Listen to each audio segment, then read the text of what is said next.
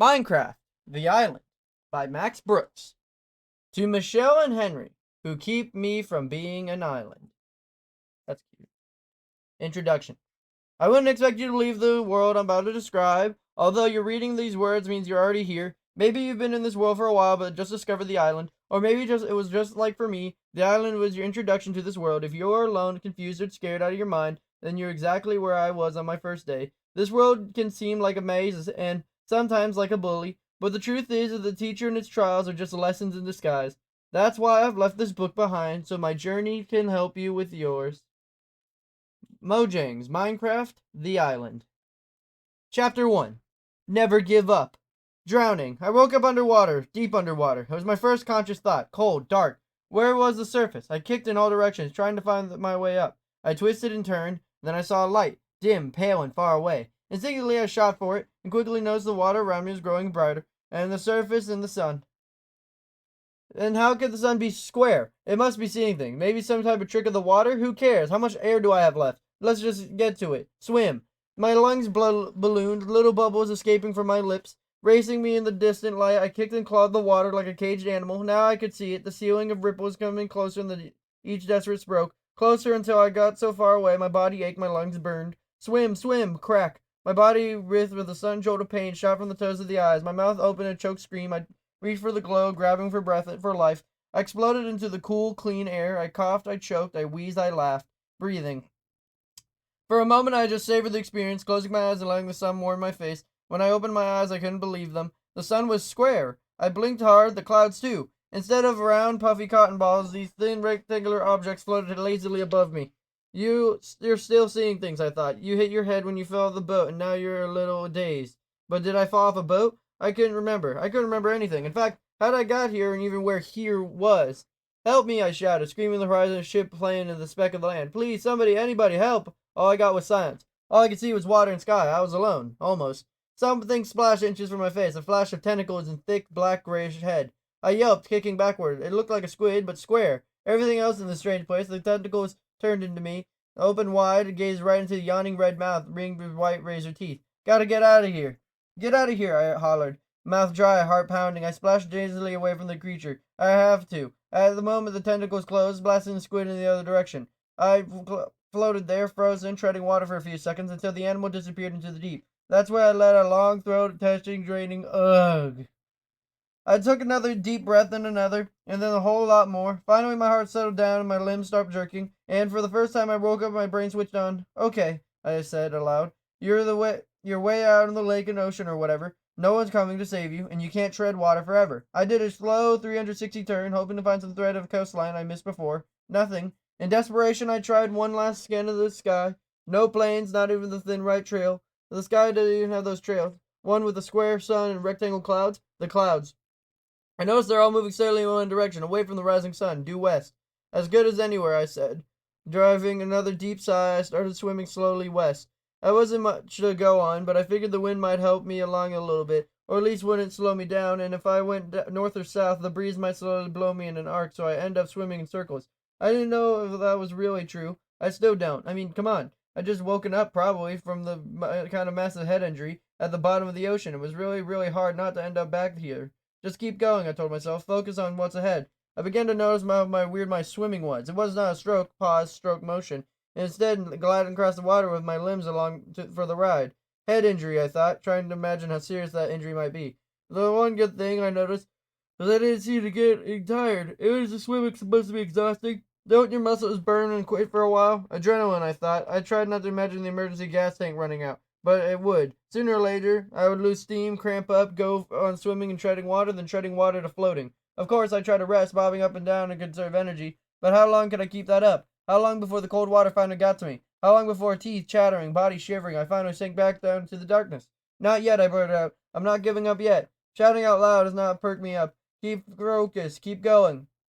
And I did. I kept swimming in all my might. I also tried to be uber aware of my surroundings. Hopefully I would spot the mast of a ship in the shadow of a helicopter, but at the very least, it would take my mind off the current predicament.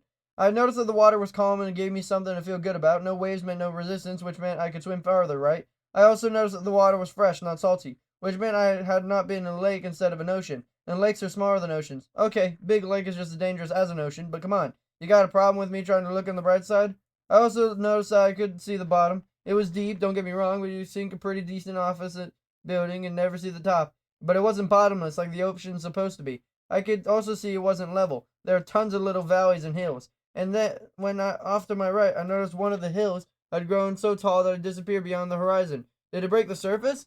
I turned northwest, and I guess, and swam right straight line for the hill.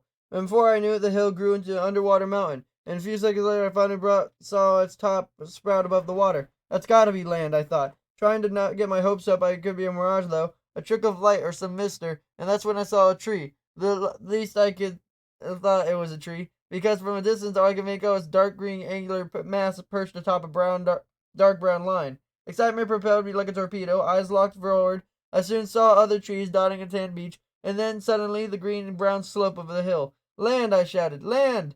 I have made it. Warm, firm, solid ground. A few strokes and I'll be there. A wave of total relief washed over me. And just like a real wave, it washed right back out. I barely got a second to celebrate before the island came in full view. By the time I reached the shore, I was just as confused as the moment I had woken up.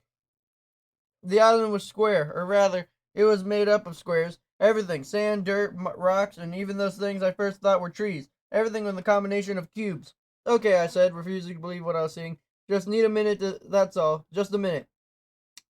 Standing in wayside water, breathing, blinking, I waited for my eyes to clear. I wasn't sure any minute all those harsh right angles would turn soft, curvy normalness. They didn't. Gotta be a head wound, I said, wading ashore. No problem, just make sure you're not bleeding too bad, and singly my hand went up and found a supposed injury, and it came up in front of my face. I gasped. What?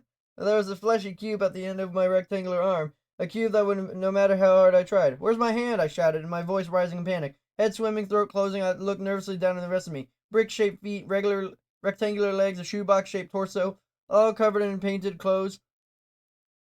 What's wrong with me? I hollered an empty beach. This isn't real, I screamed, running back and forth trying to tear the painted clothes off my body. Hyperventilating, I rushed back to shore, desperate for calming reflection on my face. Nothing greeted me.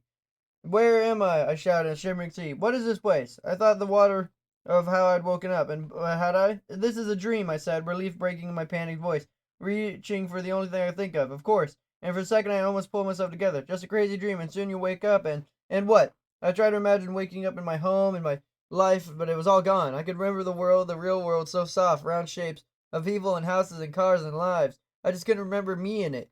My vision narrowed and the visible fist closed around my lungs. Who am I? Tension pulsed through my veins in my neck, and I could feel the skin of my face and the roots of my teeth, dizzy, nauseous, and I staggered back against the base of the hill. What was my name? What did I look like? Was I old? Was I young?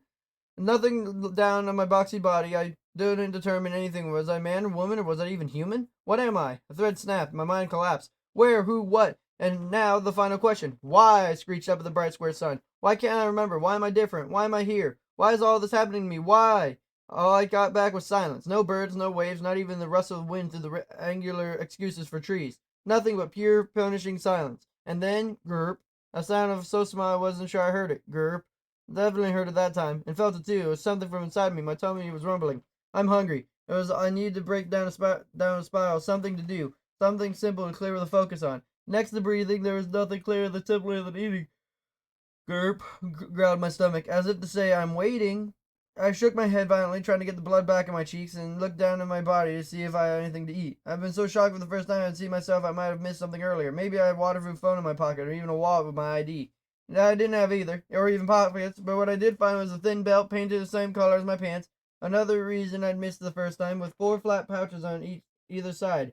Each pouch was empty, but while going through them I suddenly realized I could feel a light pressure of something resting gently on my back.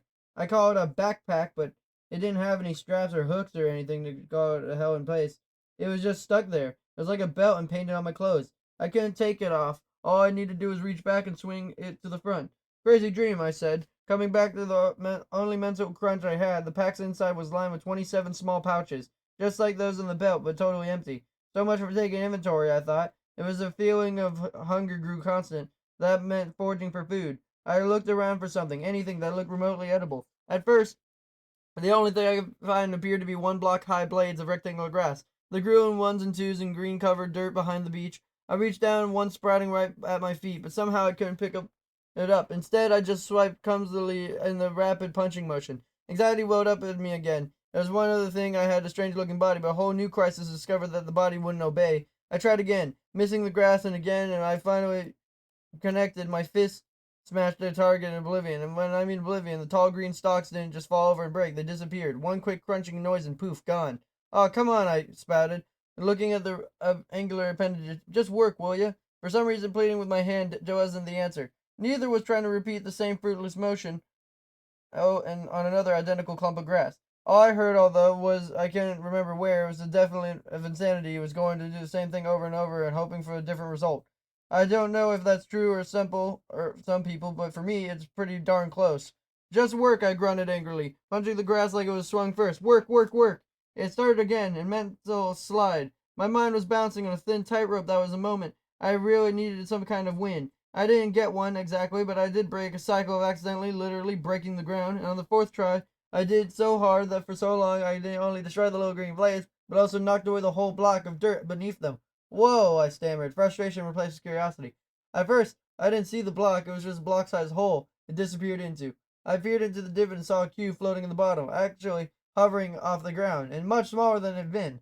I reached in and picked it up, and it didn't get halfway there before it flew up at me. I stumbled back in surprise. Whoa! And looked down at the cube in my hand. Felt like dirt, coarse and dry, and a few little pebbles in it. I tried squeezing my hand and felt it give without crumbling. I thought, I brought it up to my face and sniffed. It smelled just like dirt. I sniffed again, suddenly comforted. Everything was alien up to this point, everything around me, including me, but this wasn't. This one sensation was familiar. I could feel my neck muscles relaxing, my jaw unclenching. Hey, I'm not even embarrassed to say it. It took another 4 or 5 good, long, tranquilizing whiffs of the dirt block. I'm also not embarrassed to say that between each inhale, I glanced over my shoulder, just to see what no one was looking. I won't say the experience made everything better, but it did give me confidence of try opening my fingers to drop the block on the ground, and it did. And it felt even better. Well, alright, I exhaled. At least I have the power to drop things. Not a huge win, I know, but something. Some tiny bit of control. I watched the low dirt cube hover in my feet for a second, then reached out to pick it up again. Didn't flinch a second time as it jumped to meet me. Okay, I said, with a cautious breath. If I can drop you, maybe I can. I moved the block down one of the pouches on my belt and sighed deeply and obediently dropped inside. So, I said, smiling down my belt, stuff, well, dirt at least, shrink small enough to carry it. Weird, but maybe useful in this dream. I couldn't say world yet, it was still way too fragile. Gurp, burbled my stomach, reminding me of still then. Right, I said. I took the cube out of my back belt, and since I can't eat you and think of any reason to carry you around, I held the shrunken box of the hole where I dug it up, and maybe at a pace or two away, I jumped right out of my hand, swelled back up to the original shape, and snapped into place as if nothing had happened. Well, almost nothing. Digging out after taking off its green cover. I hummed, trying to digging up again. Sure enough, a few punches drove right in my hand. When I put it down this time, I tried setting it next to the hole instead of inside it, and again sprang back to normal size, sitting securely on the ground. I hummed again in my newfound calm, allowing wheels to turn. Something about setting the block down in a new place reminded me of buried memory. I don't think it was a memory specific to me, but rather not dream world. Something about little kids playing with blocks, making things, building. If everything here is made of blocks, I said, newly replanted cube, and all these blocks here keep their shape, and I can stack them and things, I want to build. Gurp became practically angry protest from down south. All right, I told my stomach, and turning back to the block, and maybe later. I gotta eat. I figured I'd give the grass one more try before moving on. I'm glad I did. On his fifth attempt, I was vanishing clump left a collection of hovering seeds. Finally, I thought, and tried picking them up. One weird minor quirk of this dream, and I thought I could only grab all 6 seeds at the same time. I wasn't able to hold them individually. Another weird, ridiculously major quirk was I wasn't able to consume them. My hand just froze there, inches from my mouth, and it wouldn't let me eat. Really? I said. Tried to move my face and my hand. Instead, that didn't work either. Like an invisible force field was holding them apart. Really? I repeated sarcastically, feeling all the frustration and anger rising up. Fine. My arm cocked to throw the seeds away. What stopped me in the block of dirt I had just been experimenting with? When I'd set it down a few minutes ago, the green cover top was missing. Now it's back. The turfy layer had regrown. That fast? I thought I was looking down the seeds. Do all plants grow that fast? Maybe I should try planting these seeds. And boy, did I try. I tried every way I could think of. I dropped the seeds back into the ground, but at least hovered. I punched them into the soil, but I unearthed another block, and after setting the block down in a new position above ground, I even tried pushing the seeds into the side. Nothing worked. Why won't I hissed through my clenched teeth and stopped myself. Going down the Y path could lead me back down to a whole-blown meltdown. Keep going, I said with a huff. Don't give up. Dropping the seeds into a belt pouch, I desperately looked around other option. Any other food source, any distraction. The trees. I ran over the closest one, trying to peel away sections of the bark. Do people eat bark? Maybe, but I couldn't. My hands couldn't let me grab the light and dark striped brown cover. They also wouldn't let me climb the waist-thick trunk up to the square bunches of small, mini-cubed leaves. I didn't give up. I couldn't afford to. If this was a dream, I'd said, then I'd just fly up and get some. Fist raised, eyes up, I leapt into the air and came down just as quick. But in a crucial moment, suspended in midair, something truly magical happened. I tried punching the leaves above me, even though they were a block or two away, and I felt my fist impact. I began hesitantly striking up above me. I can reach? Sure enough, though my actual arm didn't stretch for 4 full blocks length, all I could still hit the dappled tubes above my head. I can reach! I shouted and began bashing the leaves. Creeping insanity faded with each empowering punch. Yeah, I belted. The first cube vanished, dropping a red, shiny, semi-round fruit in my hand. That's what I'm talking about. And this time my body let me eat. Maybe that's the key, I thought, crunching on my fruit's crispy sweetness and feeling the juice run down my throat. Maybe my hand will only let me eat what's edible. I thought about what looked exactly like an apple, but it tasted just like one. If I thought the scent of the earth was comforting, this new sensation was overpowering. I actually felt a sting in the corner of my eyes. Keep going, I said. The entire apple disappeared in my welcoming stomach. Never give up. Without realizing it, I just learned something. Call it mantra or life lesson or whatever, but they are words to live by, and they are the first of many on this strange, wonderful journey. Never give up. Chapter 2. Picnic Drowns Thought. Using my new power, I had knocked out the other leaf blocks and the rest of the trees. I only came away from 2 more apples, but critical discovery about my belt and pack. It happened right after the first apple when I was boxing the leaves. Instead of dropping fruit, I got a small sapling. On strike again, I asked my frozen hand and dropped the mini tree into my belt.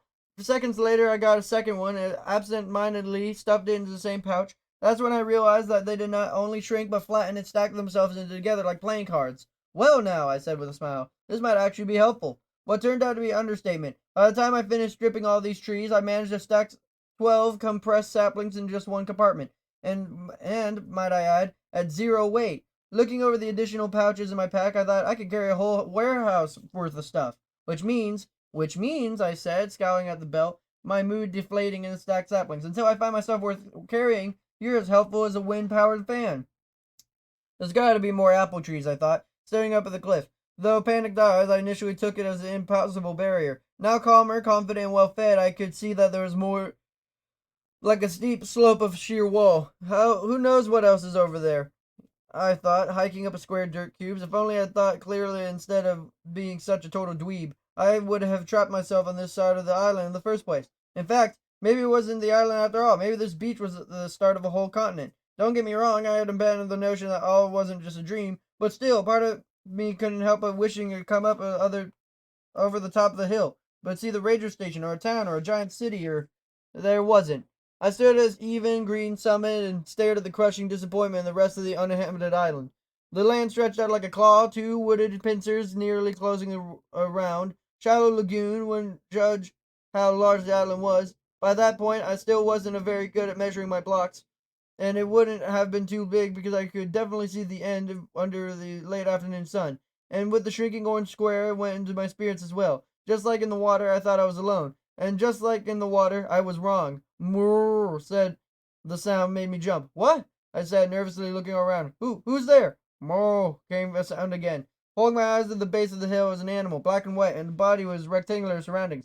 I picked my way down the western slope and was easier and more gratiful of the treacherous eastern side. I walked up to the fearless creature, studying it more closely. I could see it was entirely black and white. Gray horns, pink inside of the ears, and a pink shallow sac below the stomach. You gotta be a cow, I said, and the moo I got was the best sound I heard all day. You don't know how happy I am to see you, I sighed. I mean, hey, I know it's still a dream and all, but it feels good to not be the world stuck in my throat and stinging those in my eyes. Alone. Bah, answered the cow. Wait, what? I asked, stepping closer. Are you, like, a bilingual, or? Bah, said the animal. As not in front of me, I looked up past the cow and towards the sound of the true owner. It was rectangular, but it was a little shorter, practically all black. I had almost missed in the dim light of the early evening. Now, as I approached the darkening woods, another animal as white as the clouds above stepped out from behind his black twin. Despite their straight, flat outlines, I could see the barest details of woolly coats.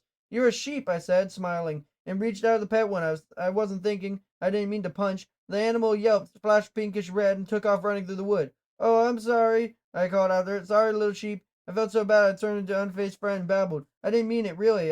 Still don't know how to use this body, you know. Cluck, cluck, cluck, came from an answer to my left. Two small birds, each of the block high, were pecking the nearby ground. They were short, skinny legs, plump bodies covered in white feathers, and small heads ending in flat orange beaks. I'm not sure if you're chickens, I told them. Do you have kind of duckish features? They glanced up at me for a second and cluckled. But you sound like chickens, I continued, so I guess calling you chickens makes more sense than chicken ducks. The word gave me a little chuckle, which quickly became a real guffaw as I felt a good laugh. I let out all the crazy tension of the day. That's when I heard a new sound. Gah. My throaty, pudgy gargle that sent chills up my spine. I looked all around, trying to figure out the source. Sound on the island seemed to be coming from every direction. I stood there listening, wishing the chickens would shut up. Then I smelled it, mold and rot, like a dead rat in the old sock. I didn't see the figure until it was only a dozen or so paces away. At first I thought it was another person dressed like me, but I took an automatic step forward. Then, just as instinctively, I stopped and backed away. His clothes were ragged and filthy, his flesh was molded green, and his eyes, well, you could call them eyes, were nothing but lifeless black points in a flat, unmoving face. Memories flooded my mind, images of creatures I'd known from stories and never seen in person, but now here it is, approaching with outstretched arms. This was a zombie! I tried to retreat, bumping against a tree. The zombie closed. I dodged, rotted fist smashed into my chest, throwing me back. Pain shot through my body. I gasped, I lunged, I fled. Numb with fear, I sprinted for the hill. I wasn't thinking, wasn't planning. Terror drove my every step. Something cackled in the darkness behind me, followed by a noise like a whipped air. Something smacked in the tree in front of me, a feathered quivering stick. An arrow! Was that zombie armed? I hadn't noticed. I just kept running. Something red flashed into my right. A cluster of eyes followed my clipped hiss. I scampered up the slope of the hill, glancing back only when it was the summit. In the pale light of the rising square moon, I could see that the zombie was coming. It was already at the bottom of the slope, beginning to climb up after me. Throat closing in the fright. I tore my way down the eastern cliff. I slipped and fell at the bottom, and heard the sickening crack. Sir, hissed the bolts of agony, stabbed in my ankle. Where'd you go? What to do? What, should I jump back into the ocean and swim away? I froze at the edge of my blackened water, and if that squid was still out there, I've gotten hungry? Another moan echoed across the starry night. I turned to see the zombie's head poke over the top of the hill. Frantically, I looked for somewhere to go, someplace to hide. My eyes flicked back and forth, settling in the single block of earth I dug up there earlier that day, and from it came a spark of a desperate idea. Digging! As the zombie started down the slope, I ran to the cliff below, and I firstly tore into the earth. 1, 2, 3, 4 punches, and the first block came away. 1, 2, 3, 4, and the one behind it popped 3. Oh, I could hear the ghoul approaching. Each groan growing louder. 1, 2, 3, 4. 1, 2, 3, 4. I cleared 4 earthen blocks right in front of me, 2 above and below, just enough for me to squeeze into the space. Deeper, my mind screamed. Get deeper. And fate Kritaka would have sneered and said, You're not going anywhere. My fist bounced off something cold and hard. I hit solid rock. A few pointless punches told me I was trapped. The monster barely seconds away. I spun. I saw the zombie set out a block of dirt between us. The ghoul reached over, smashing me in the chest. I flew back, hitting the stone cliff, chest aching, gasping for rest. I jammed the second soil cube at the top of the fist. First. Darkness fell. I was buried alive. My tomb shut out of the light and not a sound. Zombie smoke still rang in my ears. What if I could dig? What if only delayed death by seconds? Go away, I shouted helplessly. Please, just leave me alone. Gagging growls answered. Please, I pleaded. Unfeeling, uncaring, unstoppable moans answered. Wake up, I whispered. I gotta wake up, wake up, wake up. In desperation, I started jumping up and down, hitting my head on the ceiling, trying to jolt myself awake. Wake up, wake up, wake up. I fell against the stone wall, head throbbing, eyes burning, chest heaving, and rapid panic sob. Why, I whimpered. Why can't I wake up? And just when the zombie barked a deep final groan, because it's not a dream. No, the creature wasn't talking to me. I put the words in the decayed mouth. Words like I needed to hear. If this wasn't a dream, I imagine hearing from a mobile corpse. And it's not an injury or a hallucination. It's a real place, a real world, and you're gonna have to accept that to survive. You're right, I said to the ghoul, knowing I was talking to myself, but really talking to a dead guy was somehow saner. This isn't happening in my head. This is happening. A fragment of my half-remembering song floated through my fog of amnesia. Something about finding yourself in a strange place. I couldn't remember all the lyrics, but one stuck clearly in my mind. You may ask yourself, well, how did I get here? I don't know, I admitted. I don't know where I got, even where here is. Another planet? Another dimension? I don't know, and I don't know there's no point in denying it anymore. And the acceptance came from a huge wave of calm, and the calm came from the mantra. Panic drowns thought, I told the zombie. So it's time to stop panicking, start figuring out how to survive. Chapter 3. Don't assume anything. What's my next move? I asked the darkness. Given that I was trapped literally with my back to the wall, I was a snarling corpse just a handful of dirt away, the options seemed pretty limited. For a long while, I tried to just focus on my breathing, clearing my mind, letting the ideas flow. Ironically, the first clear thought I had was my breathing might be using up all my air. How much did I have? And was I already suffocating? What did suffocation feel like? I tried to sense any changes in my body, any feelings that weren't there before, and that's when I noticed that all the pain and the injuries were gone. Both my head and ankle felt fine. My stomach, on the other hand, felt completely empty. I chomped down on another apple, trying to make sense of what is happening. Am I losing oxygen to the brain, I wondered, or did I just heal super fast? Seriously, am I a superhero? The thought gave me a sudden rush of hope. The zombie groaned. Is that it? I asked the ghoul. Does the world give me super healing, and do the apples or any food have something to do with it? Another non-committal groan. You don't have the answer, I said. I'll figure everything out, because that's what it makes to survive here, right? That's the whole new world, or the whole new set of rules. Like punching from a distance, or a little bag that holds a lot of stuff. Deeper breathing brought greater calm, and greater calm got clearer thinking. I just need to figure out what's what, I stated matter-of-factly, and I'll do that as soon as I bust out of here. On cue, the zombie groaned back. And then I do, you'll be waiting, and I'll need some kind of weapon to defend myself, a club or a spear, or... The zombie gave a quick, high-pitched growl I'd never heard before. Hey, I said, putting my ear to the dirt, what gives?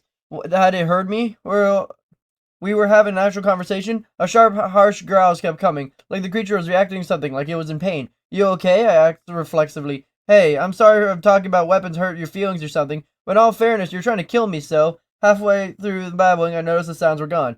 Hello? I called out to the silence. I thought I could smell something seeping through the dirt. Smoke? Was the zombie building a fire outside my hole and trying to smoke me out? Could zombies do that? I had to know. If sitting here meant dying to smoke inhalation, I had to make my chances out in the open. Heart pounding, I knocked on the dirt cube in front of my face and blinked hard at the light of the square morning sun.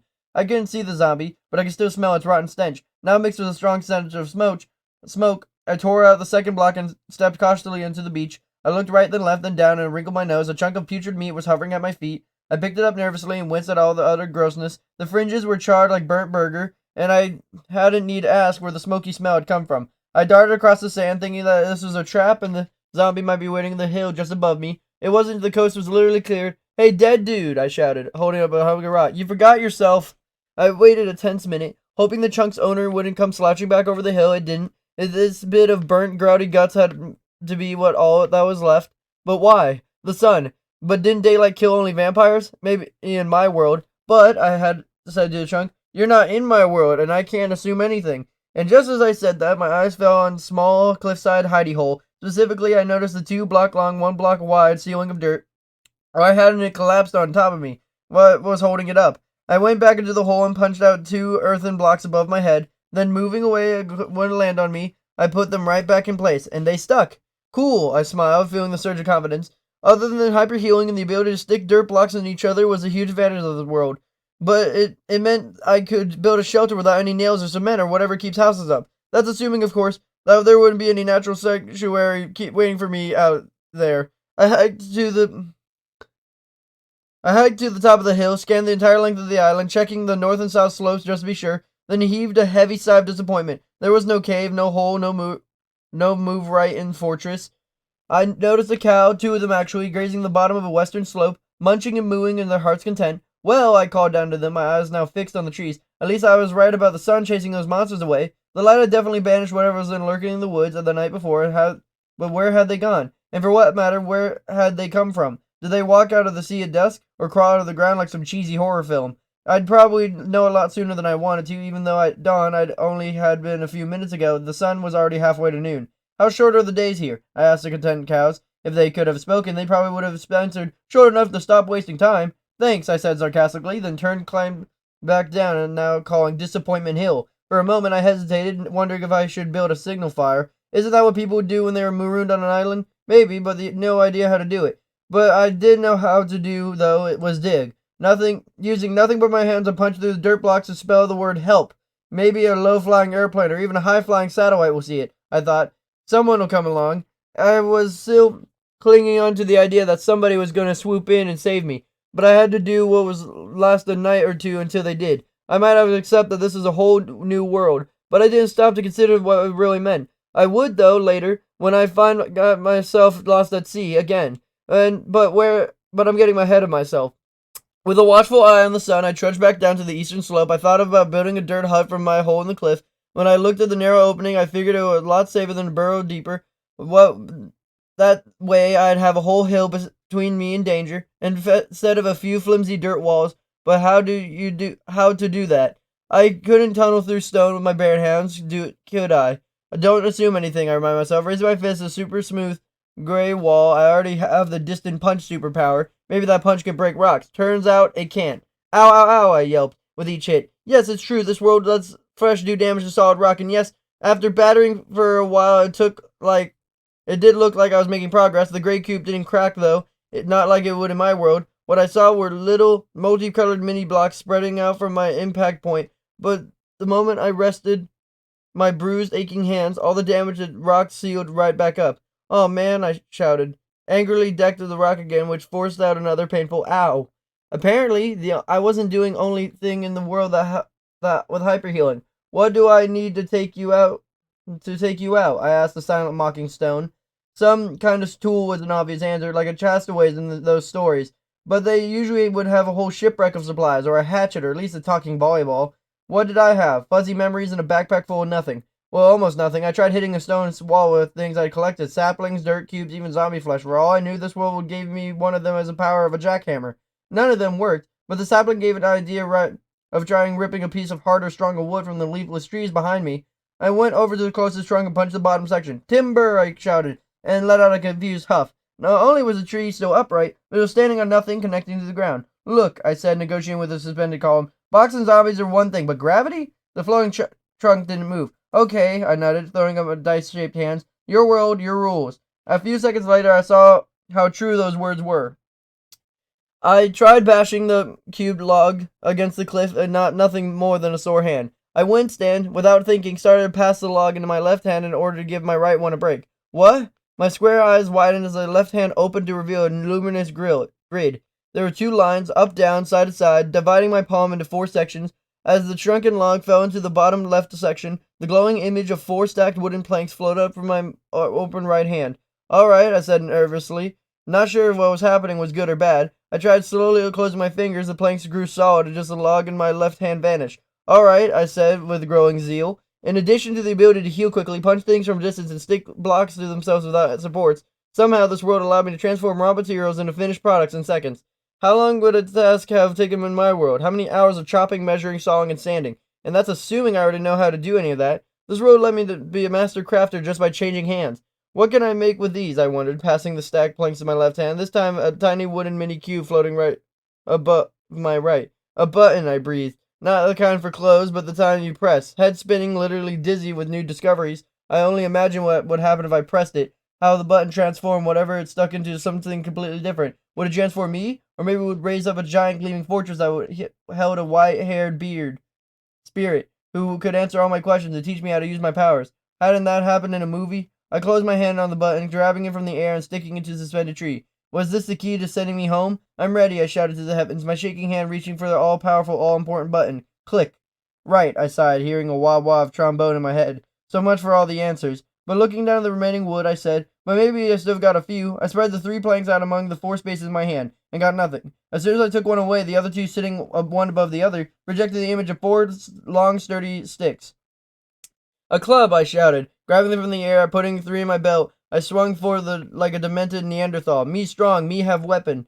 Then, and still in character, I looked at the stone wall and growled, me also have rock breaker. I should have quit experimenting right then and there. I should have gone back to digging out my underground shelter, but big surprise, I didn't. Just a few more experiments, I said, turning my back to the rock wall, and then I'll get to work. Since one remaining plank was the only good for making buttons, I slipped into my pelt and started bashing down the rest of the suspended tree. I divided the new planks among all 4 sections of my hand, and gaped in wonder at the ghostly image that they produced. This cube seemed to have all kinds of tools hanging around its sides. Here we go, I shouted, grabbing this new game changer. It didn't matter that the tools were painted on as my clothes. The whole workbench or crafting table was a tool. Its top was laid out in the 9 sections that looked and acted exactly like my left hand. Ah, yeah, I sang, doing what would now become my signature victory dance. I hoped the new few times spun once, hopped again, and reached out for my remaining wood planks and threw them on the table. Let's get crafting. My first few results were, let's just say, less than stellar. Placing 2 planks on the side got me thin, almost full block wide square. Placing a square on the ground and stepping on it got me some anticlimactic click as a button. 3 planks across got me 6 half cubes thick slabs. Doubling them to 6 planks got me 2 similar slabs, but with square holes cut in the corners. I placed one down on the ground, walked around it, and stepped into it with no effect. Then tried to punch it back up again. Instead of shrinking to my hand, the slab tilted upwards like a hatch. Awesome, I thought. Now, I don't need hinges. And this theory was further proved when I tried a combination of 6 upright planks and got 3 full-size doors. I set one down on the ground and saw it remaining standing. Then I reached out to open it, and yes, the freestanding door swung open, a totally normal creaking sound. Now I know what you're thinking, okay? Why not just quit the crafting and get right back to making a house for this door? Or at least dig a rabbit hole in the ground to cover it with a hatch. Believe me, I thought about it, and really was going to get to it eventually, but I couldn't stop without making the hand tools I saw on the sides of the crafting table. I mean, if the world had put them there, they had to exist, so why wasn't I able to make them? I felt like those hand tools were just one more combination away. After all, I'd made so much progress, and just picked up another lesson from the process. Figuring out the rules turns them into enemies into friends. Just a few more tries, I promised, placing a plank on top of every section of the table, and when I got me nothing, I happened a sheer chance to make a middle one out first. Essentially, an image of a box appeared, and it didn't mean a box-shaped something. I mean an actual box. I put it down in front of me, opened the hingeless lid, and seemed to be fixing a version of my pack with just many compartments. Figures, I huffed. Tons more storage and nothing to store. And a subject of emptiness, my next experiment, 3 planks with a V, got me 4 empty wooden bowls. Instinctively, I pictured filling them with all kinds of soups and stews. Mouth-watering, I reached for an apple. For the first time, though, my hand refused to move, and a second later I realized why. I wasn't hungry. This world only let me eat when I needed to, not when I wanted to. Well, that's not fun, I told the apple, but at least I'll never waste food, if I find any more. Looking at the leafless tree trunk, I wondered if I shouldn't try searching for more apples before it got dark. Before I did that, I really had got to get moving on that shelter, but before I did that, just one more try. I put another load of planks on the crafting table, adding a few more, changing from a V to a U. At first I thought I made another bowl, but larger and more oval shape, or a tub, or a boat, I shouted, yanking from me either. It was still miniaturized in my hand. I ran up and over Disappointment Hill. Hey guys, I shouted, grazing animal, check this out, I got a boat. The sheep and cows glanced up casually. I then got back to more important munching. And a heartfelt farewell to you too, I said, running past them on the northern beach. I set up a tiny model tub in the water, and instantly grew into a full-size skiff. Climbing aboard, I couldn't believe how stable it was. No rocking, no bobbing, totally smooth. Since there was no motor or sail, I figured the only way was to get it going by paddling. I leaned forward and dipped my hands in the water, and suddenly began to move. All I gotta do is lean, I thought. Smiling, and the little craft picked up speed. Escape! Freedom! Yeah, I yelled, turning back to my island prison and final goodbye. I intended to shout something snarky like, so long, suckers, but I stopped when I saw the last bit of land shrinking to a speck of the horizon. I sat up slightly, slowing the boat. I squinted for land up ahead. There wasn't any. I glanced back at the island. It was gone. I came to a full stop, looking in every direction. I saw nothing but sky and sea. And that's when reality set in. What was I thinking? Where was I going? Escaping the island didn't mean escaping the world. At least back there I kind of knew what I was dealing with. Out here it's all unknown. This is what's going to help consider carving my help signs on the hill. Back when I was dry and safe. But if there wasn't any other island, or what if the land didn't have any people? Or what if the people were dangerous as zombies? Or what if there's only zombies and those other monsters I'd seen last night? Or worse. Gulping down stomach acid, I spun around and sped back to the island. The only animal was there. Was I going the right direction? I zigged that way and that, hoping to find the faintest hint of green. Nothing. I was lost. Stupid, I hissed, furious at myself for making such a thoughtless mistake. I'd been so eager to get home that I'd blown my one chance to survive. Now I was right back to where I started, helpless and hopeless.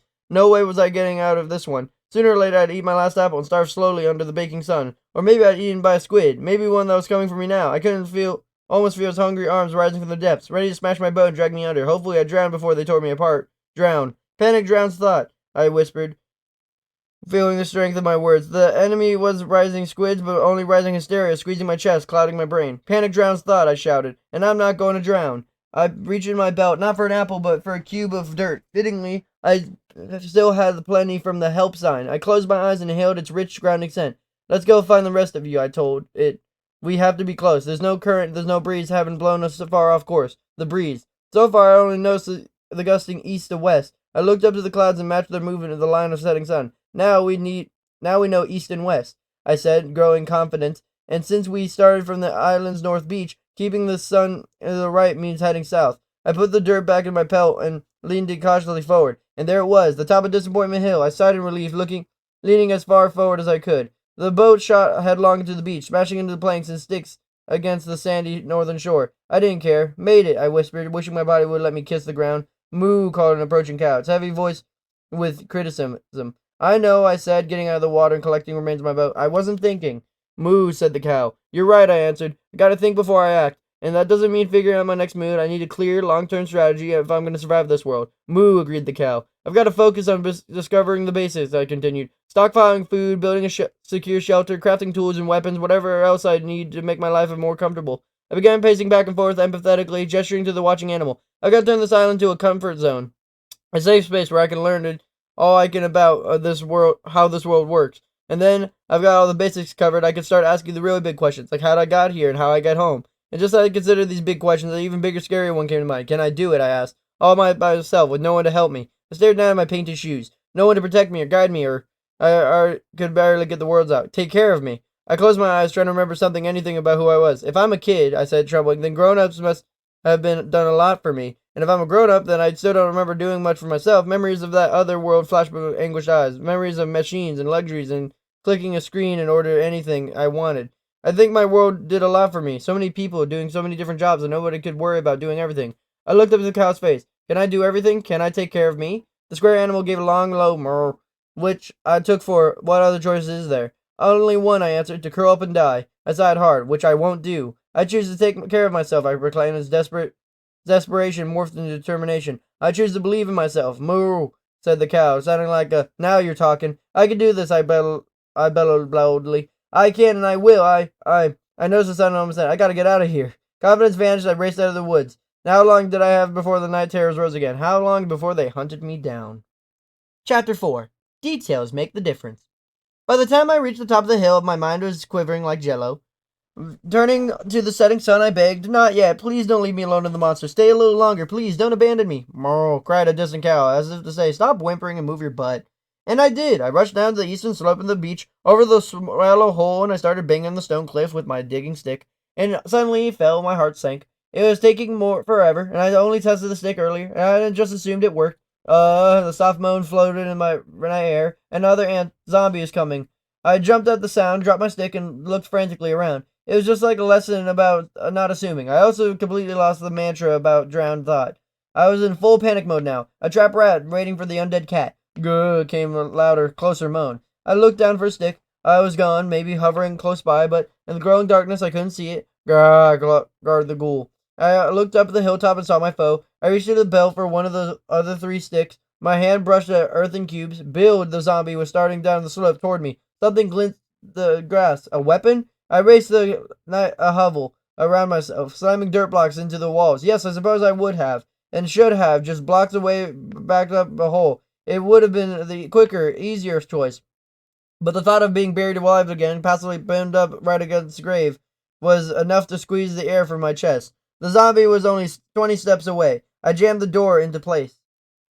10 steps. I finished the walls and realized I didn't have enough dirt for the roof. 5 steps. I grabbed a wooden slab from the belt, throwing it up against the corner wall. It thudded an impact of a rotted foot. I slapped up slabs and wooden planks, one step ahead of a slouching ghoul. I fitted myself a last quarter plank, blotting out the stars, thinking I was safe. Then I heard the oof as the zombie hit the ground. Reeking, the fist began pounding at my door. Heart thumping, I retreated far against my far wall. Cold, hard stone pressed against my back. The door in front of me buckled.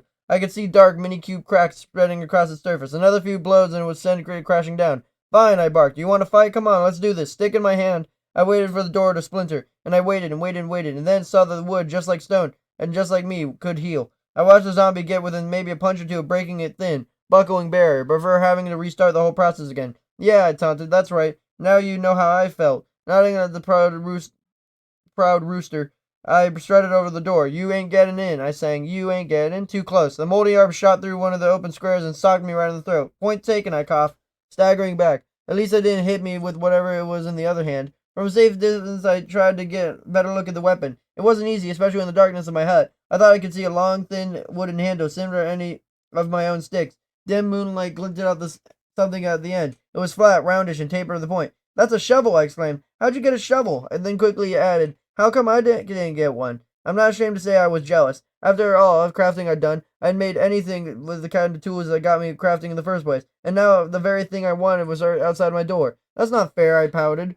The zombie growled back, saying what I'm sure anyone would of me at the moment. Life's not fair, and whining won't make it fair. Yeah, well, I said, cooling down and squinting hard at the shovel. But how'd you get one anyway? The tool's head didn't look wooden. It was lighter, more reflective. Is that metal? I asked. The ghoul groaned. Even if it is, it doesn't help me in here, does it? But I squinted at the shovel again, studying it from a whole new angle. But if this world lets you combine a wooden handle with something else to make it a head, I asked the zombie, then why could the head also be made out of wood? The zombie groaned again. I'm 99% sure that it sounded like a duh. Whipping out a crafting table, my original was still outside. I placed the stick in the center square and wood plank above it, and I got squat. This time the zombie moan sounded like laughter. What'd you expect? I shot back. Instant success? Even if I had, I wouldn't. I wasn't going to let my undead tormentor know that. You will almost never get something right the first time. I tried reversing the arrangement, stick above plank, and it came out with another big helping of bubbox. But I'll get it, I reassured the ghoul. I'm not giving up. I glanced again at the shovel, making sure I wasn't missing some minor important detail. I was. Closer look showed me that the shovel's handle was twice as long as my sticks. I moved the plank to the top center and placed 2 sticks below it. Woohoo! I howled as I had a queer duplicate of the zombie shovel. I snatched it from the air, whooped again, jumped into my victory dance, and probably banged my head in the low ceiling. Laugh it up, I told the zombie. Nothing's going to spoil this moment. I pointed the shovel's head in the dirt floor and scooped up the cube with a few quick swipes. Don't ignore the details, said. Details make the difference. I walked over to the back wall and gave the stone a whack. The wooden blade bounced off harmlessly. I just wanted to be sure, I said over my shoulder. If this thing works on dirt, then something else works on rocks. And then crafting table and got all my remaining planks. You don't have to be helpful crafting tips, do you? I asked the zombie how to make, I don't know, a hammer and a chisel or a steam drill.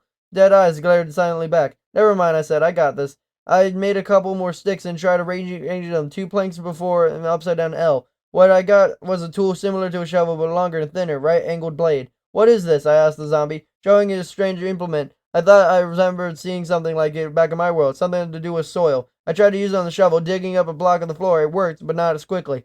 This world wouldn't give me 2 digging tools, would it? And why would one work better than the other? I tried using the whatchamacallit against the stone. It worked about as well as my fist. What's wrong with this thing? I grumbled, remembering how I felt to punch up grass with my new, frustrating hands. Lazy enough, reconnecting the feeling got me seriously thinking about how I use my body. It's like, I began searching with the words, it's like I'm in 2 different minds when I'm doing things. There's, I don't know, an aggressive punch mode and there's a more passive use mode. Does that make sense? The zombie said. I know it sounds ridiculous, like something you'd hear from a mountaintop guru and a little green swamp alien who could lift spaceship with his mind. But doesn't it make sense? Trying to focus my thoughts, I held the strange device against the square on the dirt floor. Restraining the urge to swing it like a shovel, I concentrated on a careful thought. The tool swiped quickly, but gently across the bare top of the square, making a first layer of soil with it. Balanced, I declared. The survival requires nothing having both aggression and thoughtfulness, hot and cool, yin and whatever the other one's called. Point is to keep them in balance. Gurgled the cadaver. You should try it sometimes, I told it. The thoughtful part, I mean. It's just allowing myself to joke with a would-be killer unlocked another memory of the tool. The thing's called a hoe. I finished the seeds out of my belt, the ones I tried so hard to plant and almost thrown away. I held them out to the soft, moist earth, and I just hoed. The seeds vanished in my hand, filling the soil square with lots of little green sprouts. Gardening, I trumpeted. And this was missing piece. That's why I couldn't plant the seeds yesterday. If they do grow in something edible, then I would have a renewable food source. Growled the ghoul, bashing harmlessly at the door. I'm sorry, what was that? I pretended to ask. Oh yes, you're right. This night is as sucky for you as it awesome for me. 'Cause you're still stuck out there, doing the same thing over and over again. I just learned tool making and agriculture, which is, what, like a million years of human evolution in 10 minutes? I sauntered over the crafting table, and who knows, maybe by dawn I'll crack the code for a cold fusion. 3 seconds later, I made something even better than a nuclear reactor. A pickaxe, I announced, holding up the T-shaped triumph. And all it took was an entrant plank. Turning to the zombies at the back wall, I tore into the stubborn stone. Pickaxe worked like a dream, plopping out my first block in no time. Finally, I sighed, examining the freed rock. It wasn't a hole like the chunks of dirt. It looked more like cobbled together, like all the pieces had reformed. And now, I said, glancing back at the zombie shovel, let's see if I can improve my tools. I thought the world would let me combine the block of cobblestone and a fierce couple sticks and a stone tip shovel. Figuring out the rules, I crowed, and tried using it on the dirt floor, and stone tip worked even faster than the wooden version, which would only mean all the time for all the others. Picking out more cobblestone, I went right back to the crafting table. Hitting an upgrade, I grinned, gleefully crafting a cobblestone pickaxe. Just as I thought, a new implement tore through the cliff wall like a shovel through soft earth. I could really see where I was going. The deepening tunnel was too dark, and the constant flow of cobblestone into my backpack told me I was making serious progress. Now we're talking, I said, burrowing deeper and deeper into the hill. How does it feel, eh? I asked over my shoulder, knowing you're all the beasties were never gonna get in here. My answer came sharp, familiar, sharp, high, gah. Here we go, I said, stepping out of the pitch black hole into a growing light of the dirt hut. Though the few squares in my hole, I could see the rising sun and now burning zombie. So you do die at dawn, I said. I was a little sorry for dying goal. Gah, gah, gah, I gasped, benching pink beneath a sheet of flames. Overcome by curiosity, I edged closer and closer towards the door. Oops, I said, as my feet accidentally uproot little shoots in the dirt floor. No matter, I thought as I jumped right back into my belt. I'll just replant them outside once the zombie... I didn't even think to finish my thought. The burning beast suddenly vanished in a puff of smoke. Chapter 5. Be grateful for what you have. I threw open the door just in time to see what the last of the smoke dissolve at my feet at just another pile of rotten flesh, and no shovel. Whether it would burn its owner or vanish according to some rule of the world, I couldn't say. I also couldn't waste any minute mourning its loss. But this was going to be an awesome day. I could just feel it. Last night I turned the corner of the shelter, and now I was ready to kiss hunger goodbye. Wooden hoe in hand, I carried the seeds out to the patch of dirt near the shore. Just like before, they jumped right into my freshly tilled soil. Now, how long would it take before they ripened? No way to know. And how did they turn out to be edible? It makes sense to the plant a whole lot more. Punching other grass clumps around did zilch, so I decided to spend morning scrounging. I climbed quickly up the slope of Disappointment Hill and tried to casually down the central meadow. I wasn't worried about any more zombies this time. I knew the dawn had taken care of them. A good start to a good day, I thought. Punching up all the tall grass, it wasn't long before I cleared up the whole field and had 3 handfuls of seeds to show for it. Moo came a call from the nearby woods, followed by a baa of 2 quick cluck-clucks. Hey, good morning, I waved to the animals. You guys would not believe the night I just had. Bounding happily together, I described my discovery of crafting and gave a show and tell of my tools. Cool, eh? I asked, expecting the usual disinterested glances. No, I get it, I said. You can just eat grass as is, but I gotta try planting these. I showed them some seeds. The cow and sheep shuffled away, but the chickens didn't, though. Their heads shot up in rapt attention. I asked, what do you want? I answered with enthusiastic clucking. These? I asked, showing them the seeds. Are these what you... I stopped just as a white oval object popped out from behind one of the birds. An egg, I shouted, switching out the seeds to a hand-sized ball. Now this has to be real food, right? I asked the chickens. I mean, why else did this world let you lay an egg if it wasn't allowed to? I noticed the birds were waddling away. Why was the suddenly lost interest? Hey, where are you going? I asked. Something I said? I looked away at the birds just in time to see a silent creature gliding between us. It was armless, legless, and with a green molted trunk and short, stubby feet. It all happened so fast. The crackling hiss, the smell of fireworks, the flashing vibrations, the creeping monster swelled like a balloon. The explosion knocked me backward, lifting me off my feet. Eyes burning, ears ringing, I flew through the air, splashing into the waist-deep water of the lagoon. Waves of pain crashed over me. Seared skin, cracked bones, pulled muscles from mangled joints. I tried to scream, but it collapsed into hacking coughs as one lung fought to overcome its punctured partner. I struggled to breathe, to move, and feel the lagoon's waters pulling me forward. Carrying me down, I blinked hard, clearing my vision, and stared at the blast crater I just washed into along with the loose chunks of sand and earth.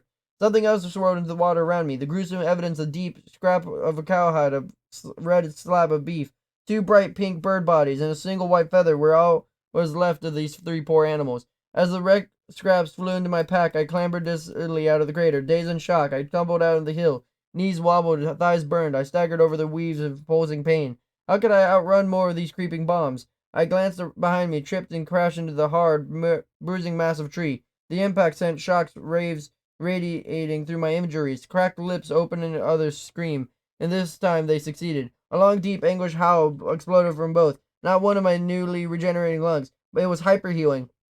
As walking became running, which became all-out sprint, I could feel the bones fusing and the veins sealing. I could feel my skin knitting together over the rapidly rejuvenating tissue. By the time I slammed the hut's door behind me, my broken body was nearly fixed. Nearly. With injuries still crying for help, it felt my help be heating out. Food. I reached in my backpack for some apples. Only one left.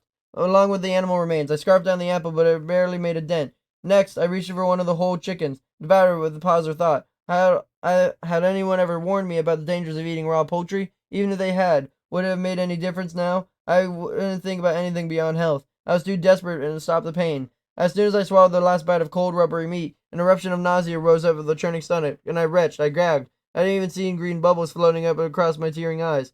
I ran out into the beach, trying to vomit out infected muck, but the world wouldn't let me. For a horrible, dry, heaving eternity, I had just stand there and take it. And if I was being assaulted by my own digestive tract, wasn't bad enough. I found the whole ordeal barely helped me heal. Insult to injury, I groaned. Still staggering in memory, I slowly peeked out of my pack. Okay, Rest of the animal parts, I get it. You need to be cooked. Making a fire had just gone a possibility of priority, but as I mentioned before, I still had no idea how to do it. Racking my brain for some remembering hint, I came up to the notion of rubbing two sticks together. If food poisoning could carry over to this world, I reasoned, why not this? Well, why? Well, for starters, I wouldn't help but see two sticks in my hands. I would hold one in my right, but not in my left. Anytime I put something in my left hand, I immediately went into another of the small fall crafting tables. Great, I huffed, and then tried to keep going with one stick. All I ended up with burning this time was time. I could rub the stick against anything. All I could do was hit. At one point, I smashed a block of dirt out of the hut's wall, letting one more light, but also reminding me that the day was now halfway done. After sealing the hole in more dirt, I tried my last option, hitting stick against a plank of wood. I snorted as my stomach growled and my wounds seethed. Like it or not, I still have my chance of raw food. Passing over another chicken, I warily eyed the steak. Was it uncooked meat safe or just the kind of feathers? What if I wouldn't give at this moment? I thought, just for licensed food safety inspector. I lifted the meat up to my face, sniffing it like a dog. I tried to picture the beef would look like in my world, under glass in bright, chilly supermarkets, or steaming on a plate with veggies and mashed potatoes. I thought I recalled the inside of steaming steak in my mind. It was still pink, which had to mean it wasn't cooked all the way through. That image paused another powerful feeling cries to rise up deep in my gut. It wasn't nausea of the time, it was sadness. Without meaning to, I reminded myself how little I knew about myself. I couldn't picture anything past the steak on the plate, a table in a room, the faces of other people enjoying their dinner. Was I eating with my parents, my children, my friends? Was I eating all alone, like right now? The line was thinking of leading down a deep dark hole, and for sanity's sake I pulled my mind back to here and now. Okay, I told the slab of dead cow. Please don't make me want to puke, okay? I'll be okay with beef was better than chicken, maybe a little tougher, and rougher texture in the tongue, and it did have more tad of flavor. But what really mattered was, of course, was that I didn't get sick, and all my wounds finished healing. You wouldn't believe this new superpower had I recently almost been blown by bits barely a few minutes ago. How long would it have taken my world's medicine to put pieces back together? Hours in surgery, weeks in extensive care, and months, maybe even years of physical therapy. Not to mention all the necessary resources, the bandages, casts, and space-age machines, and the army of trained professionals to apply all those resources. And what would money pay those professionals? What if didn't have the money? Even my painted-on clothes had miraculously sewed themselves back together. Looking down my self-repaired shoes reminded me of the story of a man who had taken no shoes, realizing how lucky he was when the man with no feet. Be grateful for what you have, I said, nodding my restored limbs. Grip growled my empty stomach, reminding me that while I might be whole again, I was right now mightily hungry. You'll just have to wait, I said, turning my nose up to the chicken and its egg, which, by the way, had somehow gone through an explosion without so much as a crack. The seeds, which had been caused by a whole near-death experience, I also survived the creeper attack. I planted them in the row behind my first cultivated square, all while hoping this wasn't a giant waste of time. As the last of the shoots rose in the cultivated earth, and sudden chill ran across my back. I looked up to see the sun just behind a dip below the western edge of Disappointment Hill. One of these days, I thought, heading for the heights, I gotta figure out how long these days are. I shivered again in the afternoon shade, confused by the sudden chill. Was the season changing? Had I not noticed the temperature drop at night? Neither of those hypotheses turned out to be true. It was a while until I understood what I was suffering from initial symptoms of starvation. For a moment I had considered climbing the hill and soak up some roaring rays, but from there I might spot a few more elusive apple trees. Another rifle shiver held me back, though, and this one came from fear. And I'd been caught up from the open twice already. Not again. Tonight I'd get indoors, well before the monsters came prowling. Today I'd been driven home and needed a bomb-proof bunker, and I thought this was going to be such a good day, I thought, shuffling gloomily back at the shack. The light outside my door was turning purple by the time I smashed over several more blocks of cobblestone. As on previous evening, the darkness of the cave made for slow going. I knew in my head the darkness couldn't hurt me, but by telling it to my heart, this fear wasn't rational. It was primal. The one I thought about knocking out a square in the wooden hut's roof and lit a patch of moonlight. When I pictured the patch darkening with a zombie or creeper literally dropping in. Keep going, I told my panicking arms. Dig it deeper, stronger, safer. While I made some decent progress, the monotony of mining only allowed my mind to wander. The empty darkness filled with shapeless threats.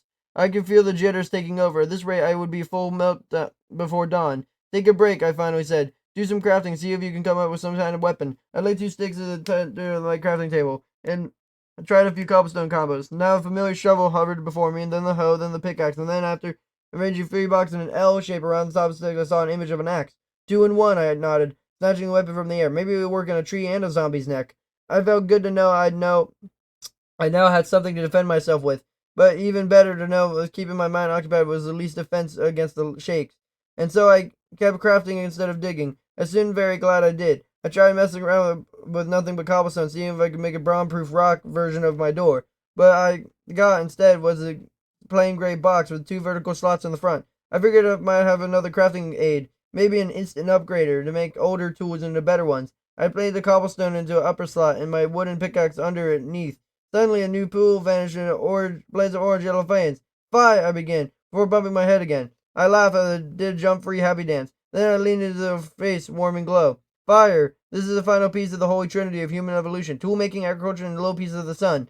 This is what saved our ancestors the coldest winters, and what protected us from the fiercest predators. I pictured a group of hairy, filthy, grateful cave dwellers huddled around and covered aglow, warming their hands and cooking their food. Cooking! This new device was a furnace. The bottom slot was fuel, and the top for whatever needed heating. Sure enough, the cobblestone I put an upper slot and now fused back into a solid monolith. As the fire died, I reached carefully for the block, ready to drop it before I burned my hand. I didn't. No need. One more quirk of this world is item cooled the second they left the furnace. Now for the big test, I said, popping the last straw chicken into the top slot of the fresh plank of wood underneath. Once again, without any means of ignition, the flames roared to life. The little shelter filled with sounds and smells of popping grease. I grabbed the fully cooked bird even before the last of the fire itself burned out. I moaned, between salty, moist mouthfuls. Slight heat, now cooked food. You know, I said, tossing a few more planks to the surface, this turned out to be a really good day. Chapter 6. Overconfidence. The chicken was delectable, but it wasn't completely filling. Your turn, I told the egg, to which the egg could have answered, "That's what you think." Ever heard that expression? You can't make an omelet without breaking a few eggs? Well, here's a world's version. You can't make an omelet. You can fit the egg in the furnace. You can't crack it into a bowl. You can't even step on it, so much as walking on eggshells. As a last resort, I tried tossing it into the air and hit it with a stick, but before I could swing, the incredible inedible egg flew across the room, hit a wall, and disintegrated like a clump of tall grass. Great, I grumbled just as my fire winked out. Darkness returned along with my irrational fears. Peering into the furnace's lower slot, I saw it still had a few more untouched planks of wood. Why weren't they burning? Did the furnace only work when it had something to heat? Shivering with cold and nerves, I rifled through my belt and pack for something else to burn. The first thing I grabbed happened to be a block of sand. Thankfully, the furnace accepted my offering, giving me light heat in a few seconds, a whole new modern convenience. I should have known what I was making. Back in my world, it was everywhere. Every building, every home, every vehicle. Even other people's eyes used to help them see better. It was just one of the most vital components of human civilization. I had no idea how it was made. Not until I pulled the smooth, clear block from the furnace did I realize that heating sand got you glass. "Dolt," I murmured, punching out a hole in the wall and replacing it with a transparent cube. Did you ever ask where anything comes from? What an amazing thing a window is. It gives you the freedom to see the outside world, but the security of knowing what that world wouldn't come in. At least, that's what I hoped. In zombie stories back home, people always board up windows with the first thing of the living dead. Would I have to do that when my own cubed corpses showed up? For now, I could hear any ghouls, and I couldn't see any through my new south-facing window. That's when I realized I placed it in the wrong side. My garden, the only thing worth looking at, was north of my hut. I started punching the glass, expecting it to pop out and hover like all the other blocks. Instead, it shattered like an egg. "Oops," I said. "No problem. I have a whole beach worth of sand right outside." If I'd been more cautious or timid, or even just a little more patient, I might have made a smart choice and waited for the dawn. But did I? The night had gone so well, I'd been racking up so many wins: fire, cooked food, and now glass for windows. For the first time since landing, I felt fully in control of my situation. I was becoming overconfident, and that's what got me into trouble. I'll just make a torch, I thought, holding a stick up at the furnace. Monsters gotta be afraid of fire. Then the stick refused to catch. I should have taken it as a sign to stop and think. But did I? The glow from the cabin's gotta be enough to keep everything away, I reasoned, sauntering towards the moonlight shore, shovel in hand, trying to whistle through my thin, fat lips.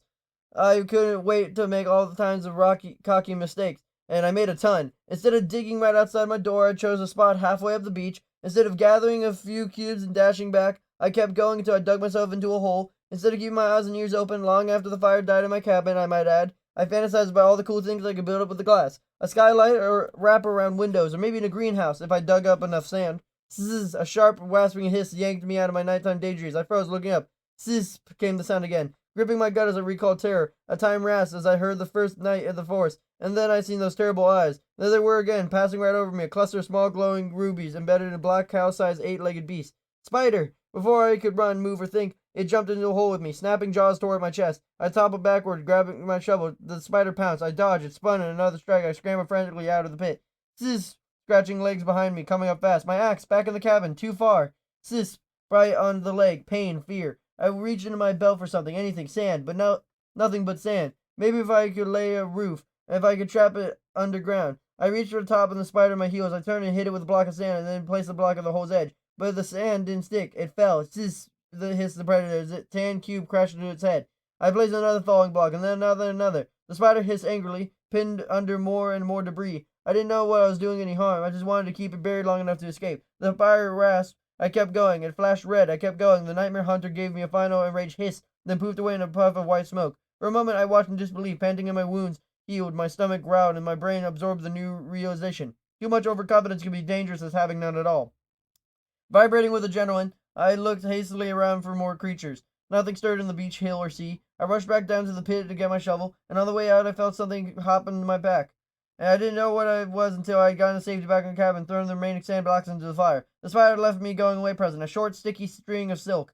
I examined the strand for a few seconds, trying to think of some use for it. Then the last plank of the furnace burned out. Ah, nuts, I gripped, and reached into the storage chest for more wood. I noticed there wasn't too many planks left, not compared to all the worthless saplings stored next to them. And then I hit it on when I thought was a brilliant idea. I slid a dozen or so green mini trees into the furnace, and they promptly blazed to life. Way to rate stench your resources, I thought, a self-congratulatory smile. I thought I was being so clever. I had no idea I was creating nothing short of an environmental tragedy that would come back to haunt me later. That night, as the little green saplings crackled brightly, I couldn't have been more chuffed. Mission accomplished, I said. Hoisting my stone-tipped pickaxe, the addition of light allowed me to start thinking about how I wanted a finished room to look.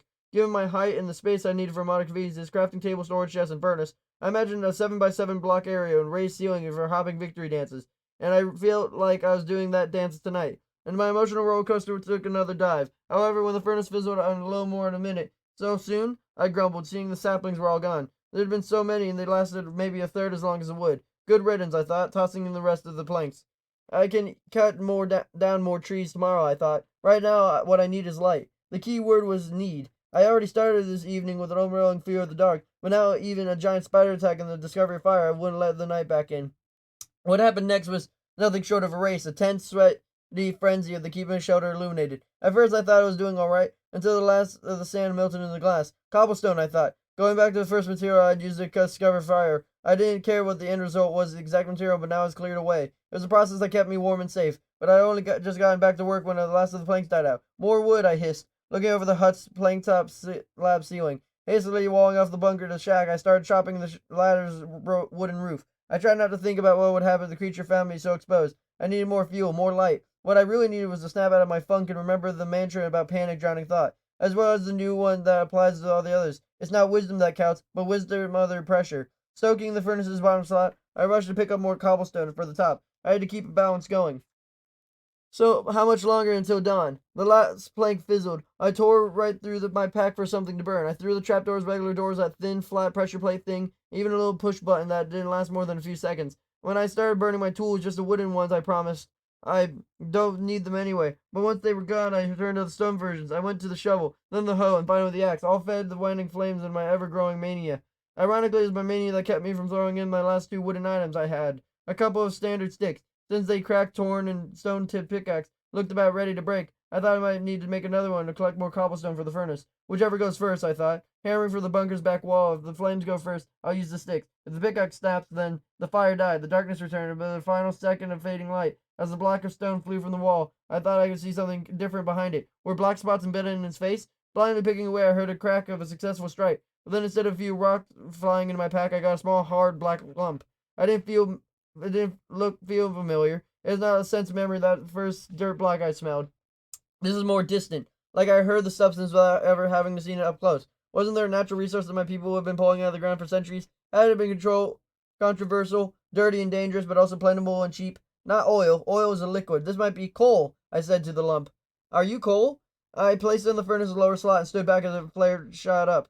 Right up. Coal or not, I said with a grin, I'll take it. By its guiding light, I rushed over to the original mining point and found an identical black fleckled block. Picking out the nodule, I hurried back to the furnace. I didn't have to. The first fire kept burning, and burning and burning. At this rate, I would last at least 5 times as long as normal would, and all on its own without me having to strike a match. That last thought gave me the idea to try to make another torch. Luckily, I still had those 2 sticks for making a backup pickaxe. I held one up to the furnace, and just like I did the other in the night, hopefully this brighter, hotter coal-fueled blaze would be able to make a milder wood fire couldn't.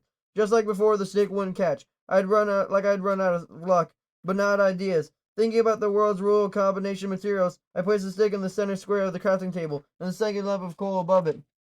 Here we go, I chimed as 4 large match-shaped torches jumped in my hand. Let there be light. Feeling as the smartest person in the world, which might actually be the case if the world had no other people, I bounced back over the still burning furnace and exuberantly held a torch up to the flames. And once again, well, you get it. Grr, I growled, in a tone that would make any zombie proud. What's missing? I knew the torch had to work eventually. This world wouldn't let me make it otherwise, would it? And I just had to find the missing part of the equation. Was some kind of igniter I had not yet learned to craft? Or maybe it's not what I need a new device, I said, remembering my experience with the hoe. Maybe it's how I'm using this one. I thought about how fire worked in my world, maybe it hadn't given the torch time to catch. Just like with the sticks, I held it against the flames for only a few seconds. Maybe it needed a lot longer. I tried again and leaned the coal-tipped cudgel against the furnace, and this time I counted a full 60 seconds. Maybe longer? I wondered, but saw I was running out of time. The flames were dying. I couldn't have more than another minute. I have to use a precious light to try and dig for more coal. Reaching for my pickaxe, I decided just to spur in the moment to place the torch on the ground next to the furnace. Who knows? Maybe there's still a chance of reading heat would do its trick. Slim to know, but it was still better than just sitting in my belt. At the moment I set the torch down, the flickering firebox I sparked into a brilliant incandescence. What? I sputtered, reaching for the smoky little flame. The torch went out the moment I grabbed it, and then reignited when I set it back down. How? I asked incredulously, picking it up and sticking it to the wall, which caused it to spark again. How could a torch spontaneously combust and then down, and the switch on and off like a flashlight? The only answer I had is sheer acceptance of the fact that just because the rules don't make sense, it doesn't mean that they don't make sense. And this time, I couldn't have happier about it. Not only did the torches work anywhere I set them, not only did they extinguish the moment I put them away, not only did I not have to worry about burning myself because they gave off no heat, by far their most welcome, spectacular, completely nonsensical trait was the ability to burn forever. You heard me, forever. Forget physics, forget logic, forever. Long after the furnace went cold, I watched them continue to keep a bunker as bright as day. Now this, I thought it was nothing short of awe. This awesome thing. I'm pretty sure this even my world doesn't have. It might have seemed easy back home, just flicking on a light switch and going into business, but flickering a switch meant a power plant somewhere was using up some kind of stored fuel. Even a renewable energy I remember hearing when I needed a natural source. Sunlight or wind or waves. Not here, not these. Yes, I needed more coal to make more torches, but once I did, they burned as long as the stars. No more darkness, I sang. No more night. You my victory dance, I hopped and spun without a hideout. Around my hideout. No more darkness, no more night, no more terror, no more fright.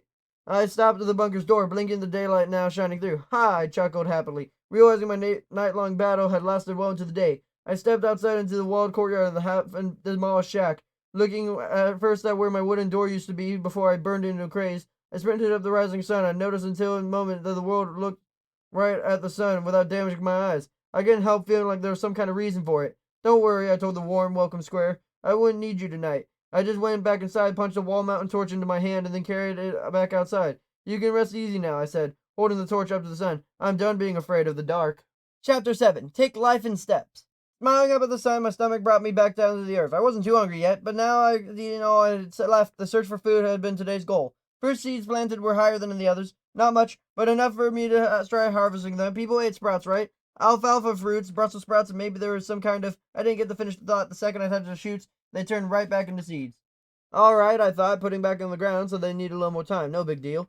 There'll still have to be more apple trees, I reckon. Picking up my way up the hill, I just haven't looked hard enough. I poked my head over the top and came face to face with another giant spider. Gah, I gasped, instinctively jumped back. Out of control, I toppled down the hill, bounced off a rock, and heard a sickening snap and landed hard on the sand below. Pain shot through my leg as I hobbled back to safety in my bunker. This isn't right, I thought. Slamming the door behind me. This is daytime. Peering through the door's opening, I waited for the flash of legs and eyes. They never came. I opened the door nervously, tried to look in all directions, and took a tentative step outside. And the first step scared me more than any spider. My ankle still hurt. My hyper healing wasn't working. Of course, I should have expected this, that my stomach was empty. But now, to actually have it happen, it was terrifying. Worry rose up in a bubble of realization. I was just more of a mere mortal now. Any major injury, any accident, a monster attack would be the end. I tried putting weight on my injured leg. White, not hot nails of pain jabbed through my ankle. What was I going to do now?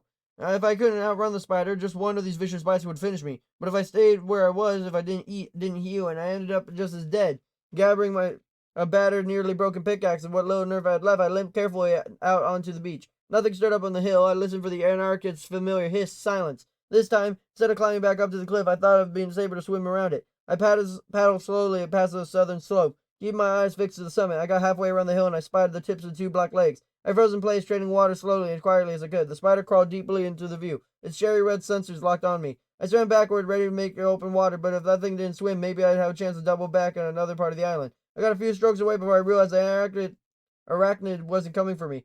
For a moment, we remained frozen, silently trading stares.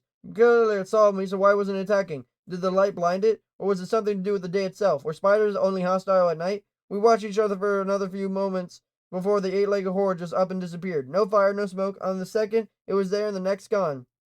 I swam back to shore, my mind flooded with question. Why had it disappeared without burning? Why didn't it dangerous in the daylight? And why had it lasted the daylight after all the zombies had burned?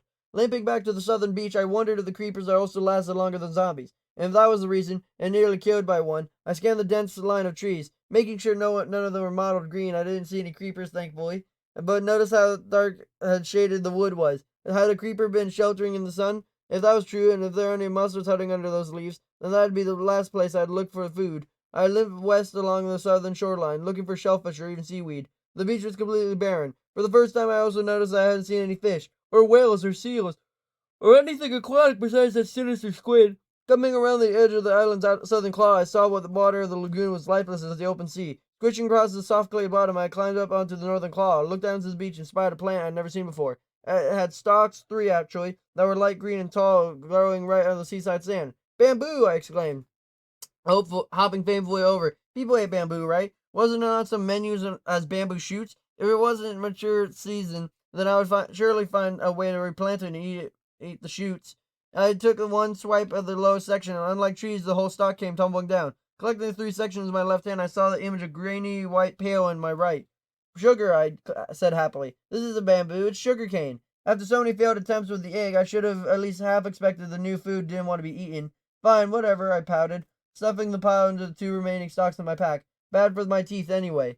Trying to stay positive, I wondered if my sugar might still be useful when combined with other ingredients, but what? I couldn't see anything else that remotely reminded me of food. No berry bushes, no mushrooms. There wasn't even a worms or bugs, and believe me, in the state I was in, I would have gladly munched them down. I even tried nibbling a few red and yellow flowers growing in the edge of the woods. Not only did they not oblige, but holding them in my left hand gave me the option of turning them into useless dye. What else can go wrong? I grumbled, just as it began to rain. Had to ask. I moped the warm, right drizzle perfectly matching my mood. Limping tensely through the forest, my eyes flicked this way and that. I tried to keep my attention to the trees themselves and that would be lurking around them.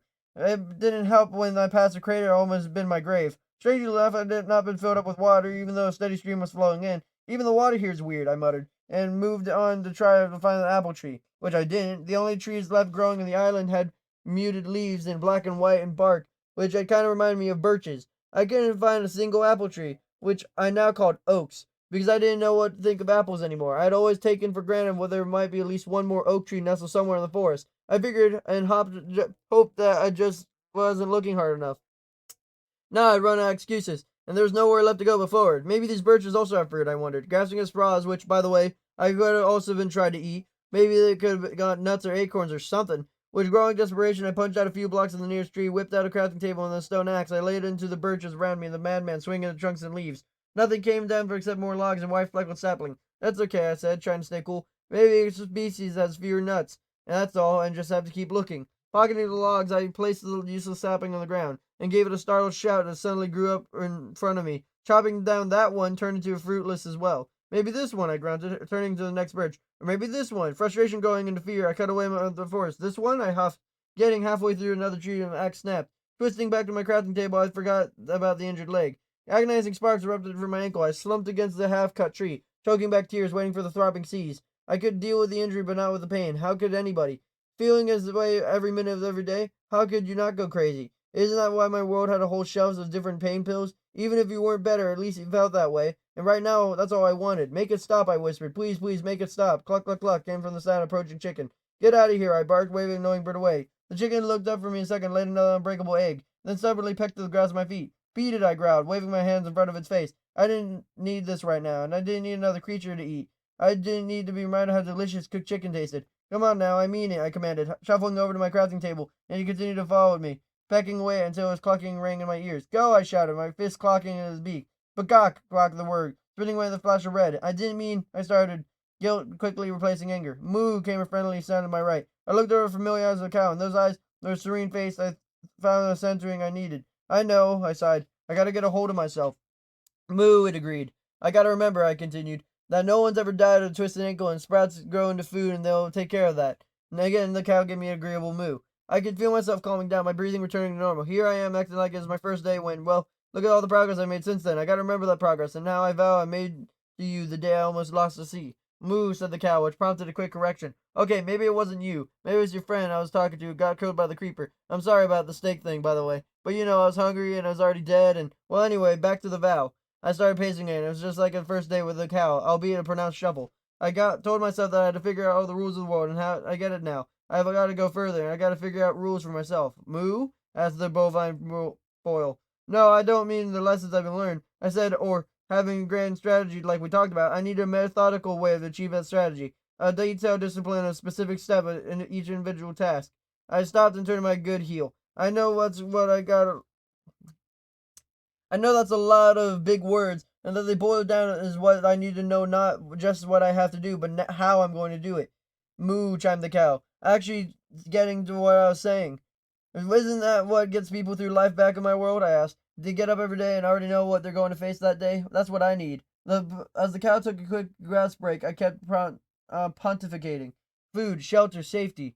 So I got shelter, food. Well, I just figured out there's nothing else left to eat on this island other than sprouts which need time to grow. But safety, I held up my wounded foot. Whole reason I'm all panicked about food is because I can't hyperheal anymore, and I couldn't need to if I knew about creatures that can hurt me. Moo, said the cow. I'd look for. Okay, I'm with you. But what does that have to do with our new method? I'm starting to get to that, I said. If I can study the creatures from the safe place and figure out where they came from, how do they hunt, and how long have they lasted until the sun comes up, I can keep out of trouble long enough to handle on food. At that moment, the rain ceased. I looked up at the sun, then down at the hill, and then back over the cow. I discovered how to make glass, so I built another room on the side of the hill and safely studied the creatures. And that, I held up a triumphant fist, is where the method for the way comes into play. Bah, said a white sheep ambling over us. Will you explain it to him? I asked the cow, limping back toward the hill. Behind me, I could hear the sheep's confused baa and the cow's exasperated moo. Take it in steps, I shouted over my shoulder. I gotta take life in steps. Chapter 8. The Way. I was thinking of crafting items in this world, how the process would be mental as well as physical. By the time I'd swim back around my beach, 3 clear steps that had crystallized. Plan. What do I want to do? Right down to the smallest detail. Prepare. What do I need? Tools and materials in order to make my plan work. Prioritize. What do I need to do first in order to do everything else? This way guided my process in the creation of something I would soon dub my observation room. In my initial plan, I imagined a small chamber at the base of the hill western slope with an outer wall of glass blocks. In order to create a room, I would need to compare the following glass blocks, torches, and extra tools. Priority 1 was tools. Digging through the entire hill would take 1, maybe 2 extra pickaxes, which could take cobblestone and wood, which I had plenty of. Now that I had prepared with the tools and materials I had needed, I had a mental plan of what I needed to build. I got right to work picking the back wall of the bunker. At first, we were going great. I almost forgot both my empty stomach and my aching ankle until a deepening tunnel got darker. How big was this hill, I thought, sticking the flickering torch in the wall. What if I run out of torches? And that happens, I said aloud. Then I'll just go digging for more coal and finish the observation room later. It felt good for once to have an answer instead of just worrying questions, to act instead of just react. Maybe this really was the way. Turns out I don't need more torches just yet. It wasn't long before I broke into the other side and I saw the sun was dipping below the horizon. See, I shouted over the cow and sheep. The way is working. Bah, said the white sheep, reminding me in less than a minute I'd caught in the open in the darkness. Right, I said, placing my glass blocks. Should have factored in the sunset, I thought angrily, and the side of the hill. Stupid planning, stupid mistakes. The cow must have been thinking because it gave me encouraging murr. Good point, I called back. This is my first time practicing the 3 Ps, which, now that I say it, means I shouldn't add a 4th. Practice. As the sun sank and the stars rose, I hollowed a 3x3 chamber behind my new clear wall.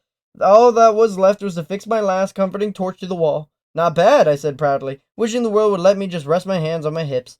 I turned back in the giant window, staring at the twilight. For so far, nothing moved except the animals. Well, at least I'm learning that you never stop eating, I told them. Now, if only the monster would show up. I had another pea, mooed the cow. Patience. Can't argue with that, I said, and settled in for a long wait. The first thing I learned this night was the monsters didn't appear until the sky was completely dark. The next thing was that they literally appeared. They didn't crawl out of the ocean or the ground like I initially thought. 1 second they weren't there, and the next, pling! Okay, maybe I added the pling for dramatic effect, but you get it, right? They may just materialize, and they didn't do it one at a time. They came in mobs, zombies and spiders, and even those sneaky combustible creepers. I noticed that they didn't care about any of the animals, even when one of the sheep walked in front of the zombie. The zombie saw me, though, and made a beeline across the meadow. Instinctively, I backed up into the tunnel. Gotta build the door for this, I thought, ready to slam down a couple cobblestones in the entrance. The undead brute skulked slowly from one end of the window to the other, never planting its black eyes off me. Feeling a little emboldened by its passivity, I took a step forward and another, then hobbled right back up to the glass. Well, I asked, you're gonna attack or what? Fittingly, I got less than a blow for grrr. I know you can see me, and your buddy kept trying to break down my door, so what's the difference now? Grrr, growled Gumperly, content to trade looks instead of blows. Well, at least I can't smell you, I sneered, and then added, can you smell me? The ghoul moaned, ending like a statue of rotten meat. What, is that it? I asked, pressing against the face of glass. Is it because you can smell me? I had no way to test this theory, other than breaking a hole in the glass, which I was not willing to do, so I chalked it up once again to the rules making sense, not just me. Whatever the rule was, smell or maybe sound or even some other sixth sense I wasn't aware of, all the other mobs seemed to obey it too. Several of the spiders came skittering toward me, their eyes sending chills down my spine. One of the arthropods just sat there looking at me while another scuffed right over my window and up a hill. Like the zombie, neither seemed to have any interest in attacking. Next came one of those silently gliding creepers, and as time I backed away into the tunnel. If I was wrong about my sense theory, and a living landmine detected to detonate next to the glass, I was toast. I even placed one block in the tunnel's entrance that I was ready to plant a second if I saw the creeper start to vibrate.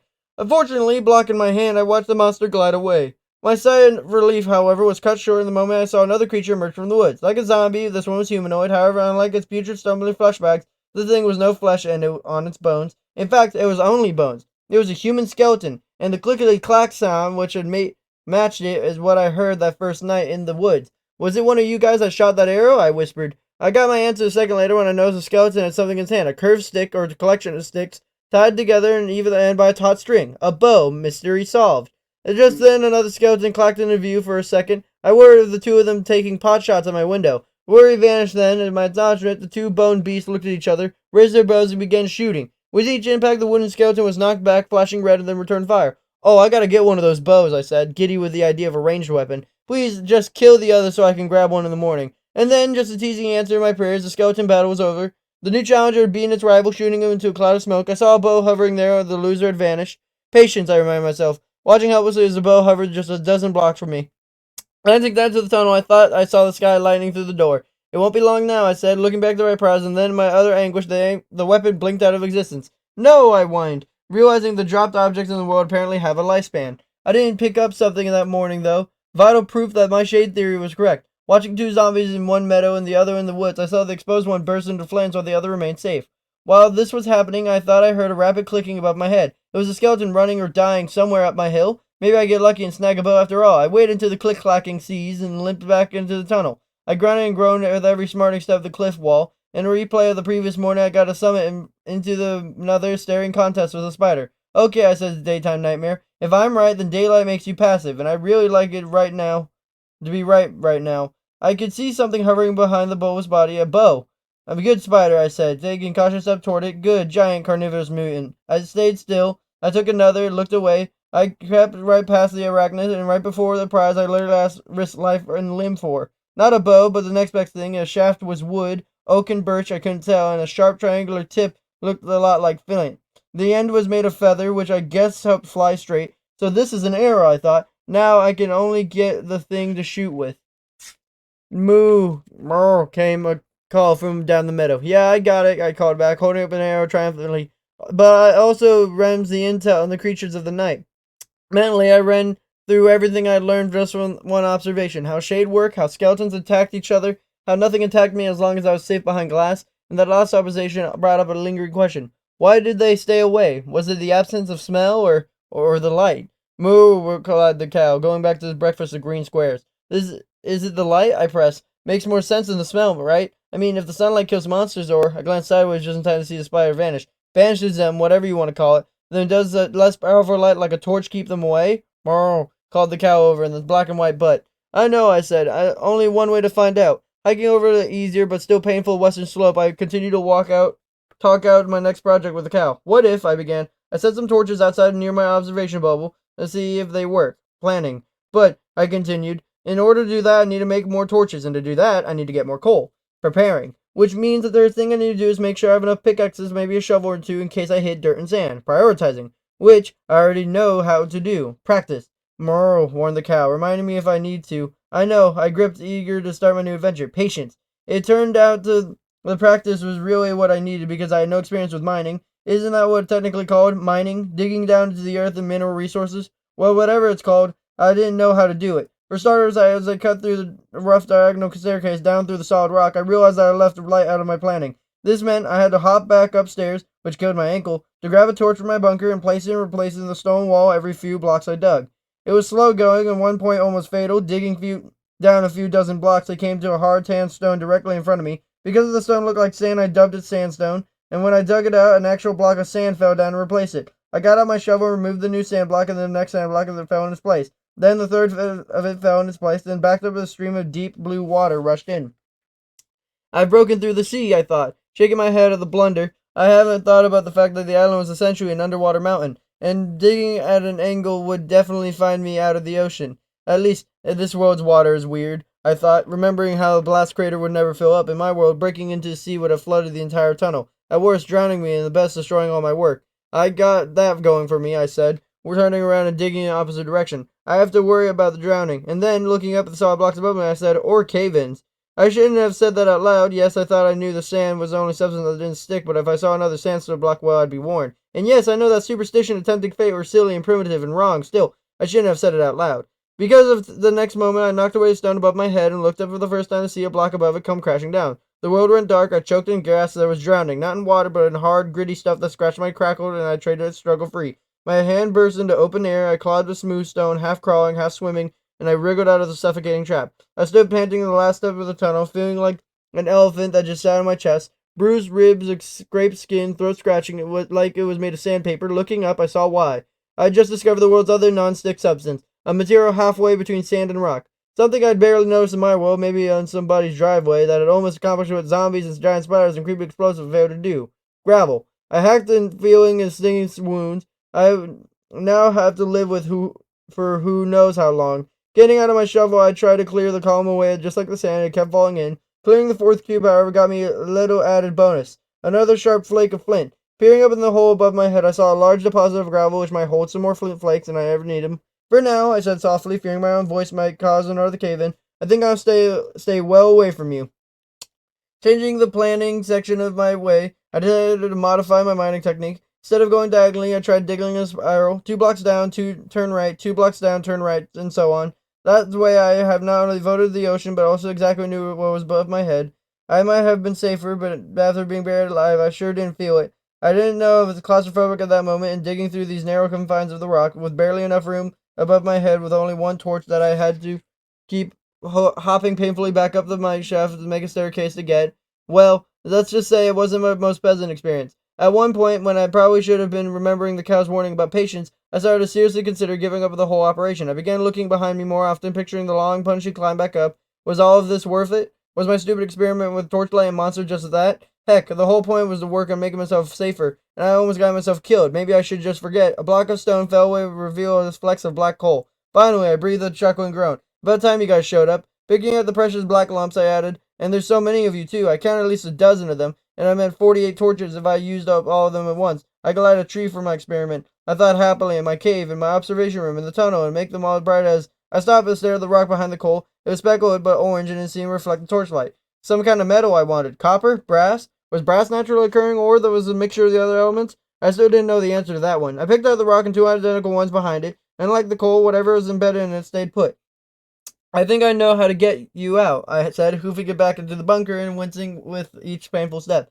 Making torches as I went, I made sure to place them far enough apart to light my entire area of the surface.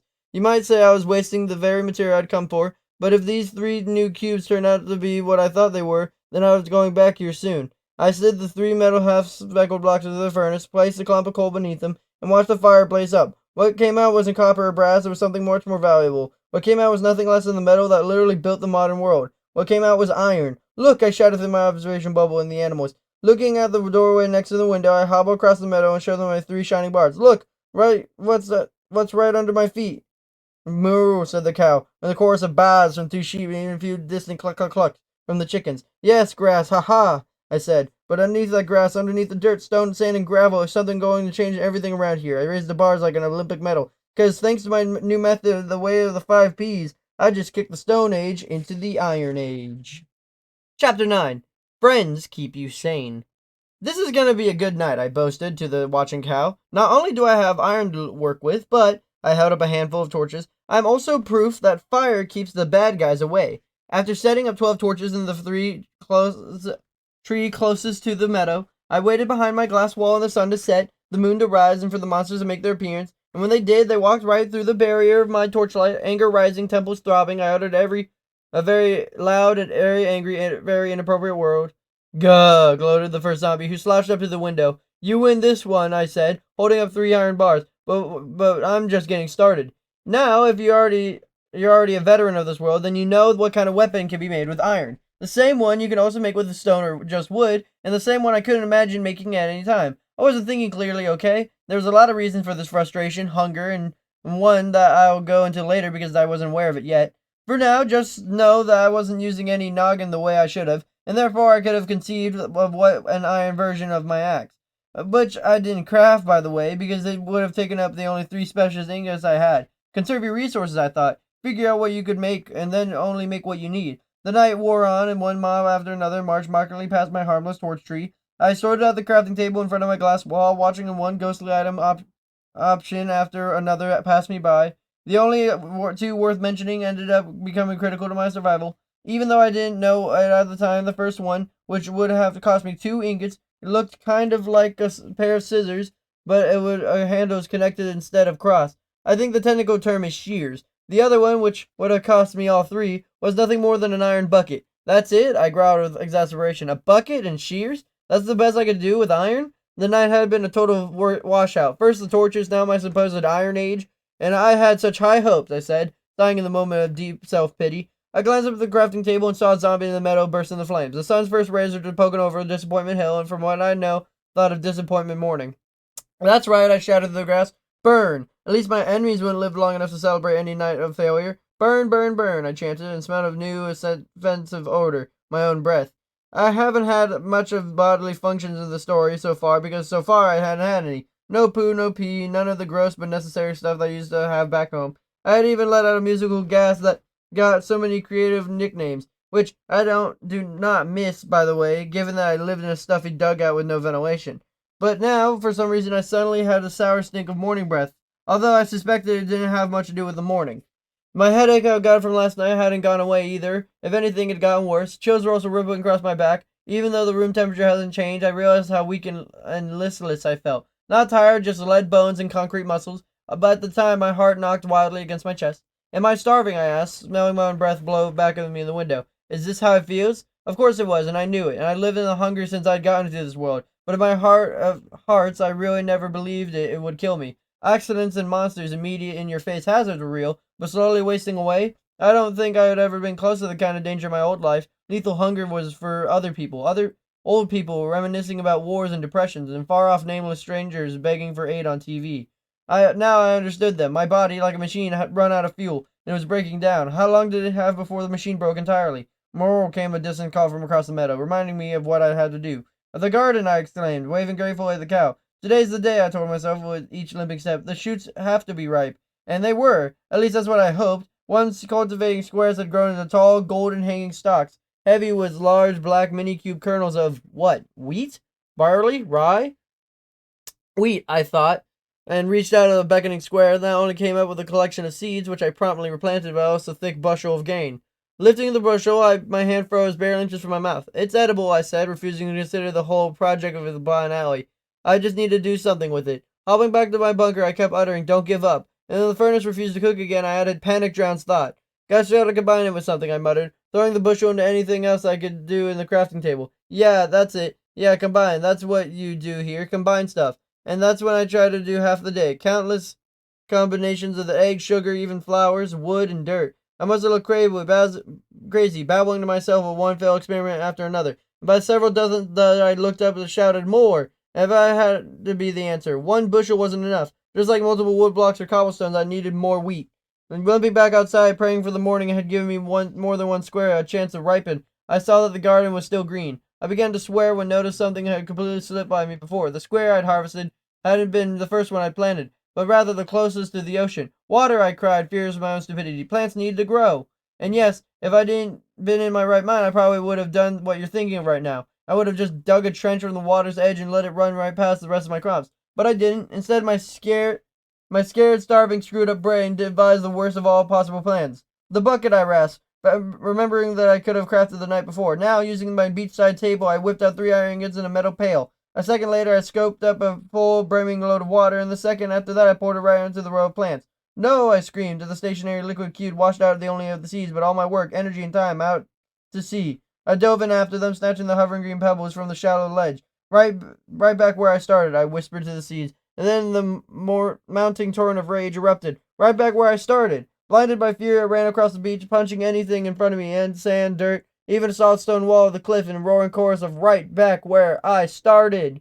And on that last word, I hurled the bucket into the ocean. The act seemed to suck all the anger out of me, replacing it with the clarity of consequences. I watched in horror as my brand new, extremely rare, and possibly useful pail sailed up and out into the blue. "Oh no," I whispered, plunging back into the cold depths. Unlike the seeds, I had thrown the bucket much farther out. I tried swimming underwater, looking in its general direction and seeing nothing but the inky midnight.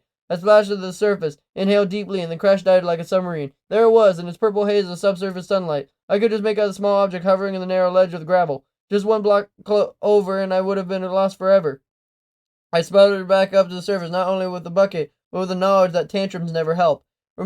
Trying to remain calm and to digest the new lesson, the only thing I could digest, I began replanting the seeds. I scooped up the cube of water I was about to pour it back into the sea, when I suddenly had the idea of drinking it. True, I'd never been thirsty, and true, water alone would starve off malnutrition, but at least a full belly might make me feel a little better. Like when the wheat and so much else before it, my hand and mouth act as passive resistance. I didn't get upset, though, and not just because of the hanging on to sanity by the square fingernails. The idea of drinking was another thin, wobbly, but possibly life-saving train of thought. "Can I drink anything else?" I asked the now empty bucket. In the impeccable timing, I heard a distant murr. "Milk!" Shaking my head, I limped back to the observation table. How did I forget about this? I asked the blotchy, grazing mammal on the other side of the grass. Even if I don't drink milk at home, even as a lactose intolerant, I should have remembered where milk came from. A cow snorted, probably saying, "Took you long enough." I walked outside and circled the animal a few times. "How do you—" I began awkwardly. "I mean, what's the right way to—" Clearly I neither milked a cow or had never seen one in my world. However, the quick, terse "murr" reminded me that the complete complexity of the task in the other world don't apply here. "Right," I said, holding the bucket out to its pinkish udder. "Gee, I'll be gentle as I started explaining, but before the thought ever finished, the pail filled with creamy, frothy liquid. "Thank you," I said, smelling the rich, familiar scent. I drank long and deep, savoring every drop. I waited for my stomach to fill, my wounds to heal, my words melt into a river of dairy bliss. None of that happened. I didn't even feel the liquid in my belly. "I know," I said nervously, milking another pail and blobbing back into my observation room. "I just need to keep going." Feeling the demons rise, panic and frustration, explosive, raging hopelessness, I leapt into the combination of this new ingredient and every other edible mixture I could think of. Milk and egg, wheat, milk and egg, wheat, milk, wheat, sugar. This is that, back and forth. The last chance, I babbled instantly. Last chance, last chance. The chance evaporated, every possible combination failed. "It doesn't," I stammered, staring at what should have been all different kinds of food. "Doesn't make sense." Past lessons came flooding back, about how things make sense have to make sense, and how I shouldn't assume everything I couldn't prove. And that's when I remembered the only proof of any other kind of food, one I'd already eaten, and which was now standing in front of me. My brain switched watch. I wasn't in a tantrum, and not this time. I was hot-tempered now, but rather very, very cold. I looked up at the crafting table into the meadow out in the cat which had turned his back to me. My mouth filled with spit, my stomach with the digestive juices. My body knew what it wanted. Images of steak filled my brain as the axe handle filled my hand. I slouched slowly across the grass, breathing heavily in the cloud and the own foul breath. The cow didn't move, munching on a last meal. Ignorant of my approach, I shuffled closer. It took no notice. Just a few more steps, just a few more seconds, I would be all over. The cow fed peacefully. I raised my axe. meat, food, life. The cow turned and our eyes met. Moo. I dropped the axe and staggered back. I'm sorry, my friend, I told the gentle beast, because you are my friend, even though I don't deserve you. Heaving sobs cut into every word. You're all I have. And only then did I realize how truly lonely I was. I thought I might not remember my life in the other world, the other people I shared that life with, but I knew that they would exist. Friends, family. Why else would my soul feel as empty as my stomach? Why else had I talked to myself, materials, monsters, and even the sun up above? Was I trying to find isolation that deadly and mind of starvation was my body? Survival, I now understand, meant taking care of them both. That's why I always felt so comforted talking to the animals. No, they wouldn't talk back, but they could feel, they could hurt. They wanted to live just as much as I did, and sharing those basic needs meant I would never be alone. Friends keep you sane, I said, picking up the axe at my feet, and if I'd used this, I'd end up just like the zombie. Moral, I said to the cow, trying to lighten the mood. You're right, I chuckled. I guess I kind of look halfway there already. With my unhealed bruises, my limping stride, and my breath smelling like a garbage pile, I could see that my forward-legged pal at that point. But as she was making a joke of trying to get me something I missed. Putting the axe in my belt, my eyes fell to a pouch next to it, the one containing the stacked, stinking piles of collecting zombie flesh. You know something, Moo? I said, not naming the cow. There's one potential food source I haven't tried. Moreau agreed, the part of filet mignon. Just looking at the chunks of meat made me queasy. Hopefully, I said, crafting table in the furnace, I won't have to repeat of the raw chicken. The spoiled flesh didn't cook. The furnace didn't want any more than I did. Morrow insisted the cow, and as I felt the fetid chunk in my nose, what if it was worse than the chicken? Maybe I could wait and... Morrow, all right, I snapped, and popped the vile piece of cushion into my mouth. I chewed and gagged and swallowed and gagged the whole lot more. But I almost wish I had. What happened to me wasn't something new, something terrible, and something unique to this world. Call it ravenousness or hyperhunger, as I suddenly wanted to eat the entire world. It felt like my stomach was trying to consume itself, and every cell in the miniature mouth snapping, screaming for food.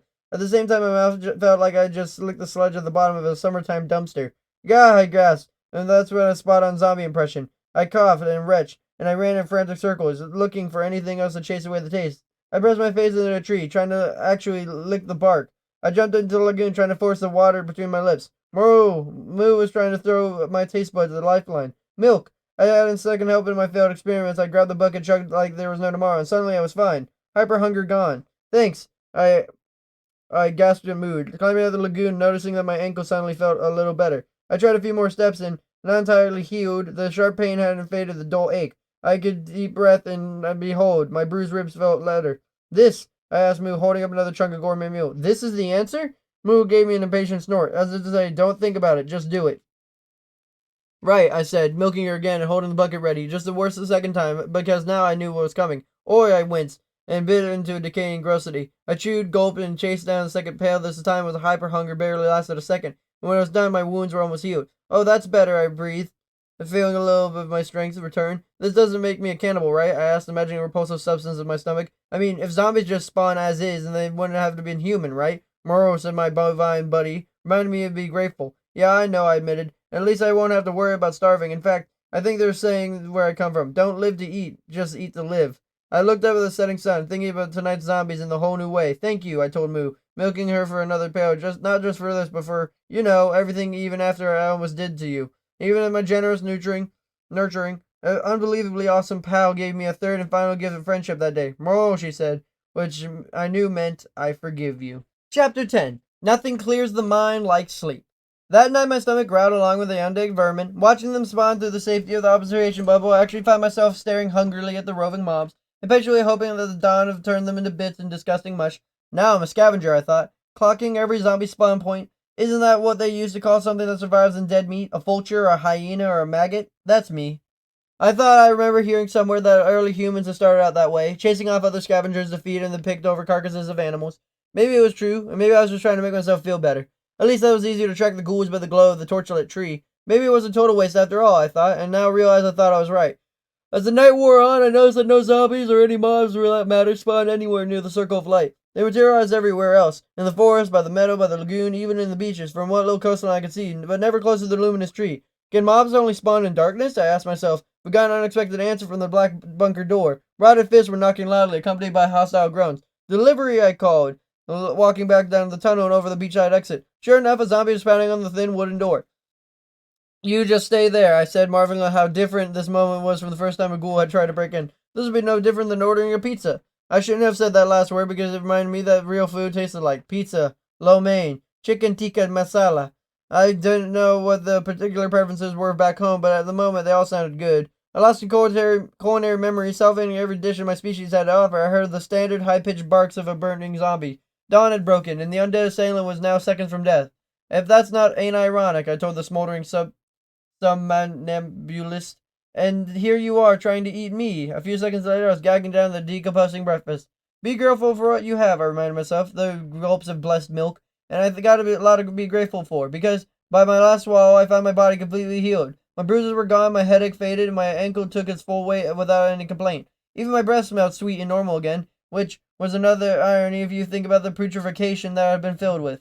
Be grateful, I said, trying and failing to forget the memories of human cuisine.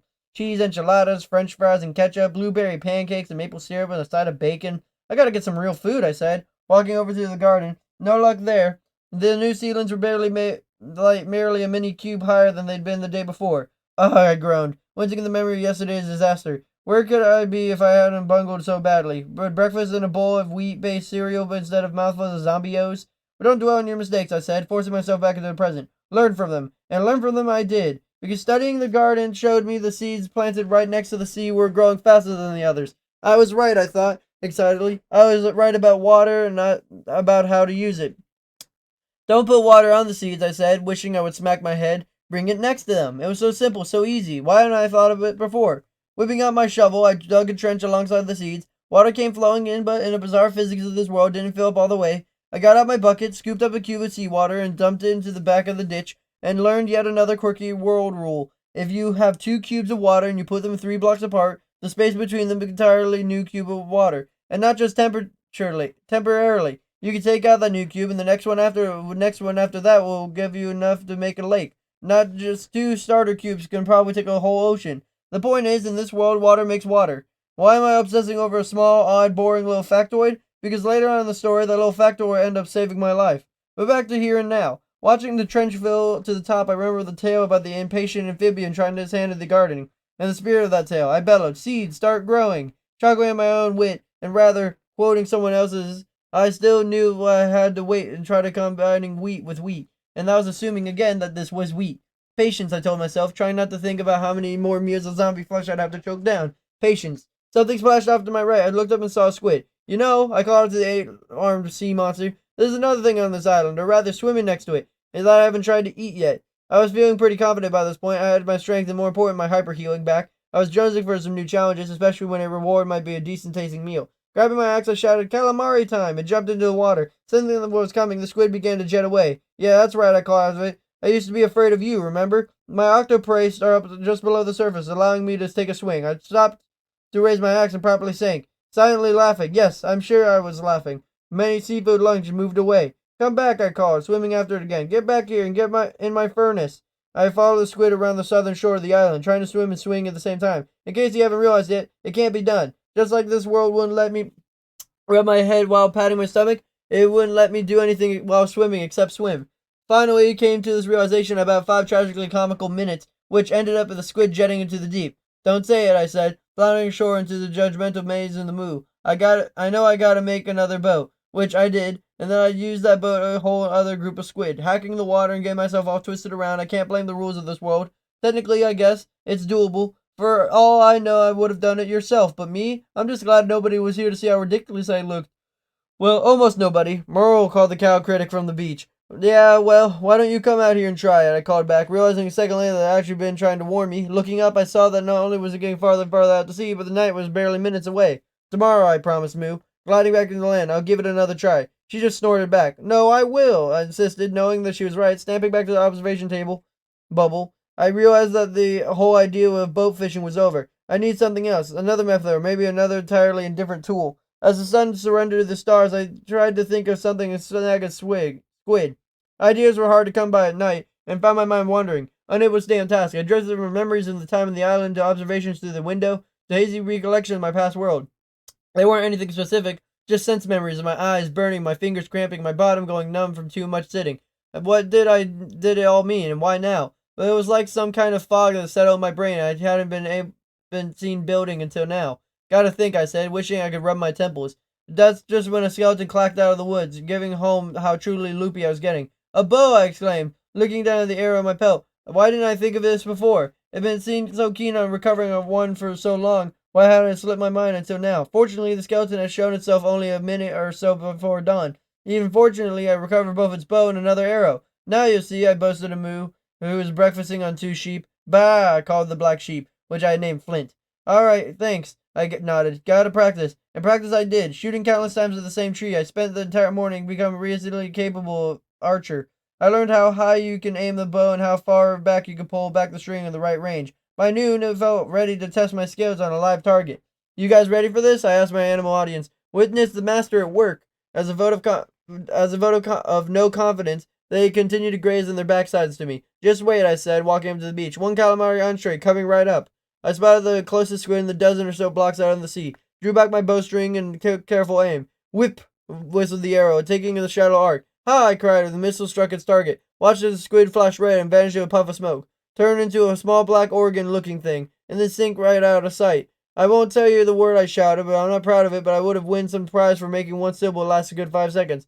Frf! Snorted Moo from my back, as if to say, what were you thinking? How would you not have a recovery plan? I don't know, I said. Only now seeing solutions. I should have tied something to the arrow, or found a way to make a net, or even waited till the squid was closer to shore. But why? Why didn't I think of it until now? I started pacing. Idiot, I grunted, wishing this world would let me hit myself. Stupid, stupid idiot. Moore interrupted my stern friend, forcing me to stop and face her. You're right, I said. When looking for solutions, beating yourself up isn't one. Moral, replied the cow, as if to say, that's better. I know I'm not an idiot, I said, calmly raising my hand. But something is wrong with me, like my brain's only working part-time. I started pacing again, more of out of contemplation than anger. It's not like panic or hunger or something new. Well, it's not new actually. I felt it coming for a while. But now I'm well fed and not scared out of my wits. I can see mental mud for what it is. I could feel anxiety rising, and the last thing I needed right now. Any ideas? I asked the animals. Any hints of what's causing it? Merle, along with the Flint and Cloud, the white sheep that just looked at me. I didn't have any either, I said, checking the setting sun. And that's what really worries me. Plodding back to my underground hideout, I tried to refocus my mind on fishing. I looked down at the pathetic little piece of spider silk in my pack, and just one crafting table told me I couldn't tie it to an arrow. Likewise, I wasn't going to get a net out of the single strand. I needed another length of spider silk. Or I looked up for a crafting table, enough of my wall-sized window, the sheep grazing on the darkened meadow. More wool! That's what those shears are for, I shouted at them. They're for collecting wool. Re-energized by this new theory, I began chanting away with my 5 Ps. Shears meant more iron, which meant more mining, which meant more torches and a pickaxe. Fighting through thickening thoughts, I still managed to plan, prepare, and prioritize until clearly enough to get myself back down into the spiral staircase and looking for more iron. I'm not sure how long it took. I was having trouble keeping track of time. When I found enough iron to smelt into a pair of shears and bring them to my sheep peeps, I might have been a day and a half later. Don't worry, I said nervously, holding the U-shaped cutter next to Flint. This won't hurt. Please don't hurt, I prayed. Snip went the shiny metal blades, and sending 3 blocks of black wool. Yes, sir, 3 blocks full. Bah, responded my unhurt but now very naked friend. Don't worry, I reassured Flint. It'll grow back. Please grow back, I prayed, running the wool back to my observation room. I had been sharp as the shears. Crafting might have been in a few minutes, but ever dimming its stretching process in the early evening. Wool with spider silk, wool with sticks, wool with wool, and by the time I moved on to wool with wood planks, the sun was long gone. I turned it to be a good thing, actually, because placing 3 wool walks upon 3 blanks created a cure for my cloudy brain. It's a bed. Nothing fancy, mind you, but still amazing to look at. The wooden planks was transformed themselves into a 4-legged frame. The black wool somehow became a white sheet, a bread blanket, and a soft white pillow. Placing this new piece of furniture in the bunker, I did something I hadn't done since I'd been waking up in this world. I yawned. I need a rest, I thought. Why didn't I think of this before? Because I need to rest, duh. I still didn't feel physically tired, which was probably why I hadn't given time much thought. I also have been distracted with immediate needs like food and healing. I had not yet killed by monsters, and I never considered my mind in need for slumber. Now, climbing to a little bed, resting my head on the pillow, and pulling my covers up to my neck, I gave another long overdue yawn. What's with those memories, I must admit? Just my thought. Cramped fingers, burning eyes, numb bum. They were memories of a sleepless night. But doing what? A job? Homework? A hobby? What had I been doing that kept me up so late? Tomorrow, I yawned, the world faded to black. I'll figure it all out tomorrow, because nothing clears the mind like a good sleep. Chapter 11. Courage is a full-time job. I'd be lying if I said I remember my dream, or even if I had any. But waking up the next morning confirmed that a good night's sleep could do the mind. Imagine walking through fog, not so thick that you can't see your hand in front of your face, but just thick enough to blot out the landscape. That had been me for so many sleepless nights. Now the fog had lifted, I could only see where I was going. Back to fishing, I thought, grabbing my shears, trying to get back to the net. Hey, Cloud, I said to the white sheep, how'd you sleep? Do you sleep? Apparently I do, and it's gotten the reels turning. In fact, I snipped off 3 fluffy cubes. I was thinking the only piece of missing net puzzle was more wool. Spying Flint a few paces away, I was relieved to see that his or her beautiful black coat had grown back. No problem if this doesn't work, I said, shearing off 2 more soft dark blocks and carrying them to the forest side crafting table. Because I woke up with a backup plan. In less than a minute and several wool-on-wool combinations later, I saw that fishing net idea was out. And that backup plan is, I told the sheep, drumroll please, a fishing pole. Bah, said Flint, who went back to eating grass. I know, I said. Duh, it's an obvious tool. What difference does a few Z's make? Crafting a quartet of sticks, I placed them on the wool on the crafting table. While mixing and matching, came up with nothing but rearranged brain had already on the backup plan. So wool doesn't work, I said, reaching to the length of the spider silk in my pack. But what didn't work either? I moved down to the next logical step and make enthusiasm cool. Maybe this world won't let me make a fishing pole, I warily told in my sheep. I'm kind of hoping that's true. An icy ball began growing in my stomach. Because if not, then the only other option is getting another length of spider silk. That sound made me jump. Don't sneak up on me like that, I told Moo angrily. Moo, she retorted, tell me not to change the subject. It won't be that dangerous, I said, holding up my bow. We know they're docile in daylight, so if I can pick one off at the safe distance, she snorted. I gotta try, I protested, holding up a handful of zombie flesh. I can't be living on this stuff. Moo, argued the cow, reminding me about the garden. Well, that's still a long way off, I said. And we still don't know if I could eat it. Moo questioned Moo, and seeing as I wasn't telling her the whole story. No, I guess it's not just about food, I admitted, as thoughts and feelings rose from the deep of my gut. It's about courage.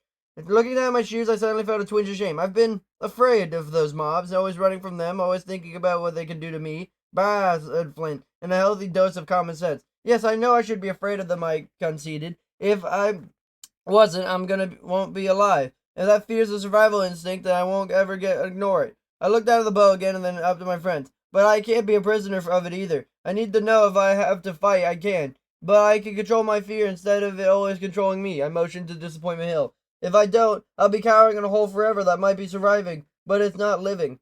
Moo let out a low, resigned moo.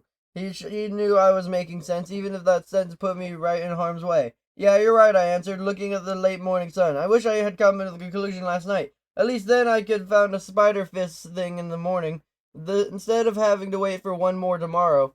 Nothing is worse than waiting, counting the seconds drenched in anxiety. Do you know the difference between anxiety and fear? I didn't until that day. Fear is a real, right-in-your-face threat. Anxiety comes from a potential, or in case, future threat. Fear can be conquered. Anxiety has to be endured. And that's what I did, walking around the island, talking to Moo and other animals, going over the mind on how I'd kill a spider, and while during wave after wave of mouth-drying, jaw-clenching anxiety. At the crest of those moments, the waves of a stormy sea were thoughts I'm a little reluctant about. They were thoughts of backing out. A garden will be ripe soon. Zombie flesh isn't so bad. There's no proof whatsoever this world would let you make a fishing pole. There are only some excuses came up with to justify being safe. As the day wore on, I could feel the nerve cracking, my will starting to give way. If this world had regular 24-hour days, I probably would be surrendered to cowardice. As night fell, I retreated to the bunker. Got into my bed and prepared for another recharge sleep. I didn't get it. Bang, bang, bang, bang. The clamor of zombie fists jolted me out of bed. A ghoul came calling. I gotta get out of here, I shouted, wishing a world would let me craft earplugs. I gotta get some sleep. Grug, the zombie groaned, teasing my terrified heart. Yeah, well, I won't tell you the last part, I yelled. It wasn't my finest moment. But I really should have said the zombie was thank you, because after a day of trying to make up reasons not to fight, I find reminded of why I should. Each punch of the putrefied fist helped me batter my anxiety into resolve. If I didn't have to save my only arrow, I growled in grumbling ghoul, you might be a midnight snack. By dawn, I was more than ready for battle. I watched the sun burn and would be a home invader in the smoldering chunk, which I washed down with a bucket of Moo's finest. One more waiting, now or never. Bow in hand, I marched to the western door, stopped short of sight of the spider, just sitting between the shade of the woods. Now or never, I whispered again, creeping slowly across the exposed open field, and the arachnid didn't notice me or to my theory about daylight, it didn't seem to care. It turned away as I inched within a dozen or so blocks. Heart pounding, I drew back my bow. An arrow rocketed skyward, thunking out of the spider's bulbous body, and it did not die. This rasped the eight-legged killer, eyes whipping around in the lock scarcely into mine. Oh, I gulped. I sprinted back for safety of the hill. Hisses rang in my ears. Cold, jagged fangs ripped from my back. I fell forward, stumbling, gasping, running for my life as more bites tore at my exposed flesh. No amount of adrenaline would push me past the slicing fangs. No amount of hyperhealing would counter their continuous blows. A third strike knocked me against the side of the hill. I kissed dirt, felt the front teeth crack, and saw that I've never made it open the door. Hissed the excellent arachnid, crouching for its final leap. Enough, I shouted, grabbing a stone axe from my belt. I spun, swing, and caught my attacker in midair. Crude stone slammed against the crimson eyes, throwing the spider back and buying me enough time to run. Only I didn't run, I charged. Snarling like a zombie, I struck the spider again. It hissed. I hit. It leaped. I chopped. A final rouse of puff smoke and my first stand-up battle was over. And his battered, tattered victor went to the length of the thin white silk. Moo, called my congratulatory friend, along with a few celebratory bahs. Thanks, bud, I huffed, grabbing a sticky twine. I hope it works. Slouching painfully over the crafting table, I spaced my sticks and string. I coughed up the hyper-healing, tried, and failed to rejuvenate me in my empty stomach. Gotta work. And it did. 3 diagonal sticks and 2 vertical lengths of silk later was showing me a new invention to move. Look, I cried, then collapsed in a hacking fit. No more zombie flesh. My creation looked pretty much as you'd expect, a long wooden rod with a short line on the end. The crafting table had given me a hook and a little red and white mini square bobber. At least, I thought it was a bobber. It suddenly occurred to me that I had no memories of fishing. It must have been a bobber in the pictures I heard of someone else. That's probably why I considered another important fishing aid until now. What? Look, hooks don't need some kind of bait? I asked Moo nervously. Or a lure? Moo, responded an even-tempered cow, reminded me that I don't even attract a squid to catch it. Right, sorry, I said till the flash of panic subsided. I just need to cast out and snag it, which means I can better practicing. Hopping north shore, I whipped the hook out into the sea. I'll say this for spider silk, I told Moo. It sure does stretch. I was about to pull my line for another practice cast when I noticed the water bubbling. To be more specific, I saw little mini squares of water popping out of the surface all around the bobber. Was it always this way? I asked Moo. Or did it not just notice it before? Moo's response sounded like, what do you think? Couldn't be, I answered. It's gotta be because of the hook, but why? I couldn't see any squids around, but I couldn't see anything else except the water. That new trail I yipped at the via bubbles peered off into my right. What is it? I asked nervously. What should I do? All I fear raced against the giant spider suddenly came rushing back. Was the skid far below the surface, or a bigger mama squid? Or some giant sea monster I hadn't seen before? Was it about to grab my hook, pull me in, drag me to the open, tooth-filled? Be brave, called Moo, forcing me to stand my ground. I think the fear you've conquered and the anxiety you've endured to get to this point, don't throw it all away now. You're right, I hollered, amazed at how much wisdom it could cram in a simple moo. Courage is a full-time job. The water splashed, the bobber sank, and I felt a strong tug of my line. I yanked back hard, expecting to see a sub-behemoth exploding up at me. Instead, a little bluish-gray creature about the size of my hand flew out of the water into my belt. A fish, I exclaimed. There's fish in the sea. I didn't worry about why I couldn't see them, or how this one had been attracted by my hook. I immediately jumped into the soft, smooth skin and was immensely relieved that my mouth and hand cooperated. Moo, called Moo, halting my chewing, reminding me of the dangers of raw food. Right, I told her. Sushi's great, but we don't know if it's sushi-grade fish. Limping back to my bunker, I was relieved to see that the furnace also complied. Filling my room with enticing familiar smell, the flames turned the bluish-gray fish and the flesh of a slippery slime into flaky white perfection. Delicious fish, I mumbled, savoring each mouthful as my hyperhealing roared back to life. More, I moaned, and stepped outside into the eastern beach. Just like before, I cast out the line and waited for the seas to boil. It took a little longer this time. Who knew fishing required patience? After a minute or so, I saw another bubbling V. I waited for a bite, felt a tug, and yanked back hard. This time, a small pink redfish, the pronounced lower jaw, flopped into my hand. You look like a tasty salmon, I told my dinner. Now let's see if you taste like one. Turning back to the bunker, my eyes happened to fall on a wheat garden. There's 3 squares of ripe grain. From famine to feast, I thought, plucking the golden stalks and carrying them to my beachside crafting table. 3 seconds and 3 vertical stalks later, I was holding soft, warm loaf of bread. And this tastes great, light and tangy, like a baguette straight from the oven. That's all it took, I marveled. Just 3 stalks to bake bread. Moo came all the way from the hilltop above. Yes, that's me, I smiled at Moo. The irrigation ditch must have made the wheat grow a lot faster. Moo, she continued, this time chastising edge of her voice. If I'd checked out the garden earlier, I conceded, I wouldn't have to take such a risk for a fishing pole. But then I never would have found my courage. Chapter 12. Risk and Reward. Good morning, I called out to my grazing friends. Look what I just learned. I held up today's uncooked salmon. Notice anything different, I asked. Exactly, there's no difference, because I've discovered that this world keeps everything preserved. Bah, said Flint, turning with Cloud for another patch of fresh grass. Yeah, maybe for you it's no big whoop, I said, but in my world, food spoiling is a huge deal. Back in the day, we had to dry or salt, or I think it was my spices were invented. I'm sure I heard that once. Even now, everything's got to be frozen, refrigerated, packed in preservatives. Which can be as dangerous as spoiled food, but this guy gave the salmon a reasoning sniff. This means I don't have to waste any time trying to figure out how to store my grub. I can just bank as much as I need for as long as I need it. Which means I got hunger licked. Humph, snorted Moo, warning me not to celebrate just yet. Right, I agreed. Grabbed my fishing pole from my pack. The garden's still tiny and the fish won't catch themselves. After crafting an outdoor furnace and breakfasting on rich, oily salmon, I parked myself on the island's southern shore and spent the rest of the morning fishing. I can't see why so many people in the world do it for fun. There's an anticipation of the first bite, the thrill of real feeling something on your hook, and that last moment before you feel in your catch, when you wonder what's exactly on the line. That last part really came from the play when I discovered how many different things swam in the sea. In addition to the salmon and the blue grayfish, there were two other species I immediately recognized from home. The first was striped orange and white. The second was yellow, roundish, and spiky. Like I said, I may not have personally fished back in the world, but I'd seen enough movies or gone to enough aquariums to know that these are clowns and puffers. Since neither turned out to be cookable, I wasn't going to risk poison sushi. I packed them away for some possible future use. Ironically, my first inedible catch was the exact reason I started fishing. Squids are a real pain in the lower rear portion of the body in this world won't let me sit on.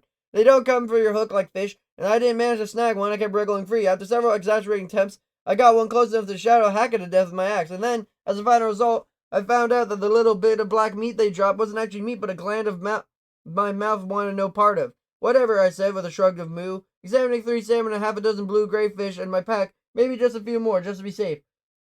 Whipping the hook out to sea, I waited for the inevitable V. A few minutes later, I spotted one, braced for a mild jerk of a bite, but it wasn't mild at all. It was harsh and powerful, as something much bigger than a fish was on the other end of the line. Whoa, I blurted, nearly dropping my pole. What's right about the vomit squid, or a giant sea monster? Be brave, I gulped and yanked the quivering rod. Never would I have expected, neither imagined what popped from the bubbling surface. Not a fish, not a monster, but a pair of old, raggedy leather boots. Are these mine? I asked Moo. Do you think they fell off my feet when I woke up in the sea? Could they have been drifted here with the current? If that wasn't the answer, then someone else must have made them. At that moment, the world around me felt much bigger. Putting them on, I found a bit snugly over my painted on shoes. They have to be mine, I said, unless everyone in this world has the same shoe size. I looked a few practice steps, and I didn't feel pretty good, too, and the extra padding really helps cushion my feet. Humph, scolded Moo, who began to walk away. Yes, I know they're cowhide, I argued, following her, but I just can't throw them away. I mean, yeah, they're a little rowdy and all, but the extra foot protection, the world stopped me in my tracks. Protection. A few days ago, I never would have made a mental leap, but now I've felt well-fed, well-rested brain latched onto the concept of safety. Do you think, I asked Moo, striding over to where she was lunching with Cloud, this wool will let me make more clothes and other materials? Bah, said Cloud, now with fully regrown coat. No, I mean wool, I told the sheep. I mean iron. I mean armor. Moo, said the cow, voicing a ton of questions. Of armor, I repeated. Something I can wear over my clothes that'll stop a zombie punch or a spider bite. Bah, asked Cloud. No, I'm not sure I can do it, I answered. I don't know if this world would let me. But now I've conquered hunger and the last basic need is safety. I took off the boots, gesturing them to the horizon. And once I crossed mob's attack off a list, I could stop worrying about survival and start asking really big questions. Moo, said Moo. Yep, I answered, looking at the ground beneath my feet. Looks like I've got a whole lot of mining to do. Looking up at the torches and couple square pickaxes, I headed down a spiral staircase. It was slow, boring work. One gray block after another. I did have a few false alarms though. When I started coming across other types of rocks, when they're all speckled gray, white, and pink, they were also utterly useless, but not even worthy of a name. It was almost a relief to break the monotony with a pocket dirt. Using a shovel, I started scooping, loud, resounding, "Aw, yeah!" The last scoop revealed a roll of iron ore. End of the line, I chirped, not realizing it was just the beginning. Behind the 8 orange flecked blocks, I discovered an entirely new ore. This one was red, like coal and iron, embedded in a standard gray rock. Now that's kind of cool, I said, as the first strike of my pickaxe caused a small cherry freckles to glow. Now, if you know anything similar kind of stuff in our world, you're free to add a footnote to this story, any future travelers. But since I've never seen or heard anything close to this red stone, I'm just going to call it redstone. Later, much later, I learned that this was one of the most valuable, useful commodities in this world.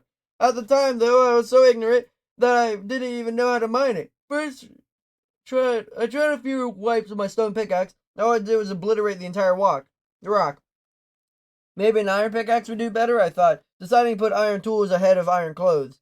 But after climbing back to the bunker, I threw the raw ore into the furnace, then carried a finished ingots out of my forest-side crafting table. After making an iron-tipped pickaxe, I tried my hand in an anti-mob fashion.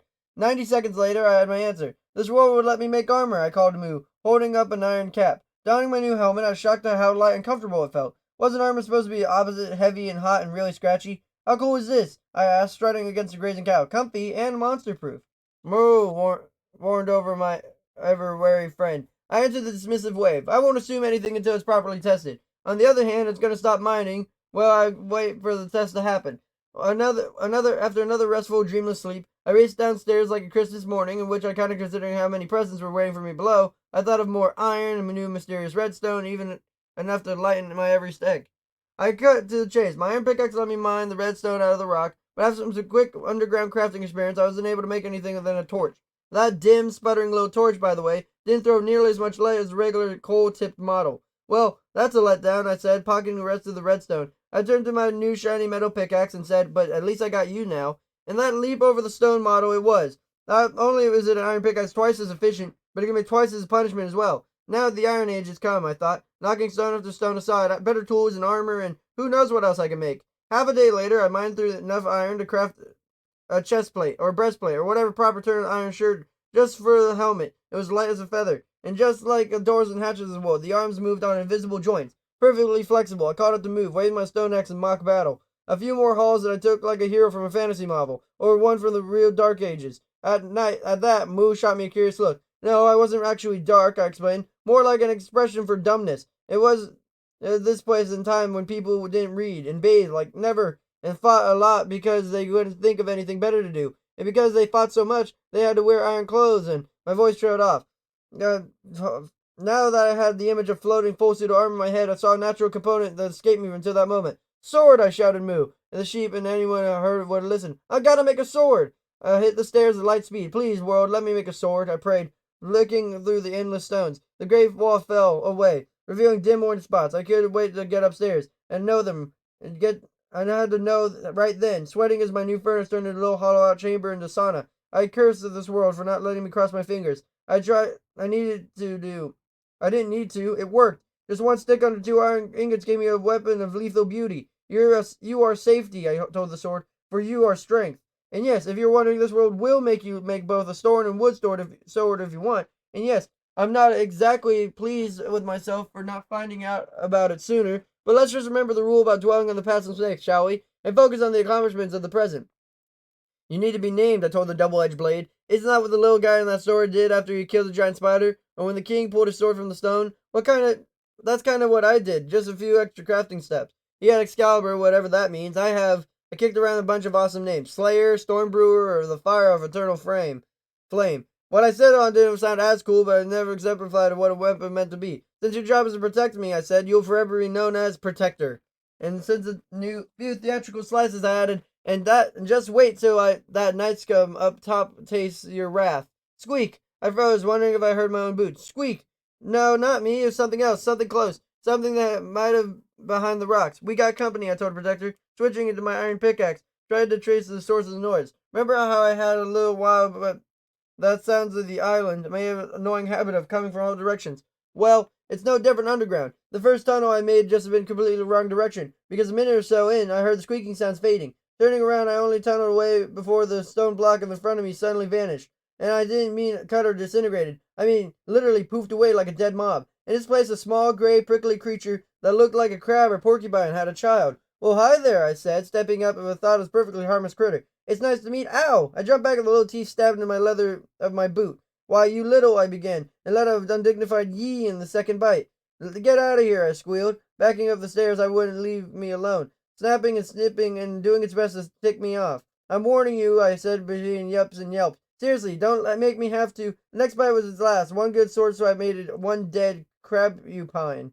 Sorry, you didn't have to be more heroic debut, I told Protector. But we now know the source of the noise. And then, on cue, came another squeak. Or not, I said, realizing the little toad biter had back up. Sword raised, I stepped cautiously back into the crabupine's tunnel. This time I hadn't even need a pickaxe or two more stones puffed in the air of gnashers. Well, I said, slicing into the dust, at least now I know how to make iron shoes for Squeak. Seriously, I thought, wondering how many more annoying crabupies lay in wait. Squeak came the sound, closer than ever. Wait a minute, I said, taking a moment to listen. The sound I'd been hearing this time was close, but not really like a crabupine's crackling snap. It was more of a squeak like you hear from a mouse or a rat.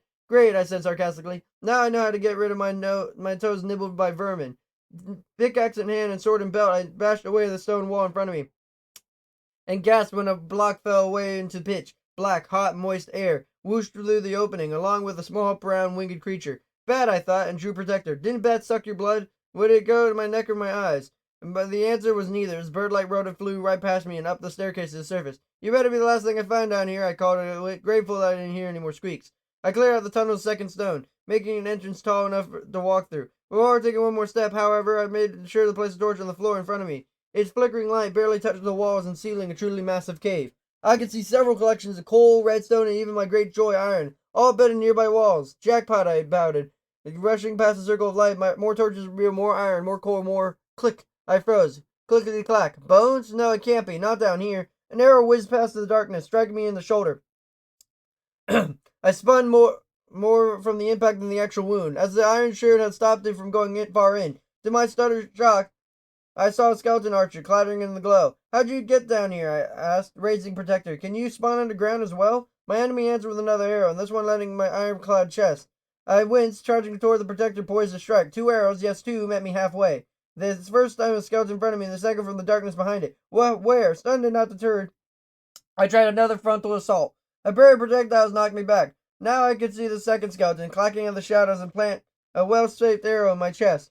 I paused, another volley punctured my shirt. You're not even supposed to be down here. I feel still reeling from surprise and disbelief. I hesitated long enough to another twin shot at me kicked me back. Looking like a pincushion, I now saw my present strategy could only get me killed. Even in my quickest run, I would never get close enough to hit him, and my armor and hyper healing would only go for so long. I never outlast a bombardment. All right then, I shouted, turning and running for the exit. You come to me. Zigzagging through the endless barrage, I pranced back into the safety of the tunnel. The bonies were clicking just a few steps behind. Good, I thought, hiding off to the side of the entrance. Earlier, I'd learned about the value of thinking under pressure. Now I had my first chance to practice it. Distance, I realized, was the ally of the bow and the enemy and the sword. Cramped quarters, however, might even the odds. As the first fleshless place clacked into view, I slammed my blade right into it. The skeleton pivoted towards me, shooting point blank in my leg. I hissed as the arrow lanced deep into my unarmored thigh. Now you die. The final slash and sniper puffed away. Before the smoke cleared, the second thoughtless bonehead took its place. Its time clear, I learned enough to keep the corner of the chamber, just close enough to strike, but obstructed enough to prevent clean shot. Eat this, bone boy, I growled, and my blade sent the second skeleton to meet his partner. I slumped against the rear stone wall, and I reached frantically in my belt for some fish. The one I'd brought along as a snack was enough to close most of my wounds and dissolve the forest of arrows growing out of my chest. As they vanished one by one, I saw the holes they made in my armor remained. Gotta learn to fix those, I said, seeing the protector had also taken it 3 scratches. Looking down at my feet, I saw the skeletons had left me several war trophies. I picked up another bow, 2 more arrows, and 2 dry, bleached leg bones. As I examined them in my left hand, the image of white powder appeared in my right. Okay, now, if you already know what bone meal is, give yourself a pat on the back. Oh, that's right, this world won't let you. Just like it won't let me pull an arrow out of mine. At that point, however, I didn't share about the ground-up dead skeletons and the danger of more live ones underground. How do they do it? I shouted, bursting through the door of my observation room. How do mobs spawn in caves? Moo, replied a munching cow, as if to say, they just do. I thought I was safe down there, I complained, pacing angrily in front of her. The whole point of the good stuff is to protect me from mobs up here. Moo snorted tersely. I sighed. I guess you're right. It's totally worth it because whatever I find to protect me will also protect me down there. I took off my own iron shirt, examining cheese crater holes. It's hard to put up except there's going to be challenges everywhere I go. Moo snorted again. Good point. The sooner I accept it, the easier I'll be prepared for it. I slipped my battered armor back on and pulled out my battle-tested sword. Great risks come with great rewards. Chapter 13, When the World Changes. I have to change, I told Moo. Now that I got mining and clothes monsters, I have to change the planning and preparing about the 5 Ps. Moo, said the cow. That would have been sarcastic. You think? I need a new plan for fighting, maybe a lot of it down here, I continued, which means preparing a lot more food and hyper-healing. I glanced around the forest, imagining what it would be like after dark. It also means getting luck into my nighttime studies of the mobs to make sure that I'm not missing any details about their behavior, which also means my eyes fell to my sword, experimenting with all the resources I have, just to make sure I wasn't missing any other weapons. Swapping my sword out for a skeleton bone in my belt, I said, who knows what I can get from this? What I ended up getting was a blast from my futuring past. Even more this time when I wouldn't blame my failures on hunger or deep separation. What's the point? I griped to Moo, holding the worthless white pile. If I can't eat or burn it and make it into something useful, why would it won't let me gather it? In a rage, I threw a pinch of ale into the ground and jumped back in shock at the flat green surface beneath me suddenly blossomed into tall grass and flowers. I looked down to the remaining 2 pinches. Bah, said Flint, finishing my thought. Plant food. I punched up the tall grass for seeds. That's what stuff I'd use for? Who knew plants needed to eat? Cluck, cluck, cluck. Me and 2 chickens had shown up. Can I help you? I asked in mock formality. Splashing in the lagoon suddenly got exciting as cluck, cluck, cluck. They interrupted. Their eyes focused on what's in my hand. The seeds? I asked, suddenly remembering the similar encounter I had with other chickens. The other that the creeper blew up, then staring at me the last time I'd seen the seeds in my hand. Had I been wondering about that the night before the explosion? Is this what you want? I said, holding my hand out. Isn't it? 2 sharp pecks and 2 of the 4 seeds were gone. And if you never seen this happen, trust me, I'll tell you, it did not make up the next part. Red little hearts, like the type you'd see in some old-timey cartoon, began rising from the 2 fowl. You been seeing this too? I asked Moo. The love-struck cluckers walked over to each other, stood eye to eye, then parted. A tiny white chick popped out and existed between them. So that's where babies come from, I explained. At least in this world. I tried repeating the same process, but their parents ignored my offering. I got it, I said. You're full, and besides, I could use the extra bread. Running over to my garden, I planted the seeds in a new row opposite the irrigation trench. Then, reaching to my last 2 pinches of bone meal, I spread out the fair, neatly mature stalks. Instantly, my target squares ripened. This is getting better and better, I said, without realizing how much better the day it was about to get. Harvesting the wheat gave me 4, that's right, 4 packets of new seeds. Awesome, I cried, replanting them and rushing back to tell my friends. Guys, I called, a saving golden train. Sometimes you get extra seeds. I can spend the garden without having to find more. Moo, cried Moo, strangely matching my enthusiasm. Completely out of character, she and the sheep began stamping toward me. Whoa, what's the matter? I asked, looking toward their heads, to make sure something wasn't chasing them. At the same time, I switched the wheat in my hand for a sword. The animal stopped, the sheep even looked away when I got it. You want this? I said, holding up the wheat and recapturing their undivided attention. Just like the chickens, you can, also, feeling suddenly awkward and wondering my square cheeks were blushing, I held out the bushels in Flint and Cloud. Hearts flew, eyes met, and then the island had another resident. Happy birthday, I said to the adorable rainy day colored lamb. Welcome to our tiny lazy island, little Rainy. Turning to Moo, I was about to make a joke about having more mouths to feed. I stopped, however, when I saw her turn away. Maybe she just lost interest now that the wheat was gone. I hoped that was it. Hope she wasn't thinking about the cow partner she lost, or the baby calf she'd never have. I'll bring you home some more tomorrow, I told her, noticing the darkening sky. Promise. You're the only one of your kind, I thought sadly, walking back to the hill, just like me, so if you're going to be alone together, it doesn't mean that we're really alone. I shouldn't have tried to study the monsters that night. Remembering Moo's loss, as well as the first chickens that dredged up the buried trauma of the creeper attack, I should have gone right to bed, cleared my head, and started fresh following night. But then, reliving the attack that was led me to my next discovery. It happened halfway through the night. I couldn't stop replaying the nightmare. I tried to focus on the mob spawning right in front of me, on the real creepers gliding silently past my window. All they faded behind was flashbacks. I couldn't shake the roar of the blast, the pain of the wounds, and grisly images meat and cowhide, and suddenly, a full present, blinking memories away, I ran down the tunnel of the bunker over the storage chest where it was. A feather. I'd forgotten all about it, along with the clip of Flint. And don't beat yourself up on it, I thought, taking him back to the observation room. You found them in different times, which is so many different things to keep track of. I placed them on the crafting table, and a single stick between, and they free to focus on fighting and look at deadly result. Look, I hollered to the window, looking up at 4 new arrows. Do you see these? Whether the mobs did or didn't, they sure sealed them enough. Now you get what you've been giving, I said to nearby skeletons, along with the rest of you. To punctuate the point, the spider skittered past my window. You never get as close, I told it. As your brother did when I only had 1 arrow, I waved the multiple missiles at it. And more important, I now know how to make them. As long as I can get sticks from cheese and split from gravel and feathers from... I paused and lost a new idea. Seeds make more chickens, I thought, and the garden makes extra seeds. Moo, called the approaching cow, apparently sensing my scheme. That's right, I replied. Breeding free chickens for their feathers. Moo just looked at me blankly. What I mean by free, I clarified, is that everything I make, tools and weapons, takes a lot of effort and time to gather resources like wood and iron and stone. But this chicken farming idea, all it takes is bonus garden seeds. I would have gotten away, but that's why they're free. Free feathers, and I moved past the knot of the stomach revelation. Free food. I'm gonna get a heck of a lot of free extra food for fighting my way through that cave, and besides, I said, my mouth watering involuntarily, roasted chicken tastes good. Humph, snorted Moo, dampening my euphoric mood. No, it's not the same as eating you, I replied defensively, or them. I motioned to the sheep family behind her. I know you guys, we're friends, but those birds, they're just, I can't even tell them apart, can you? Moo tried the silent treatment. I need this, I pressed, refusing to be cowed by a cow. I need all the help I can get if I'm going to get off the iron and coal. Arguing and Moo had brought up an idea to lower racist in my mind, and the theory I've been mulling over the time, and now feel confident enough to express. See that? I asked, pointing to the torch of the tree. Since lighting it up, not one monster, not one has spawned anywhere near it, which means the mobs can only spawn in torchlight, which means if I can get enough coal to make enough torches to light the entire island, my quest for security is done. I took a longer coal from my belt, which means that I'm gonna need tons of this stuff, which means I got a lot of mining in monster-infested cave. I waved the lump of the resident chickens, which means I need tons of free feathers and food. Moo, condemned my superior mammal. How can you judge me? I quipped, turning back to the bunker, when all you live on is free food. Moo, she tried another and I slammed the tunnel door. Debbie Downer, I grumbled as I got into bed, trying to shove my second thoughts in the back of my mind. Well, you're not going to dampen the mining morning. And she didn't. For the entire week that followed, yep, I mean week, up till now I've been giving you a play-by-play, day by day, but we could pull back because something awesomely awesome happened. A routine. For the first time since waking up in the unpredictable world, it's been manageable, controllable, reasonably predictable days. I got up there every morning, slapped my armor, grabbed my tools and weapons, picked up some bread and fish, and sauntered jauntily underground.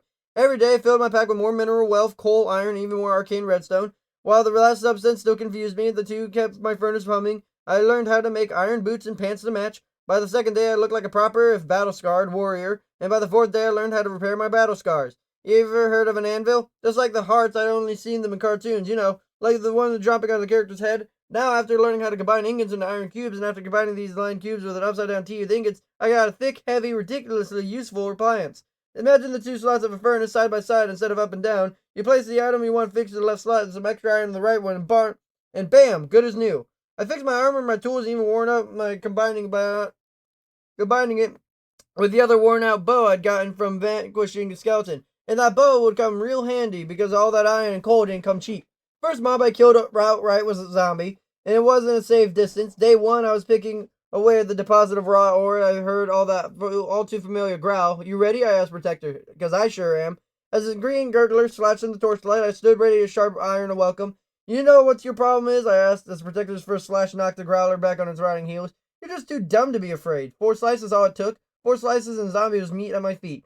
And we're just getting started, I boasted, Protector. I collected a lot of reeking flesh that week, as well as a spider silk and skeleton bones. The last trophy fertilized my garden, which got more seeds, which, well, you get it. Making more and more chickens and having to chase them all over the island brought home the need to corral them. Need the term chicken coop for the fenced-in area, or an actual chicken house. For me, it was former. I learned how to craft sections of wood fencing and place them in the square in the meadow. When I lured the birds with seeds, I closed them up securely with double wooden gates. I was collecting my hitting feathers yet. I figured I'd wait until I had more chickens and I knew what to do with. That way, I saved a few arrows I had for only enemy. I wouldn't touch it with half-a-mile pole. At first, I saw a creeper in my 5th morning in the cave. Came out of a small entrance tunnel, walked past the ever-expanding border of the torchlight, and I thought I spied something moving in the gloom. But it was just seeing me first because the armless, soundless bomb was already sweeping forward. Fighting jitters, I backed up a few paces, drew my bow, and took aim. The arrow hit the creeper just as it started to sizzle. Flying back a few steps, I tried another charge. I know how you feel, I said, losing my next and final shaft. As the smoke cleared, I saw something hovering in the creeper's place. It was a pile of little gray granules, and didn't have a chemistry lab to deduce what they were. Fire, tools, and iron. All my discoveries have mirrored progress of my species. What else could it be next in the mighty power of guns? This changes everything. It didn't, at least not at that point. Believe me when I say I tried every experience I think of. I tried even setting stuff on fire with a torch, which was not my brightest moment. To say the least, fortunately for you, the reader, especially for me, the moron, this world wouldn't let me blow myself up. Maybe it's part of a bigger process, I told Moo, collecting the hovering pile. Maybe I need to make a gun first. Moving the powder aside, I tried combining wood and metal in every conceivable way. At least I got a rehash of everything I already built, and I'm not experiencing reminder of grateful of what you have. Not like I really need it, I thought, finally calling a night. Got plenty of armor and weapons, got pretty darn good with both. So why did I stop, you ask? Why didn't I just gather up all the coal I mined and light the island to keep monsters from spawning? The answer is I needed the coal and the fuel in the furnace and smelt the iron of all my armor. Weapons, tools, and anvil to repair everything, and right you say, I wouldn't need to smelt all that iron if I just saved the coal and the light in the island. Well, for starters, there was a carrot. Yes, carrot. For a while, zombies have been dropping more than just their flesh. Sometimes it would be even got me an ingot or worn tool, but one time, I think around the end of the 6th day, my latest kill dropped the small, pointed, green-topped root I recognized instantly. Ah, I said, picking it up. What's up, Doc?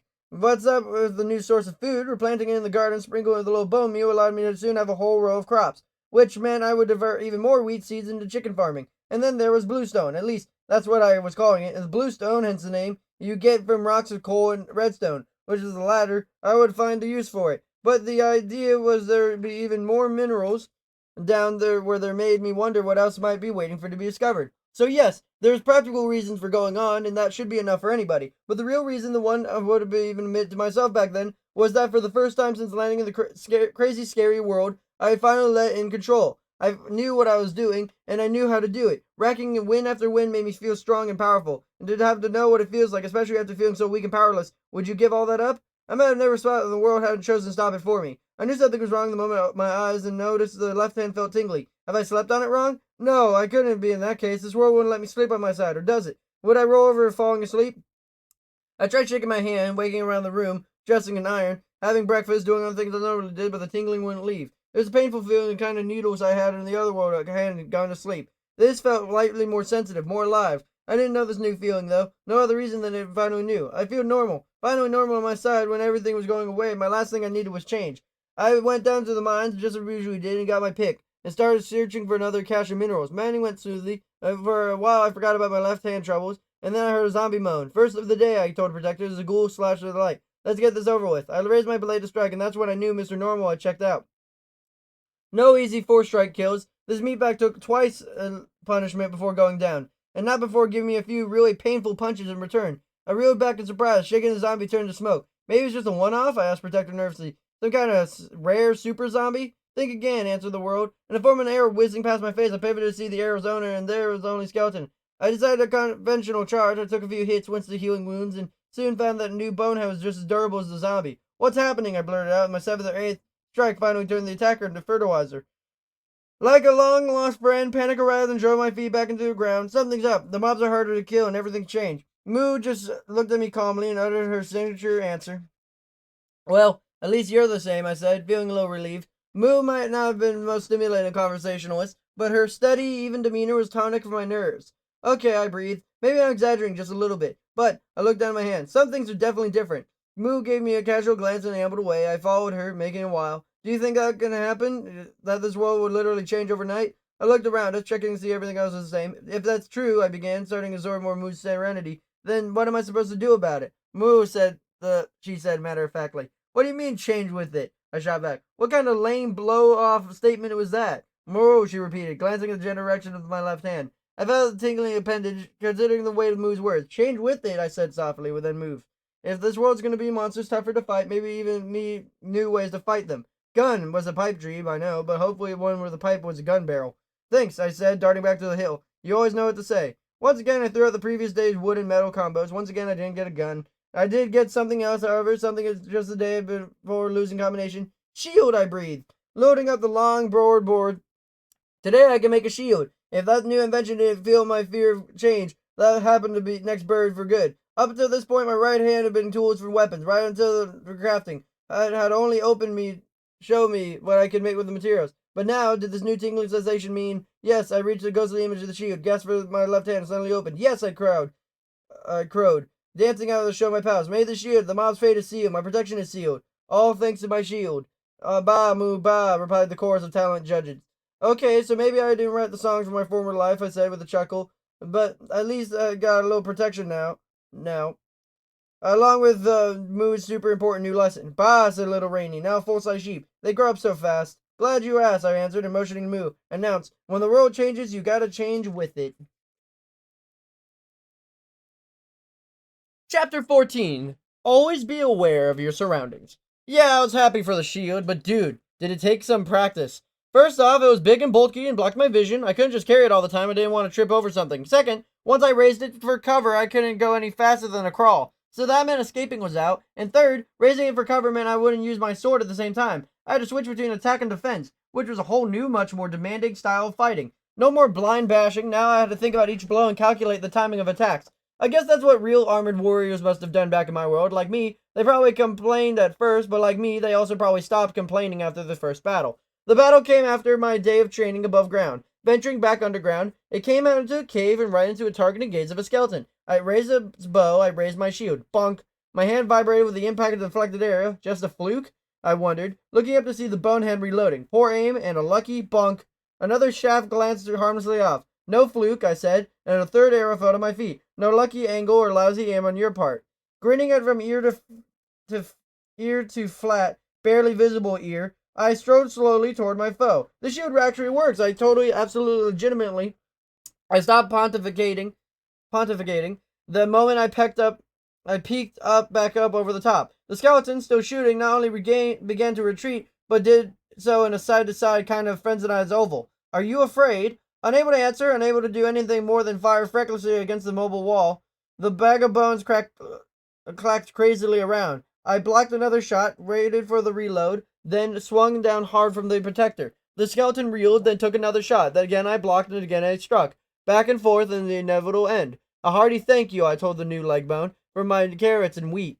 Came a howling moan, ending my witty one-sided banner. Looking up, I spied an approaching zombie. Raising my shield, I absorbed the first blow without injury. Just like the skeleton, I told myself, and lowered the shield to a strike. Pow! The punch took me right in the jaw. You're supposed to pause, I barked angrily, and raised my shield again. After taking the next blow, I tried another slash. Oof, I breathed. Though dented armor and bruised ribs, gah, groaned the ghoul, oscillating my battered board. Retreating under a torrent of blows, I realized the shields didn't work in close combat. Whereas skeletons were a well-timed dance, it was more of a boxing match, just like we used to do, I said, backing up a few paces. Sliding the shield in my backpack, I shouted, time to change back, and gave my attacker a good slash across the face. With renewed speed and agility, I tried to keep just a few paces away. You're tougher, I admitted, which means I gotta be smarter. Step in, strike, knock it back, and retreat and waited for an advance. Adaption, I crowed, and giving it another ghoul another slash.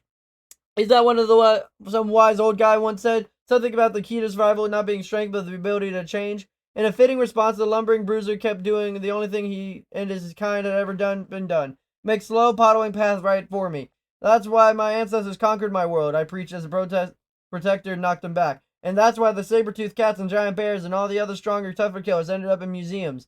Gross, snarled the zombie, recoiling with another chop. And that's where you'll all be, I boasted, raising protector up to the coup de grace. When I finally conquer this, gasped the ghoul. My next blow knocked it out of sight. I asked, sounding like the creature not slain, taking a step forward to investigate. The zombie didn't disappear into a puff of smoke, this time actually falling out of sight, downward, and nearly taking me with it. Whoa, I wobbled, stopping short of the edge of a cliff. I hadn't been paying attention to where I was going. I'd been too focused on the fight. The zombie battle had taken me farther and farther down the cave, past my torches down the narrow bend. It didn't notice the temperature and humidity had risen, or that there had been light up ahead. Only when I knocked the zombie over the edge of the cliff I finally stopped and stared. Before me lay an underground canyon, deeper, wider, and just, well, grander than any of my tiny island up above. For a moment, all I could do was stare in awe at the subterranean world. Now I saw the source of the growing heat. Streams of red lava poured from the several openings in the cliffs. These long, bright columns fell into a vast boiling lake. That I could also see water, thin blue lines falling from the walls, crashing down into the lava, turning the air into a stiffening steam bath. Just to look at the spectacle below made me dizzy, and imagining one misstep would put me all way back. Venturing a few careful peeks, I thought I could see some dry land at the edge of the lava and water. How could I not investigate? Nothing wrong with curiosity, right? Of course not, I reckoned, as long as it's careful curiosity. I started to dig a descending tunnel behind me in the cliff wall. Every few steps I opened the window into my bearings. I broke out into uneven but safe ground and stared up the amazement. The canyon made the first cave I discovered, which once looked so monstrous seemed like a rabbit hole. The heat down here was merciless, tropical, but I could really feel my lungs baking in each breath. I could also feel the sweat collecting under my armor, running down my back into my boots, and yet I could also feel sloshing steps in this stifling sauna. I could feel the least bit of thirst. Well, at least this world won't let me get dehydrated, I thought, blinking away stinking drops, and it don't seem to smell when I sweat, which is pretty cool. Cool if you're only the way of the heat down here. I noticed the nearest waterfall ended barely a few paces from my feet. Maybe dipping said feet into a few minutes could be a bad idea. Bad idea, I yelped, as the current tried to wash me into the lava. Half running, half hopping, I got close enough to the fall tipping point and contain it in the ring of cobblestone. As the blue surge subsided, I gawked at the material it revealed. These are smooth black stones I'm creatively calling blackstone, which, by this point, we've established I am the geologist back home. Whatever their real name was, these rocks were beautiful to look at, and that the sake of a souvenir. I tried to mine up a block and trying as far as I got, because my pickaxe iron blade was about to be as effective as my bare hands had been against a standard stone. Well, you ain't going nowhere, I shrugged at the shiny black surface, then froze when it answered with a guh. I snapped to attention, sword and shielded ready. Of course, the blackstone hadn't grown back at me. Something else, something stinky and very familiar, was somewhere down here with me. I spun in a full circle. All was clear. Nothing in the light of lava like, guh, echoed another groan. Was Mr. Deadhead behind a rock wall, or I crept over the edge of the lava lake, trying to see if I could find him on the other side. But big mistake. Peering across the recoiling soup, I heard another omnidirectional oomph. I thought I'd been careful. About 2 blocks away, I was not like actually the edge. No chance of accidentally falling in, right? Grah! Came a snarling ground. Then, bang! Festering fist bashed me in the back, throwing me forward and toppling into the lava. All I could see was red, breathing it in, choking on liquid fire. It was an indescribable nightmare. The feeling of burning alive. First came the shock of adrenaline, then the worst pain I ever felt. I had been beaten. I had been bitten. I had been prematurely blown up, and yet this is all the suffering I could hold, a burning candle to the boiling and molten rock. Imagine every cell across your body, every nerve ending, every sensor capable of feeling suddenly rising in one wailing chorus of hell. And yet, it was a total immersion, the complete body-wide attack of the system, and that ended up saving my life. That was the pain receptors under my skin literally burned away. It was left in one numb nanosecond to move, and move I did. As the flames licked up before my blinded, sizzling eyes, I swam to all my might at the Blackstone bank. I don't know when I climbed out of the scalding stew, and if I could continue to burn on land. Whatever was left of my rational mind locked in the memory of the waterfall. Stumbling, fumbling. Mercy, I was bathed in soothing, quenching salvation. Bang! Rotting fist stabbed right at the corner, knocking me back toward the flames. I swung wildly, eyes beginning to hyperheal. They caught a flash of rotting green. Protector swung, the impact of flesh and bone vibrating through the blade. Right. Sight and mind cleared the time for me to see the reeling zombie, to realize that, by sheer luck, its back, not mine, faced the boiling lake. An instinct I charged, smashing my shield into its body. Grugh, growled the ghoul, and as I dug in my heels, ground slowly forward, and pushed it into an incinerating sea. If only I could have celebrated, I just watched it burn, or done anything in the world except teeter backward and regenerating pain receptors swamped in my brain. Grunts, screams, howls. I threw myself back into the waterfall with the briefest shred of relief. All I got was a sense of memory of drowning. Eat! Wolfing down fish and bread, I could feel my body reform, and just as physical nerves were putting themselves back together, my mental nerves fell apart. Never again, I swore, fleeing for safety in the tunnel. Never go underground for any reason again. Stripped of my courage, traumatized to the core, I made it halfway up the stairs before another gust stopped me cold. They're waiting for me, I thought, swords shaking like grass in the wind. They're everywhere. And their voice came, not only from my ears, but from my head. Moo! Moo! That calming, doofy call floated through my memories. Somewhere above me was a pal who stuck with me through all my trials and triumphs. What would she and my sheep friends have to say of surrendering to fear? Courage is a full-time job. Nerves returning, sword straightening, I ascended the rest of the stairs, and saw for the first time that the cliff walls around me were practically riddled with tunnels. I had been so preoccupied with the size of the canyon, so entranced with the awesome spectacle of lava, that I never noticed these mundane but clearly fatal openings. In fact, the zombie I just heard growling at me was another cave opening across from the mine. So that's where your friend came from, I said. Looking down, I could see another hole, just above the waterfall, just big enough for one of those reekers to slouch through.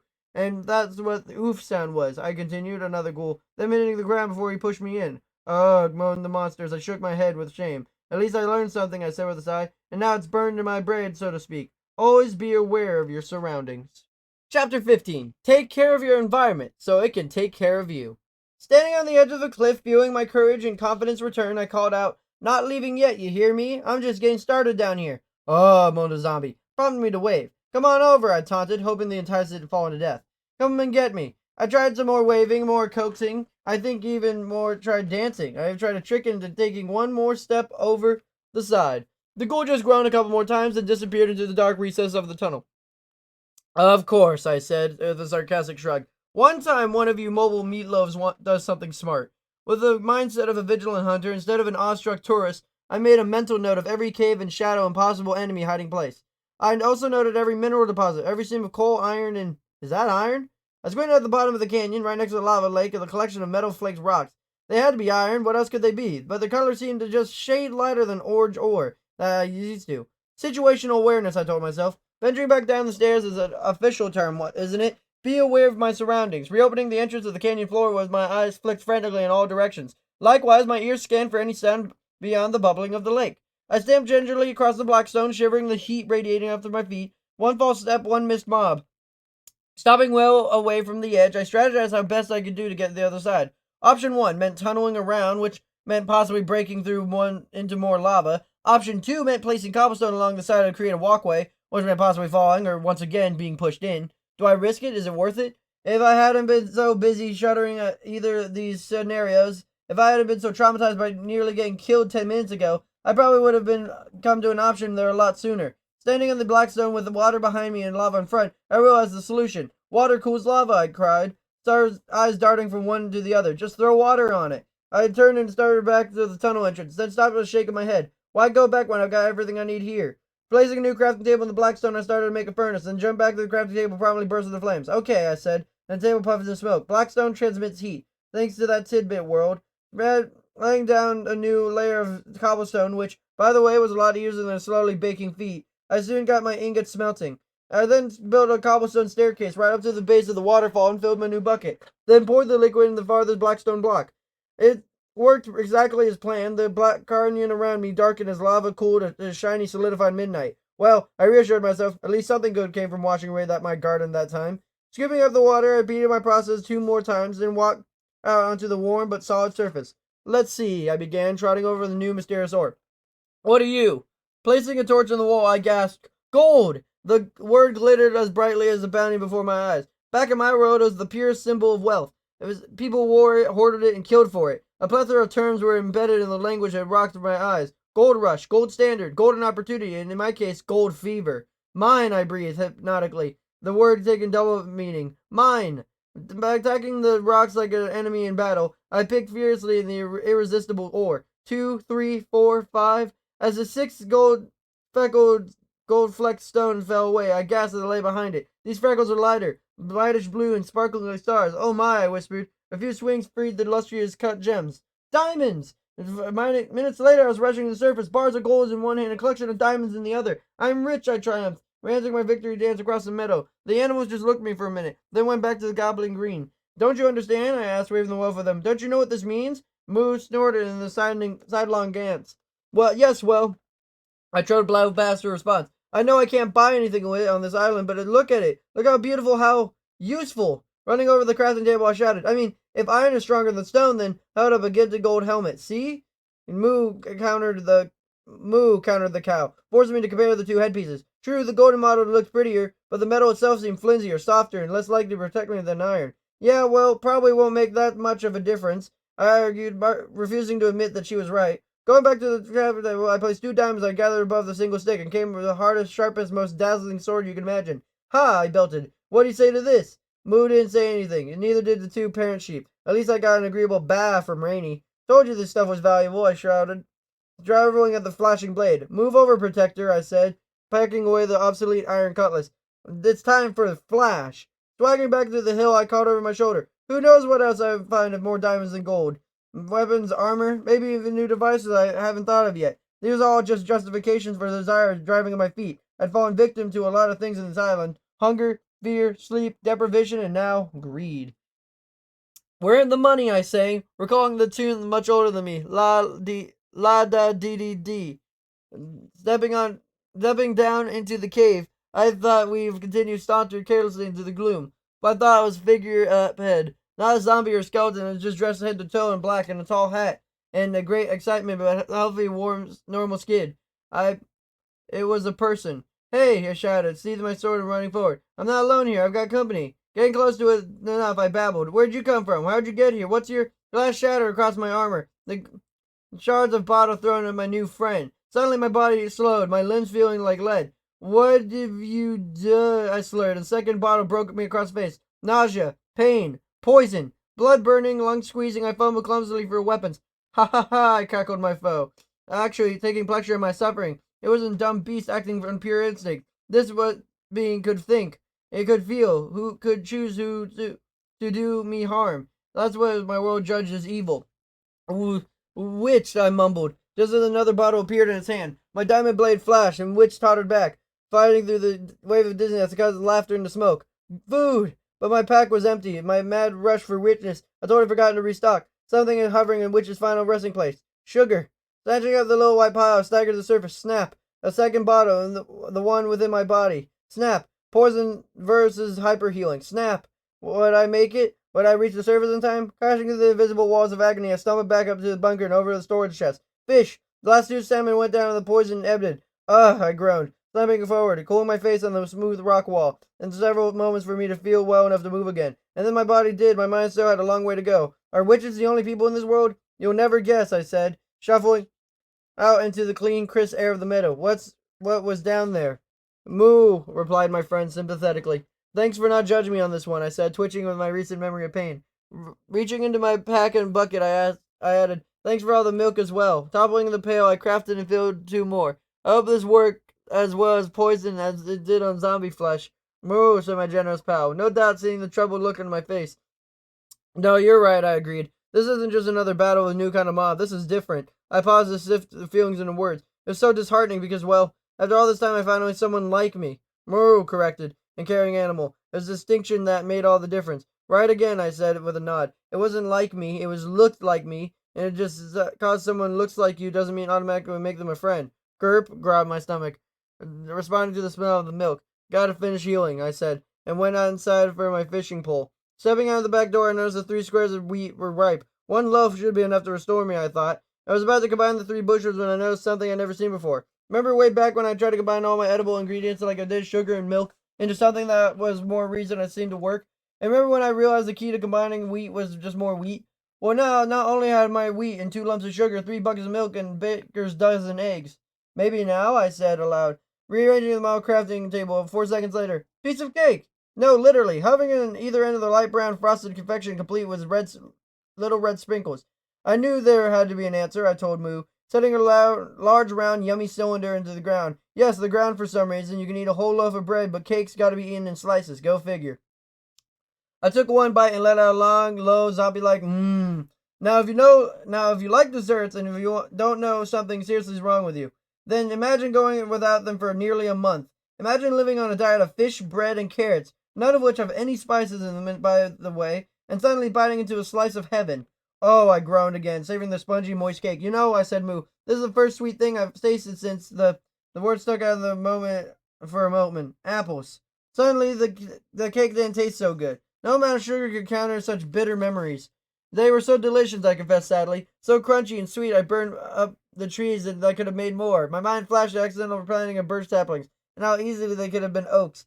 I'll never taste an apple again, I said, shaking my head. They're all gone forever, because I thought the saplings were worthless. I took off my gold hat and looked at it. Worth, I repeated the moo. I think the word means something, how much you want something and how hard it is to get. I sure understand that meaning now, because I know that 1 apple is worth more than all the gold and diamonds in this world. Moo, she sighed sympathetically. Thanks, buddy, I answered, but feeling bad about mistake isn't enough. Gotta make sure I don't make the same mistake again. Returning to the rest of the animals, I announced, from now on, I'm dividing the island in half. From Disappointment Hill to the eastern beach is mine. I can change it, develop it, and do whatever I like with it. But from the meadow and the western cloud, the island belongs to itself. I put everything back the way I found it. Fill every hole, replant every tree, and leave nothing but footprints when I'm done. But to the cheers of moos and bads, I replied, we've got to take care of our environment, so it can take care of us. Chapter 16. Everything has a price. I didn't intend to build a whole house. All I wanted to do was move the chicken coop. I hadn't factored that structure in the original environmental proclamation, so once I started scouting for a new location, I realized my options were limited. The eastern beach was too narrow and too crowded, and when you throw in the expanded garden, so the only other alternative was the hill. I haven't been up here in ages, not since I was scared and starving and half nuts. Now, clad in armor, with a full belly, a rested brain, and a cache of more items that I could store, I was finally in a state of mind to accept another treasure, the view. This is hard to believe, but I used to feel such a letdown looking out over the beautiful island, the beaches, the woods, and the dots of red, yellow flowers among the tans, blues, and greens. And so many greens. I never really noticed how the darker leaves contrasted with the lighter grass, which, in turn, could have been more different than the brass tinged stalks of ripening wheat. What a sight, what a sensation. The breeze alone was enough to give me a pause. I had been taking it for granted. Now, spending at least half of my time stuck down in the stuffy confines of the underworld, its gentle caresses were such a delicious as fresh cake. Why didn't I come up here more often? I called down to Moo, and then, hearing a distant reply, I realized I haven't been asking a much more important question. Why don't I live here? That's so many of my critical decisions. This one came with a healthy dose of duh. Why am I cowering in a bunker like some kind of helpless refugee? I asked Moo. Mobs don't attack me indoors. Well, zombies do, but they only attack the doors, no matter if they're in a bunker or a house. House. I tingled at the idea. A proper home above ground, civilized, normal. New priority, I reclaimed the animals and got right to work mapping the foundation. Construction took a full 4 weeks, which included acquiring all the necessary materials. At first I considered stone. All mining had filled several chests with it. The problem was I didn't have enough to nicer speckled white and pink rocks of the hollow house. and the dull, drab cobblestone was, well, dull and drab. I wanted a bright, cheery feeling when it would remind me of living underground, and so I settled with birchwood, two whole forests worth. I chopped out every single tree in the island, replanting the exact same spots, chopped them down again, and then replanted them. I hadn't forgotten to restore the land to its natural state. Constantly replanting saplings brought up a gentle memories of causing extinction of oak trees. So easy, I reminded my friends halfway through the second replanting. If I hadn't been so careful with oaks as I am with birch trees, I would have just lived on apples. It was Rainy whose bah gave me an answer. Good point, kiddo, I said, planting another seedling. If I preserved the oaks, I wouldn't have needed to make the tools and new discoveries. Heck, you probably wouldn't even be here. It was a profound truth that I'd come back to many times, that problem forced progress. No, I'm not saying it wasn't a mistake, I quickly qualified to Moo, but mistakes are a pretty good teacher, maybe the best.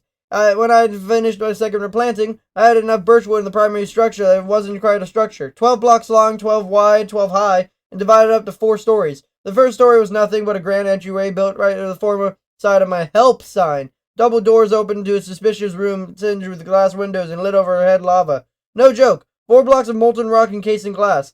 The idea was sprung in the original reason I had thought to build a house, the chicken coop. I said I'd figure out where to move my flock with the hilltop gone, but was plumb out of ideas. What am I supposed to do? I asked Moo, wishing I would scratch my head. Make more island? Moo, she answered. Which one would we take it for? Why not? I'll say as modeled snake, she could have bounced back ideas as the sun left the room of the moon. Why not? I repeated, rushing back to the chest full of stone. The goal was solid, but the method took some refining. Initially, I tried placing one stone block at a time, driving down to a sudden slope of the hill. Not only did it take forever, but the plunge of my first memory is nearly drowning. There gotta be a better way, I thought, in the 19th or 20th dive. As is usually the case in this world, there was an if only in the laminate of the animals. Could just make a whole new beach in one quick step, you know? Just like I did, poured lava over water. Then corrected myself and said, water over lava. Bah, interrupted Blackstone-colored Flint, forcing me to consider what I just said. Whoa, I breathed. You think? More bahs and a moo sealed it. Mistakes are the best teachers, I said. Take my empty buckets below. Even if the mistake is a slip of the tongue. Of all the difficult, dangerous tasks I accomplished on this island, making more island turned out to be a cinch. Don't ask me why the lava's safe and cool in an iron bucket, or why it's molten hot again the moment you pour it back out, or why when you pour it in the water creates cobblestone, not blackstone, but all those things happened just as I described it. Before I knew it, I had cobblestone platforms jutting out from the southern shore of the hill. Not only was it big enough for a new coop, the fact that I could only safely scoop the lava back up gave me another idea. 3 buckets later, I had an entryway lighting, which, by the way, illuminated the ground level floor of Blackstone. Ironically, the cooled rock had proved more difficult to obtain than this liquid variety. Eventually, I took a pickaxe crafted from the last of my diamonds, but in the end, I had a smooth, black, lava-lit entryway. And that was only the first floor. One story up was my wraparound kitchen, a furnace in which a corner of the chests and crafting tables lining every wall. I learned that wooden slabs, the same kind as upper floors and ceilings, could also be used as shelves. I made 8 shelves in total, 2 for each wall. I pictured how each would look and the scrumptious ever-fresh cakes on them, which would be infinitely more civilized than eating them off the floor. The third floor would be my grand bedroom. Double bed looked out across the carpeted floor. This is right, carpet. Experimenting with wool taught me that 2 blocks wide side by side got me 3 thin, flat carpet squares that would be laid right over the existing floor. And then 5 colors, the standard wool colors of black, gray, and white, and red, yellow from the 2 types of flowers. Remember when I tried to eat those flowers and holding them in my hand got me a potential to make dye? Remember when I crafted my first bed in the white wool and changed to a red blanket? Well, those memories clicked together in a multicolored checkerboard carpet lining the edges of the bedroom. Not the middle, mind you. The middle was reserved for my hot tub. You heard me. This invention was my architectural masterpiece. Recalling how my crafting table had torched on the canyon's blackstone floor got me thinking of the safe way to transfer heat. The final product of the complicated but spectacular achievement that serviced 3 to 4 hours. Floors. 3 of the 4 floors. It was the inner core of my entire structure, a transparent tower of glass, lava, glass, and water. It was lit by the first 2 floors and gave me the unheard of luxury of the third. I couldn't believe the sensation of dipping my body in that steaming pool. What decadence. It relaxed every muscle in my body, worked out the nerves I didn't even know I had. I loved my hot tub so much I even built trapdoors in the ceiling above it. So after a hard day's work, I could strip off my armor and drop right in. Did I mention the top floor was my workshop? I built it larger than the other floors, 14 by 14, and encased it in floor ceiling fences. This allowed the heat from my furnaces to be carried away from the ocean breeze. Like the kitchen, I stacked the corners of the furnaces lined with walls and chests. crafting tables in my medieval anvil. Standing on the roof allowed me to see farther beyond the horizon, which in turn gave me another idea, a watchtower. I already used some of the overflowing cobblestone to build an external staircase between the back of my house, starting to the former space of my earthen hut. It allowed me to zip from floor to floor in no time, and without ruining the uncluttered layout of my house. Initially, I thought I'd finish the roof, but then seeing the view from up here and seeing that still ridiculous surplus of cobblestone, I looked over the passing clouds and thought, why stop now? Up and up I went, laying a new floor every 10 blocks or so, break of any accidental falls, and placing torches in open windows. Those windows let me progressively colder wind. By the next morning, I could feel the teeth starting to chatter. Last floor, I said, as the cobblestone in my pack ran out. Laying the last stone, I looked up the stair opening above, and I saw white. I walked up into a cloud. I'm not being poetic here. I mean, the tower is so tall that I was actually standing beside the white, wet mist of moving cloud. As it slowly drifted past me, I looked down and gasped. My island was so small, with just a little patch of green and brown among the endless blue, and that was the only land in sight. I was so high up that even the square edges of the horizon were visible, and yet there was nothing else but ocean. I'm truly alone in this world, I thought, and the reaffirmation of the cold truth might have been the subconscious reason for my next and final addition to my mansion. Like the tower, it was situated behind the house, so to the right of the stairway and access through the doorway at the back of my first floor was a spacious room, constructed entirely of sandstone. I choose sandstone over birch for a very practical reason. It's easier to clean, and I needed this room to be as clean as possible. After all, this was my bathroom. To the right of the door was a sink for washing my hands. In the rear center building, I placed a trapdoor to air out all the bad smells. Directly underneath it, I placed another hatch in the floor. This was my toilet seat. It wasn't really a seat, it's just a cover for the toilet, and that ventilation like a sink consisted of the water cube directly under the hatch. Unlike for the sink, however, I dug out a diagonal tunnel running all the way to the sea. And it worked! I dropped a cube of brown earth into the water, ran down to the beach, and watched it as it washed out of the open ocean. Moo, I called, running from the beach back up to the house. Moo, come here, you gotta see this. She snorted, clearly more interested in the patch of grass before her. No, for real, I insisted. You've got to see this. When she didn't respond, I pulled a stalk of ripe wheat from my belt. Any takers? Moo, she replied, following me up the western slope of the hill. Maybe it was a little too uncool to bribe her with food, but I knew she would understand once she witnessed this achievement. Leading her through the double doors, I waved the wheat at my bathroom monument. How about that? I asked, explaining how everything worked. Moo, she responded in a flat, euphoria dampening tone. No, I know I don't need it, I admitted, but I know I can't use it, but I can build it because... I struggled for an answer, because... Well, I don't know why, okay? I don't know. Stopping to think about my answer forced me to admit that I didn't have one. Why did I have gone through those efforts to build a room if I'd never used? I hadn't even thought about during construction. It's just gone ahead and done it. Why? And why was it being so intent on showing off to Moo? Was it part of my brain that was trying to use room for another reason? The reminder of deeper, more uncomfortable reasons I swore to someday answer, but it was now trying to avoid. When you're trying to tell yourself something, listen. I should have realized that right then and there. What I shouldn't have done is try to deny the confusion bubbling up uncomfortably in my gut. What I shouldn't have done was try to change the subject. Point is, I'm done building, I announced, feeding Moo her wheat, and this calls for a celebration. Rushing up to my bedroom, I grab a special tool from my chest, and what's better way to celebrate than a roast chicken dinner? Maybe it was timing, maybe it was the heart rising from Moo after her meal and would have vanished away by the time I came back down with an axe. Maybe it was the expression of her feelings, just like being low moo that followed. Don't start in with me again, I said, making for the door. We had this discussion already. Moo, she continued, imploring me to change my mind. I know what I'm doing, I snapped, heading down the coop. During my month-long construction, I still continued to raise more fowl. Every time a wheat square ripened, every time I harvested extra seeds, I used them to grow the flock. And I had now over 3 dozen crammed against the straining fences. Free food, I thought, wadding in their midst. I say wadded because they were packed so tightly trying to walk upstream.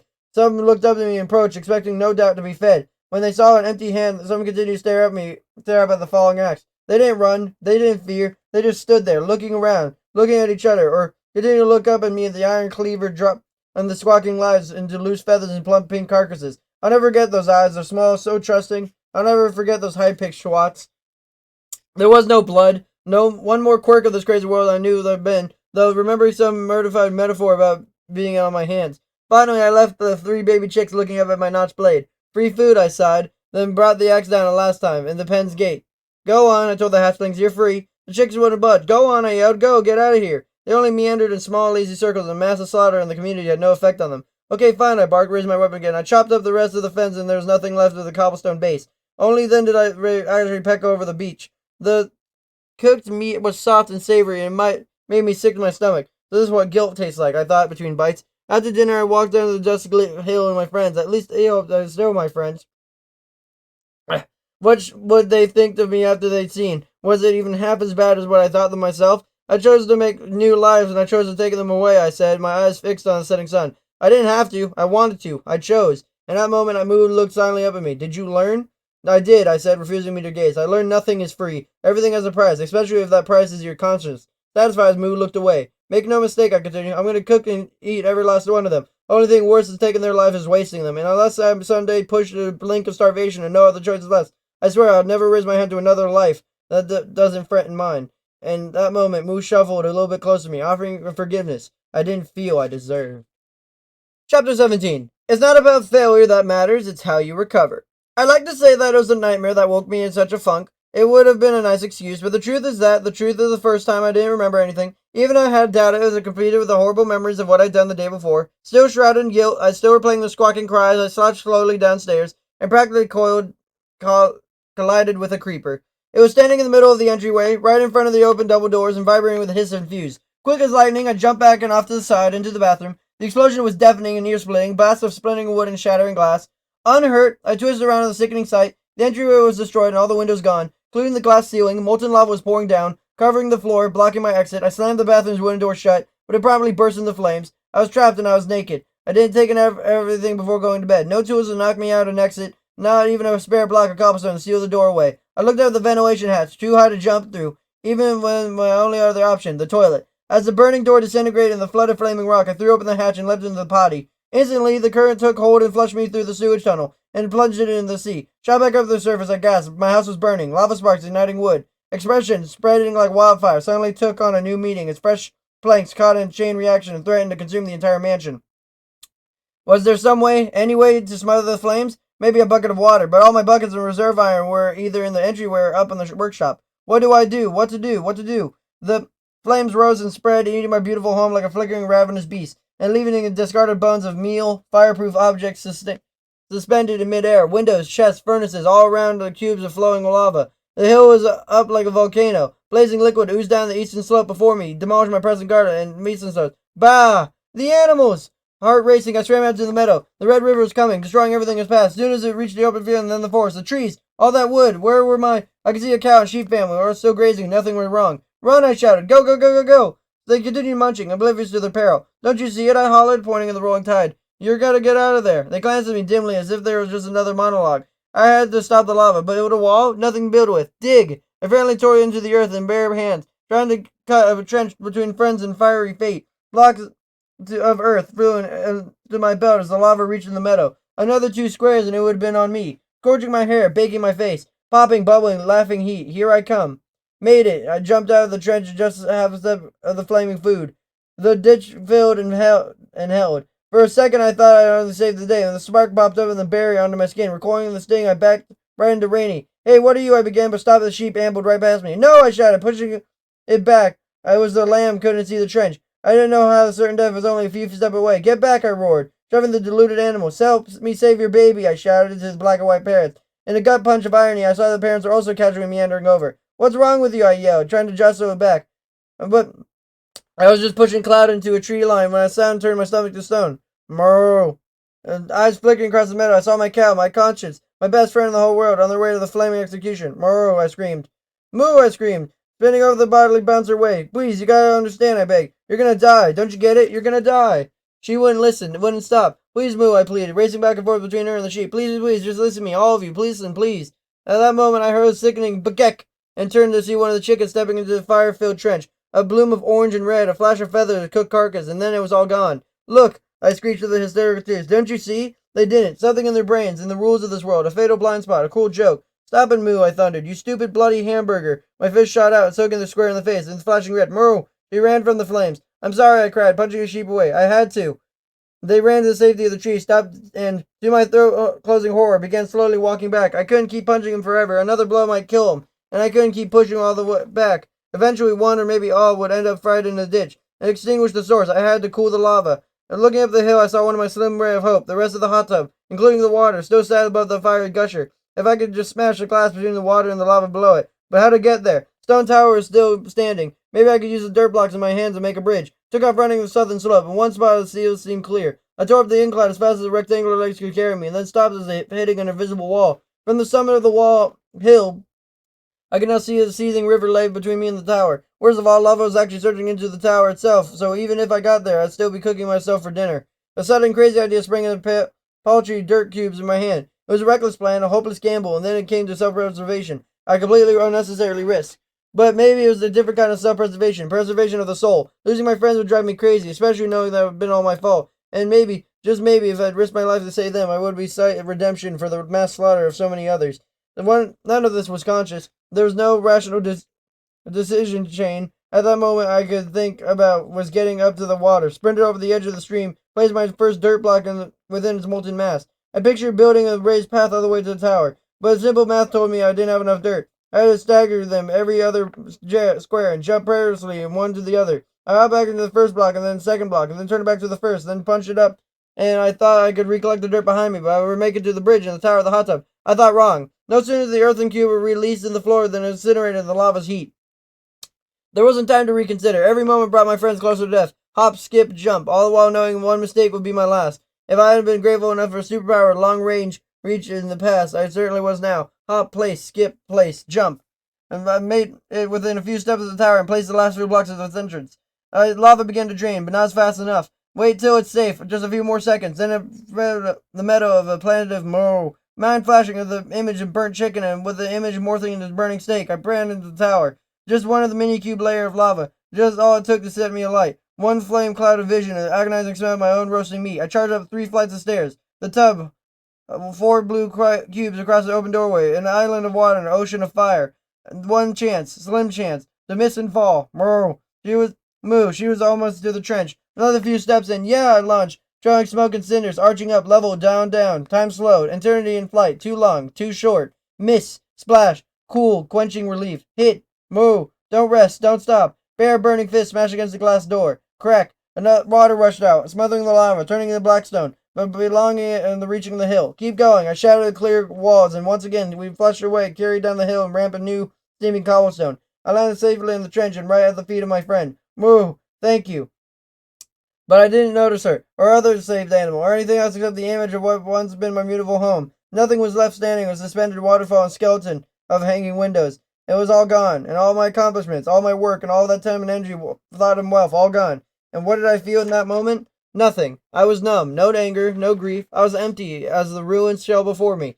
Failure. The world closed in like nightfall. I'd failed. I'd ruined everything. I was a failure. I didn't know what I was long I'd reached the ruins. I'm guessing a better part of the day. I didn't feel the hunger and half-healed wounds. I didn't feel the nudges of my friends. I didn't hear their calls. I didn't want to listen or feel or think or care. I didn't want to be.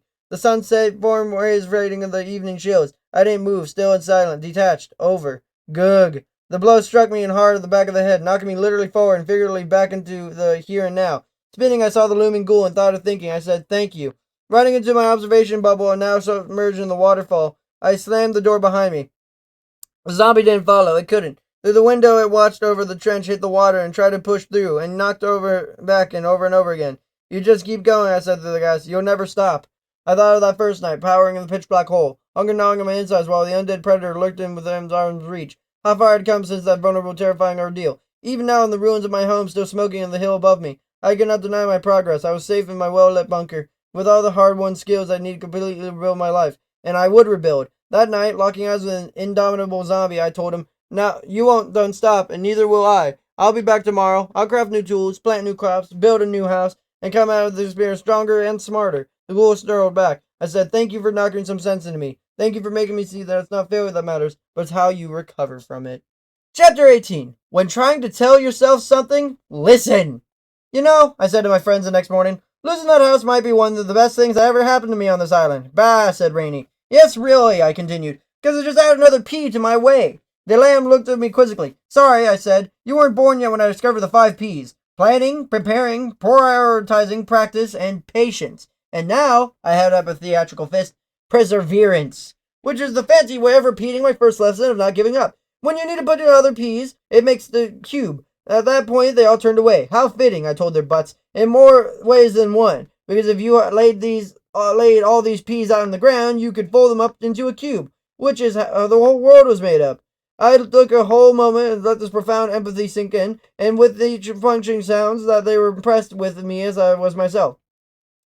The way of the cube, I said grandly, striding amongst them with outstretched hands, and the perfect philosophy for my next project. Bah, said Cloud. No, no, and I told my pale companion. Not a new house, not yet, not before I finally tackle the reason I lost in the first one. Looking at the burned out, waterfall-filled ruin of the hill, I asked, how long ago did I realize that torchlight prevents mob spawns? And how many times did I plan to light the whole island? But I never did it because I got distracted with other projects, and, to be honest, it seemed boring. I took a price and paid for it. No more. That house-destroying creeper taught me yet another priceless life lesson. Nah. And turning back towards my friends, I saw they all walked away in the middle of my monologue. Never put off the boring but important chores, I shouted after the retreating forms. So I went straight to work and lighting up my island. I used up all my coal and most of my wood to make enough torches to carpet the land. I placed them on trees and grass and beaches, even in the middle of the lagoon in a single column of cobblestone. I wasn't taking any chances. Yes, I know, I promised that I'd leave that part of the island exactly as I found it, but I reasoned that if I didn't mob-proof the environment with torches, then I'd risk damaging it further with more mob attacks. Sometimes you have to compromise an ideal in order to save it. I'm glad I did. Not one mob, I said to Moo, standing in the midnight meadow, watching the torches bend to the stars, but a single spawn of one end of the other island of the other. Moo, she answered agreeably, looked up at the stars in her slow, straight journey west. I could stare at them all night, and then on that thought I added, in fact, why do I need a house anymore? I imagine my bed in the bare summit of the hill, only stars for cover. The island's safe and temperature's always mild, and why do I need a roof over my head? And at that moment it really happened and began to rain. Not those dizzy little drizzle showers that came every now and then, but a full-blown storm, with ground-shaking thunder and cracks of white lightning. That's why, I said, sheltering under a tree with Moo. Just thinking about being struck made me shiver. As much as I'd like to sleep under the stars, I also need a roof over my head. And it wouldn't be a wooden roof this time. In fact, the whole structure would be fireproof. Remember that story of the 3 pigs? I did, right down to the exact detail of using bricks. No reason something can have style, right? I found the bricks were just strong as cobblestone, and they also looked really nice. I dug all the clay in the lagoon's underwater pits, but after replacing the bottom layers with sand, I put that top layer right back in the order to restore its natural beauty. I was lucky to have enough clay to make plenty of bricks for a cozy cottage. I guess I won't have to describe the house it looks like to you, unless of course you're reading a copy of the story and the original has been removed somewhere else. I'm going to assume it's in the same place though. Have you seen a smaller C-shaped building that mirrors the natural form of the island? You've seen the kitchen and workshop wings in the first floor, the bedroom and walk-in closets on the second? You've seen the iron front door and the 2 trapdoors in each wing of the ventilation, as well as the iron bar windows that have north and south walls at each upper floor. Doesn't that sea breeze feel good? You've seen that I've learned how to make clay flower pot that I left next to my bed and the armor stand in the closet. You've even seen that I figured out the stained glass blocks in the ceiling and made proper thin, elegant window panes downstairs. Most important, though, you've seen the paintings. Those came in when I'm making the new bed. Thought about not using flammable wool for carpeting anymore. I thought, why not mess around with a little with it and see if I can come up with anything else? And I did. A mix of sticks and wool got me an image of blank white canvas. Stretched out in wooden frame was the only then when I grabbed the really bizarre begins. Experience suggests that the object belonged to on the wall, and when I placed it on the naked bricks, the surface suddenly filled with brightly covered mini squares. The sheer surprise made me jump back a few steps, and when I saw a clear pattern, it was a human figure from my world, tall and rounded, with black clothes and reddish hair, standing on the mountaintop, looking over the white landscape. Whoa, I breathed, feeling truly gobsmacked. Whole new level of crafting, not the basic generic items like a pickaxe or bread. It was clear, specific, unique. Image. How, I asked aloud. How had the world decided on that's what should fill the canvas? I punched up in the painting trying to examine it closer, and the image went blank. I placed it back on the wall and saw something completely different. Not only had the frame changed shape, but now the picture appeared to be 2 black and white figures reaching for each other. What? I whispered, and removed it again. The third time I came to the same horizontal frame, but changed the image into a recognizable creeper. And that's when the theory formed. That's when the world choosing these images was I. The first 2 subjects were real paintings from my world. In fact, very first painting of the man on the mountaintop seemed to reproduced on the cover of a book I had once read. Something about a man creating a monster. Was this world somehow channeling my memories? Was this a key to remembering who I was? Leaving the creeper painting up was a fitting reminder to always close the door. I got to work on the other frame, placed it right on the wall in my bedroom. What else will I remember, I thought. I gaped at the painting and appeared. At first I didn't think it came over from either world. The subject was a man, I think. A yellow skin, a red shirt, blue pants, and triangular blue-red hat. At first his crude outline looked squarish, and the thin lines that didn't match up with this world. And then it hit me. You're King Graham, I said in a picture, from the computer game, King's Quest. Computers. I thought about the conveniences of my world. Refrigeration, microwave ovens, TV, and AC. All of them were references to making life more comfortable, but computers were different. This didn't help my life. They were my life. That's why I didn't know how to fish or cook or tend a garden. I spent my life in front of a screen. But who did that life belong to? He. Stepping out of the house, I didn't think about where I was going to notice it began to drizzle. I didn't even realize that I had begun humming the song from my world, same one I remember from the horrible first night of the island. You may find yourself, I said aloud, meandering almost dreamily around the hill. As before, I could recall the lyrics. It was like trying to listen to a neighbor's radio through a wall. All I could come up with was the same song from before. You may ask yourself, I sang to Moo, well, how did I get here? And then looking down at my friend, I asked, and why am I here? It had drawn up at me until the moment there might be a conscious reason why the entry to this bizarre blocky world. I had either been too busy or, let's be honest, too unwilling to even think about someone that had intentionally taken me. If there's a reason of me being here, I asked Moo, then what is it? Just saying it out loud made me uncomfortable. I could feel my neck muscles tighten, my stomach churn, and any peace I'd rebuilt in the new house evaporate like a dead zombie smoke. Sensing my growing discomfort, Moo ventured a questioning Moo. I don't know, I answered, in that moment despising me 3 terrifying words. I don't know why asking these questions is making me feel so small and scared. I mean, haven't I been working towards answering them all along? Wasn't that the reason for the grand strategy? The whole point of nailing down food, shelter, and safety was to give me space to concentrate on the really big questions, and how I've done all that. Now that the moment's here, I suddenly felt like I was standing on a cliff, and then I'd almost fallen into lava in the underground camp. It's just like doing a terrifying ideal. I backed up into safety. Now that the moment's here, I said, pivoting this denial, I deserve to enjoy it, right? Moo just looked at me. After all, I continued, those are questions still be there tomorrow or next week, right? I'm tired of taking a moment to smell the flowers and enjoy the sunset. And looking at the appropriately setting sun, I concluded with, which is perfect time to test out my new hot tub. Walking back to the house, I could smear Moo the call surrounding, like, wait, we gotta talk about this. Sorry, I said, practically skipping away. Time for some me time. I had rebuilt my hot water luxury over the foundation of my former chicken coop. It was now a heck of a lot safer keeping lava in the house, but the ocean breeze and was now rain made it a perfect location.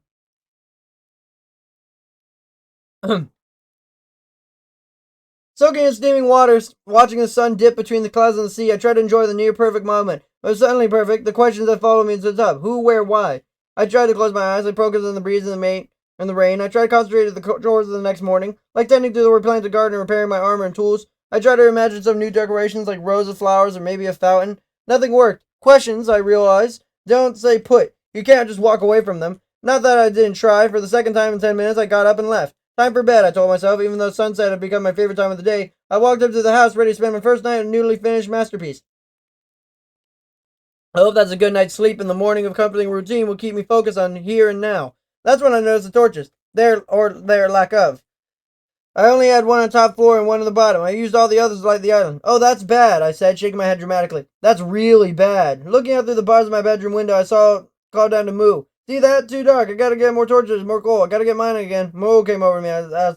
I took as, you know you're just making up excuses. No, seriously, I countered. What if one torch is enough to keep mobs from spawning? Again came along, scolding. Will you just deal with what's bothering you already? Moo. Hold that thought, I said, reaching for my armor and tools. We'll talk later. Pickaxe in hand, sword and shield in my belt, and a healthy ration of bread and carrots on my pack, I made my way back down below the earth. Surveying the underground canyon made me realize how thoroughly mined out it was. Glittering ore caches have been replaced by gaping holes. The walls actually looked like some hungry creature that began taking huge bites out of them, which wasn't that far from the truth. The side tunnels have been equally ravaged. Previously dark tubes now have low-lit passageways, and of course the well-lit part was that I didn't want to think about it. If I was really after coal or torches, I'd grab some already made ones right off the walls around me. For a moment, I seriously considered doing just that, taking a few torches, heading back home, and trying another way to avoid answering those really big questions. Gah! The groan really brought a smile to my flat face. Gah! Somewhere down here, some dark spot I'd somehow missed was a distracting, delaying dead guy. Drawing my sword, I looked in every direction. I couldn't see anything that first. Gah! These groans sounded slightly different than usual. A higher pitch, I listened carefully, and thinking maybe it was a trick of the canyon. And then something came flying out of the darkness. Blanchard, a miniature halfling baby zombie, raced toward me in a small hole in the wall. And when I say raced, I mean raced. This little imp was fast. Before I can even raise flash, it crashed into me in a freight train. Flying back, it barely uttered and startled oof before it struck me a second time. It wasn't just fast, it was tough. I didn't know how many times it swung before Flash finally smoked it. What was that? I croaked, wolfing down the food to heal the pain. Veering into Half-Z's hiding spot, I couldn't make out any treasure, no coal, iron, or nothing of value. What this opening did present, however, was a chance to pretend that I actually cared about exploring. I picked away at the me-sized opening and stepped cautiously through. I raised my shield, waiting for the inevitable arrow. Didn't come. I waited for a few extra moments, listening to the groan of a zombie or hiss of a spider, nothing but silence. Stepping eagerly forward, I thought I saw an object of light at the tunnel's entrance. It looked like a plant, or at least something plant-like, growing right out of the block floor. Stepping closer, I could make out 3 short, stubby, tan-colored shrubs. My foot was just got too close to one because it popped off the stone floor and up into my belt. Even looking closer, I could see it was a mushroom. Ew! I grimaced, thinking it was either they were poisonous or they could make me long dead rock stars. Make me see long dead rock stars. What changed from my earlier time of starvation when now literally killed for one? That's when I noticed the other light. I figured I'd put another lava pit, although the tunnel ahead was getting colder in each step. Guard up, weapon ready. I marched the last few paces, a sharp descent of the tunnel. When I took my breath away. At the bottom of a rough, steep slope with a torch. Not one of mine, attached to a wooden frame. I'm not alone, I exclaimed. Ironically, hear my own echo in reply. So many images flashed before my mind. The boots I had pulled out of the ocean. The questions about what lay beyond the horizon, and sudden sharp sense of danger of the witch. What if this was its home? What if there were more of them, bouncing between the verve and vigilance? I crept to the bottom of the slope and stared at the pure shock of the length of the artificial mineshaft. The walls had been carefully scraped out of the neat 4x4 pattern. Every few steps the ceiling was supported by wooden crossbeams set on double high fence posts. I couldn't tell how far back the tunnel went. Darkness blotted out anything beyond a few dozen paces. Who made this, I wondered, and when, and where are they? My head started spinning with questions. Had my islands once been inhabited? Had there been another individual like me, or a group of people that had come here and built this and then left? If so, it was surface evidence like structures and homes. Had the original miners decided to restore the entire island in natural state before leaving? If so, why hadn't they taken all the other minerals I found up until this point? Maybe they just taken as much as they needed in my post-race. Maybe the island hadn't been their starting point, but their ending. Maybe the mining tunnel ran to the ocean out of reality, or a new world, or a different island at the very least. I thought about calling out whoever might be still here, the reason that they might also be hostile. Just because someone looks like you doesn't make them a friend. Once again, I came back to the theory of the witch's lair and decided not to advertise my presence. I noticed that wood blocks in the fence posts were oak, not birch. Since the former had been rare up in my island before I caused their extinction, maybe that's all been brought up to someplace else. Placed the torch farther down the wall, spied another particularly in the distance, which there's sections of wood, metal plated, and the iron track. I followed hesitantly, placing torches every few steps and listening to nearby sounds. I passed caches of embedded coal, iron, and redstone, which I promised to dig out later. I also passed several blocks of spider webs in the upper corner of the shaft. But this last observation filled my anxiety with full alert. Maybe they were even spun by some harmless little species about the size of a crabcupine. Or maybe their bigger cousins are to blame. Still following the track, I saw that the shaft split left to right. I looked left, saw nothing but blackness, looked right, and saw that it looked like a metal box. Getting closer, I saw it wasn't a box, but a wheeled cart that held a standard wooden storage chest. Opening the lid, I found a worn iron pickaxe, and something about positively blew my mind. It wasn't crafted of diamonds. It wasn't of diamonds crafted into armor. It wasn't armor that had been crafted into something that wasn't human. At first glance, the large protective cover seemed to have made a four-legged animal. A cow? A sheep? Why would anyone want to protect animals that were ignored by mobs? Maybe it's protection against another monster I haven't encountered yet, I mused, examining the clear cover, or maybe the animal, not a monster, that I haven't encountered. But the second theory was true when it bolstered a single notion that materials were coming to someplace beyond the island. Should I head back up the surface, try the suit and animal friends, and I press on? Clickety-clack. There was my answer. 3 arrows, yes, 3, came whistling from the dark and buried themselves in my ironclad chest. I winced, turning to run down the tunnel like a very fist underground level battle. I turned the corner and waited for a pursuer to show. Click, click, click. I could hear 3 pairs of bony feet, although I didn't seem possible, 1, maybe 2, but I never come across so many. You're in for it, I told myself, and surely I was. No chance of shield and strike maneuver here. No way to avoid looking like a wounded hedgehog. As a trio of archers came around the corner, I laid with a flashing diamond-edged determination. You don't know how many arrows struck out of my body by the end. I sure don't want to remember it. It was enough to devour the rest of my food and send me straight back to the surface. Guys, I called up to my four-legged posse. It fit any of you? I looked at special care of the whole of the diamond armor of both Moo and Sheep. Neither would accept it. So, what do you think it's for? I asked them. A deer? A horse? A water buffalo? The middle one made the most sense, as I'd seen pictures of the armored horses from my world's age of dumbness. I guess the specific animal is important, I told Moo. As a fact, there would be other land out there. I glanced at the horizon, feel my insides tighten again. Or not, maybe not. I chirped, hopping back to the Nile Express. This island could be a mountaintop in the world if flooded. Wasn't there a career-killing movie about that? The animals all stared at me. Whatever, I said, and headed about for the hill. Point is, I gotta get back down here. No, who knows what I'm gonna find. I still wasn't ready to listen to what my subconscious was trying to tell me. Chapter 19. Books make the world bigger. Amen to that. My second expedition into the mine shaft almost ended as quickly as it started. It must have been down there for only a few minutes before I found another one of those mine carts. You don't need to hear about a couple of zombies on the way. Moan, chop, poof. You get it. But matters is that I found the minecart's chest, and I don't mean a few pinches of redstone or a loaf of bread that still tasted fresh after, thousands of years? What sent me racing back to the surface were two collections of seeds, neither looked anything like the standard bright green seeds that I'd gotten used to. First bunch were small and black, while the seeds of the other bunch were lighter and just a little bigger. In no time, I was back in my garden, digging out a hole, new rows, and scraping out the first square of my hoe. No sooner had both gone than I saw how different they'd be. Wheat, even carrots, both came up in multiple shoots, and not these, both just one thick green seedling. It almost made me laugh to think that, a few months ago, I would have spent days just watching and waiting. Not now, not while my stockpile of skeleton bone meal.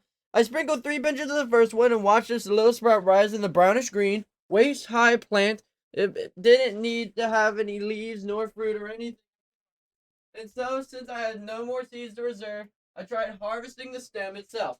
Maybe it's the same whole new kind of food, I thought. Something that just has a square version of what I found in my world. Or maybe it's something I would recognize, but only after my music ended with a couple punches completely obliterated a boom. Bing, bang, boom, I said sarcastically, and so began the process of replanting and fertilizing the next handful of seeds. This time, however, I waited patiently. I paced a little, checked on the other garden crops, harvested some wheat and carrots, then came back to the same stubborn little plant. Okay, fine, I thought. I told it. I'm gonna repair my armor or something. When I get back, maybe I'll bring Moo and see if you look good to her. As if to answer, there's a shrub or vine or whatever it suddenly spun to the side, burned in a giant square, light and dark gray striped fruit. Now that's a little more like it, I said, punching out the suspiciously familiar cube. As soon as it was in my hand, the fruit separated into 6 slices instead of thick green crust and crunchy pink, instantly recognizable flesh. If you never had watermelon before, you don't know what you're missing. I groaned between bites. Psyched to have yet another addition to my growing banquet. How about you? I asked in the other mystery vine between bites. What you got? What I got, at least in the moment, was nothing. Suit yourself, I told it. We'll talk when I get back. Before returning to the mine shaft, I replanted another watermelon seeds, leaving a long row of 4 vines and one row of yet to be undefined stem. I head back down to the trees to do discoveries. This time, however, my findings were completely positive. I was heading down the tunnel past the second looted mine cart when 3 more arrows slammed into my hip. Again, I yelled, turning to confront another trio of skeletons. This time, instead of trying to ambush my attackers, I pulled back around the corner and sealed up a space between support beams with extra cobblestone. We're not done, I said, hatching a new plan. Since mining had become second nature, I thought about digging around the other side, breaking up behind them, and using the element of surprise to snag a load of crackling fertilizer. It turned out to be a total surprise, not for them. I didn't get very far without thinking through a cobblestone chamber and coming face to fleshless face with another pair of skeletons. There was no time for well-rehearsed sword and shield combat, no time to do anything except rush right past my attackers and steal the room's proper entrance before 3 buddies would arrive. Taking a few not-so-fun arrows in the back, I threw down some torches, then threw down clicking at the killers.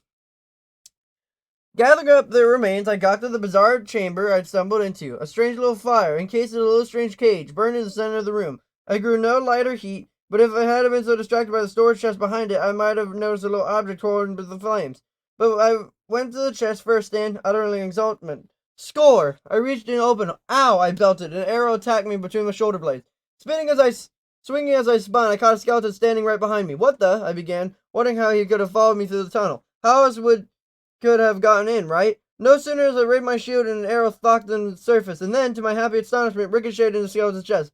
Well, will you look at that, I said, realizing now I was a new combat tactic. Have you ever tried a bonehead bounce, as I now call it? It's how it takes a lot of skill. First, you gotta get real close. Second, you gotta aim your shield just right, and then when you do, there's nothing more fun than watching the shooter shoot itself. I completely forgot to wonder how the poor sap had appeared in the room with me. Because that's exactly what happened. It just appeared and was still ping-ponging arrows back in the first archer, and coming up with all kinds of witty comments after each shot, I might add. Then suddenly a second archer poofed right into existence next to it. And that's where things got serious. Bonehead bounces only worked for one shooter. But as quickly and painfully learned, taking arrows in the shoulder, chest, and leg lowered my shield long enough for the Flash's diamond blade to claim 2 of 3 victims. The battle's third and final kill was a spawner. That was I called the cage fire sitting in the middle of the room. I should have suspected the weird little device was a monster factory. I should have noticed that the thing spinning in the flames was a miniature skeleton. Idiot, I said aloud. Try not to beat up on myself. Don't dwell on your mistakes. Learn from them. Unfortunately, in this scenario, how what I learned made me feel even worse. I had a new threat to deal with, a curveball that only demolished my ironclad theory of mobs only spawning in darkness. If there were any more of these monster factories around, churning out skeletons, zombies, and squads of silent, explosive creepers, it was long enough to make me seal up the room, the mineshaft, and turn my back to the whole new underground realm. Right after I looted these last 2 chests. At first I found a gray, thin disc in the size of my hand. Too bad there's nothing to play it on, I thought, opening the second chest. A book! And not just any book, a manual, a technical instruction guide. Up until that moment, my self-education had crawled in a snail. Observation, experimentation, and lucky, or sometimes dangerous accidents had been my process. No more. Within these delicate pages, I found ready-made teachings and just been to be absorbed. Opening the leather-bound volume felt like trying on a new pair of wings, and reading its contents made my mind soar. Without questioning why words were written in my language, or for that matter, for what my language actually was, I flew right back to the surface, into my house, and into this new tomes of teachings. I found a book, I shouted at my friends, stepping onto the front porch of the house. I read aloud from The Book of Music that taught my animal pals how to make a jukebox and play a record I'd found, and note blocks would compose original tunes. Okay, so maybe it wasn't the most useful information. The music actually didn't deserve a name. Didn't actually deserve the name. I don't know what my tastes were back home, but this is sterile. Repetitive noise is pleasing as zombie flesh. And as far as constructing note blocks, well, I guess I could have turned my old bunker into a studio. But why do that now when there might be other books and more useful knowledge just waiting for me down there? But why I made another beeline for the mineshaft, my steps giddy in dreams of mental wealth. Given my first 3 forays, I think I expected to just trip over a library. It just didn't happen. Of course, after exploring a few tunnels, I turned the corner and let out a long, echoing whoa. The shaft opened into a cavern that made the first natural one seem like a ditch. It wasn't only vast, it was developed. Mine shafts led everywhere, and wooden bridges crisscrossing the open air. I could hear a rush of several waterfalls and see the glimmer of a few distant torches, as well as the glow of a faraway lava pond. I could also see another light, which turned out to be a pair of thin purple eyes. The creature was tall, at least twice my height, and so black I almost missed it. I was down to the bottom of the canyon, above the bridge. Not the easiest shot to make, but the gravity was on my side. I drew my bow, lined up my shot, then paused. Just because something looks like you doesn't automatically make them a friend. Remembering that old lesson mirrored a new one. And just because something doesn't look like automatically make them an enemy. For all I knew, this place was this creature's home, and might have answers to all the books I might find. Risk and reward, I said, lowering my bow and staring down to the bottom of the chasm. Ironically, that's when I found another chest, a book titled Wildlife. I didn't read it then, although I really wish I had. Shoving the volume in my pack, I crept to within a dozen blocks of a tall, dark stranger. I thought I was being safe, since I was far enough to get away from a few arrows before it reached me. I also thought it wouldn't turn to direction like a regular mob, and maybe that'd see me as a threat. Never assume anything, but I did. Hello, I called, resting my bow, and I didn't turn to see in the long, thin arms. A block of stone? Hello, I called again. No response. I was about to step closer when the creature just happened to turn my direction. Our eyes met. Gah! A chilling rasp, blind speed, and I really mean blinding. 1 minute it was far away, and the next whoosh, right into the face, knocking me back, bending armor and cracking ribs. The breath rushed out of my lungs and a bow flew from my hand. Gah! I rasped again. Another near-fatal blow. There was time to do anything but bolt. I tore across the chasm floor, aiming for the nearest light. I torched a nearby mineshaft. Another blow, another raspy scream. And as though I was nearly dead, and I was through nearly dead, and shaken to the core, but saved by a ceiling crossbeam that one tall super beast entered. Dazed and confused, I asked, what did I say? What did I do? Gah! The bee answered, butting up against the beam. This? I asked, holding up the book. Did I steal your book? Gah! Here, I said, dropping the book so close that it could to it. as I could. Take it, but I didn't take the book. I calmed down. What then? I asked, reaching for the retrieve the manual. What's wrong? What's the problem? And I backed away. I asked, what are you? They are called Endermen, I told Moo, when I made it back up to Deserve and hold up the wildlife guide. But it doesn't explain much, I continued, except that they're neutral. Moo, explained Moo, shoving on grass while I snacked on pumpkin pie. Oh yeah, I found another book in the way back up, and this one's titled Food. Turns out the mystery vine produced pumpkins, and the third book showed me what to do with them. I'm not supposed to look them in the eye, I continued, between bites of sweet pumpkiny goodness, but apparently that's what set it off, some kind of custom that I didn't follow, maybe. And what I thought was running real fast was actually teleporting. Reading on, I said, there's more here I don't understand, about endermites and ender pearls, whatever those are. I came to really cryptic stuff about endermen building the world. Don't ask because I don't know. But it had something to do with the block of stone it was holding. Setting on a book down, I mused. They couldn't have made the mine shafts for themselves because that one wouldn't fit. And they couldn't have written the book because the book refers to them as they instead of us. But then why? There was a cursed word again. Why? Doesn't matter, I said dismissively, avoiding my confusion and discomfort. I know what I need to know. Don't look them in the eye, don't mess with them, and they don't mess with you. Moving on.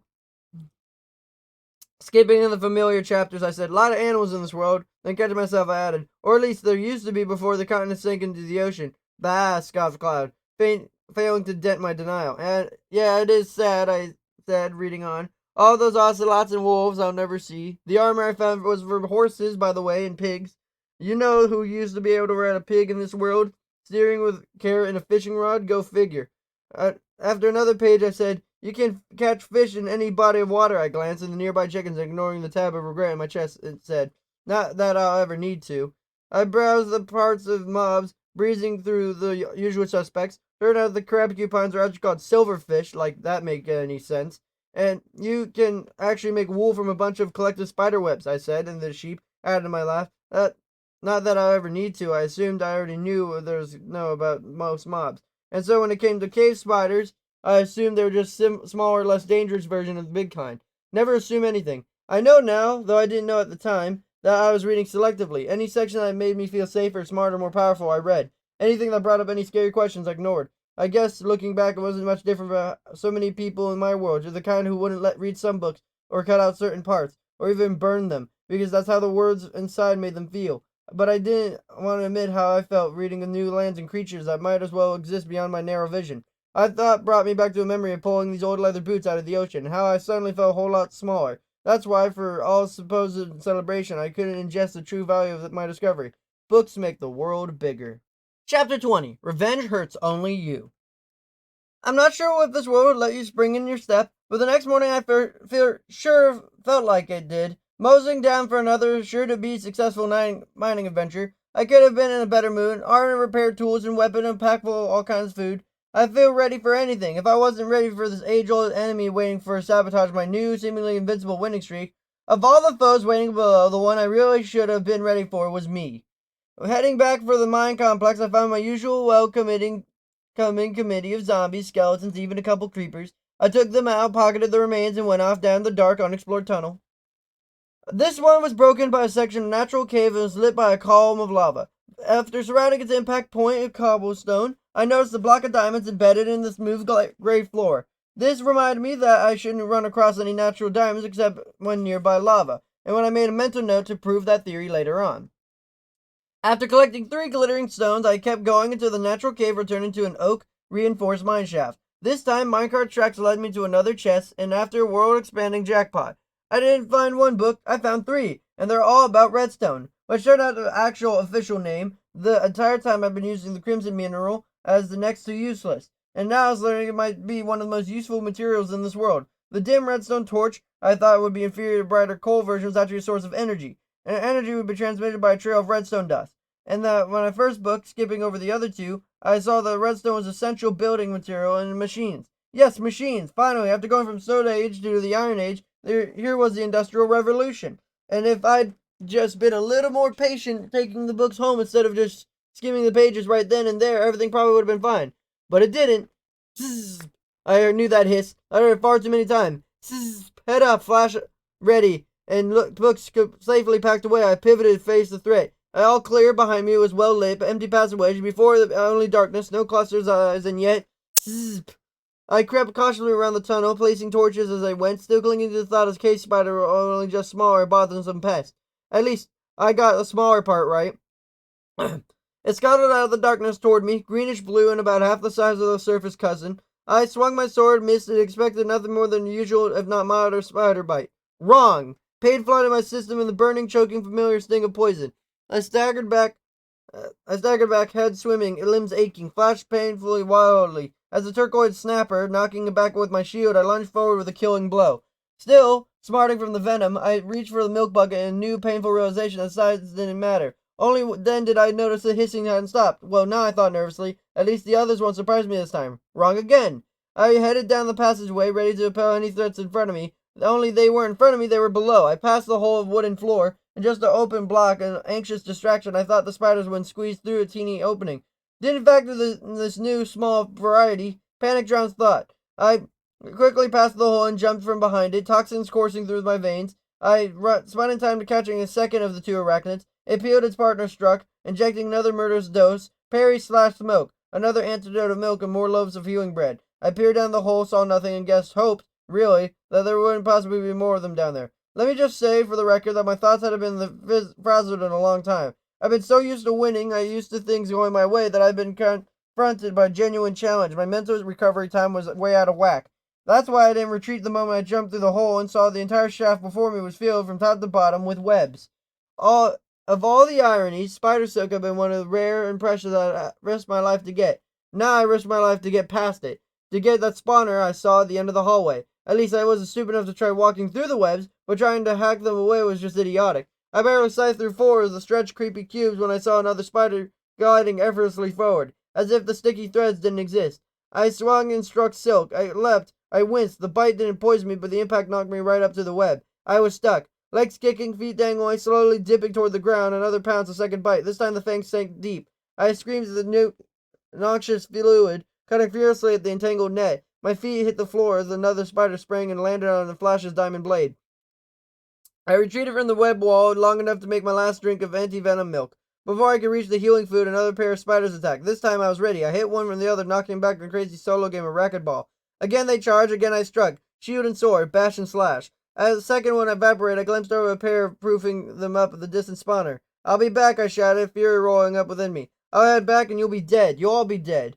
Running all the way home had given me the chance to clear my head. It didn't. I should have calmed me down just long enough to realize I needed to repair my battered armor, fix my cracked sword, and get a decent night's rest, and come up with a rational, reasonable plan. I didn't. I just grabbed some more food, extra feathers for arrows, and rushed down to do battle. Stopping the milk moo should have been giving me one last chance for sanity, but of course it didn't.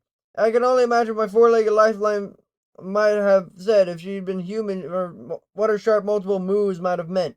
Please don't do this. Don't go back there without thinking. Consider your mistakes you've made, lessons you've learned, all the times you've almost died. Please take a moment. Take a deep breath. Don't throw away everything just because you want revenge.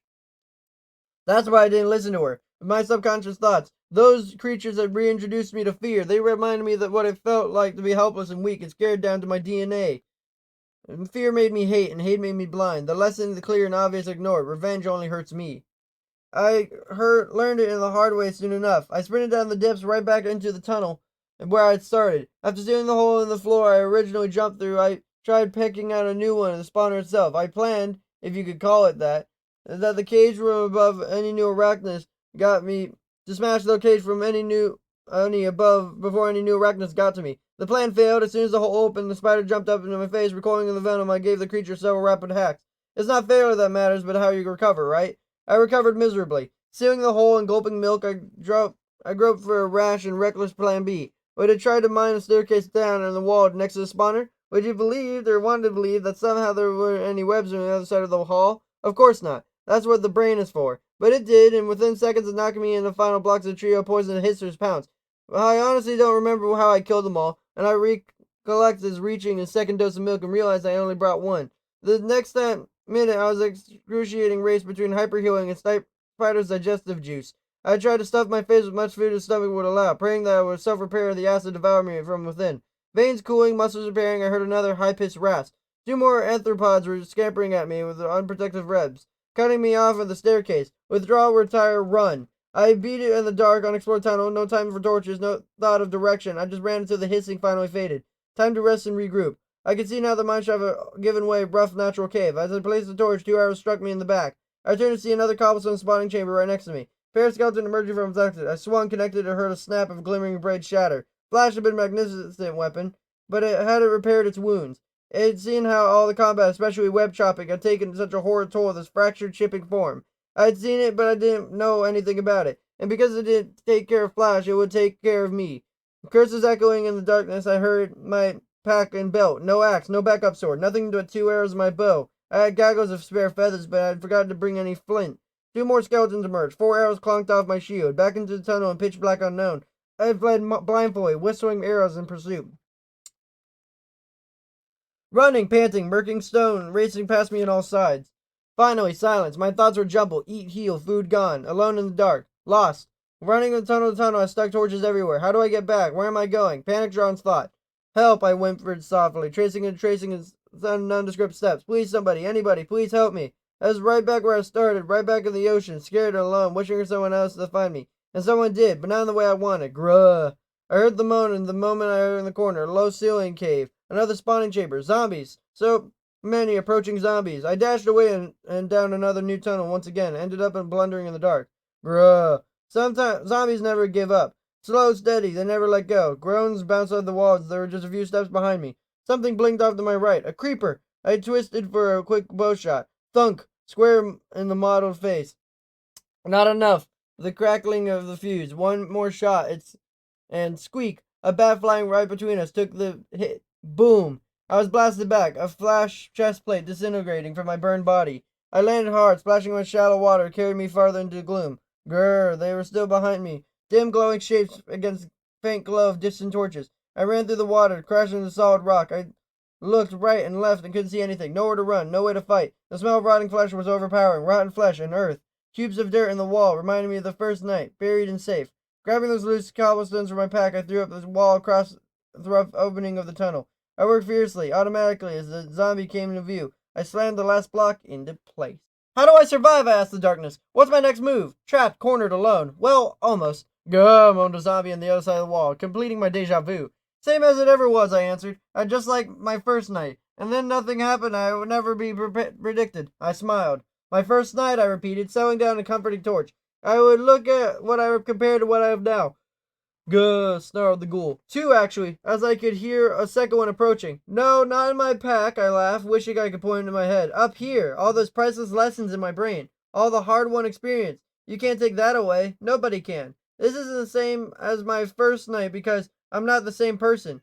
Gah, growled the beast.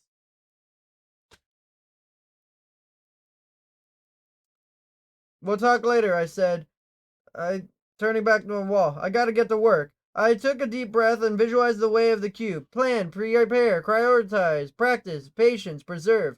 Right now I had to prioritize my needs, and need number 1 is food. The spider's sting was ripped every last calorie out of me. My head swam, my breath stank, and those tiny telling shivers were back. Starvation. Been a long time, I thought, searching my belt and pack. All I needed was 1 brown mushroom, totally inedible without its red and white partner. The rest of my inventory consisted of 2 dozen blocks of birch, 20 blocks of oak I hacked from my mineshaft supports, 3 empty metal buckets, 1 bucket of water, a worn shovel, a worn bow, a worn pickaxe, a ton of cobblestone, some gunpowder, some redstone, 3 books on redstone, a bundle of feathers, and enough spider silk to make an army of fishing poles.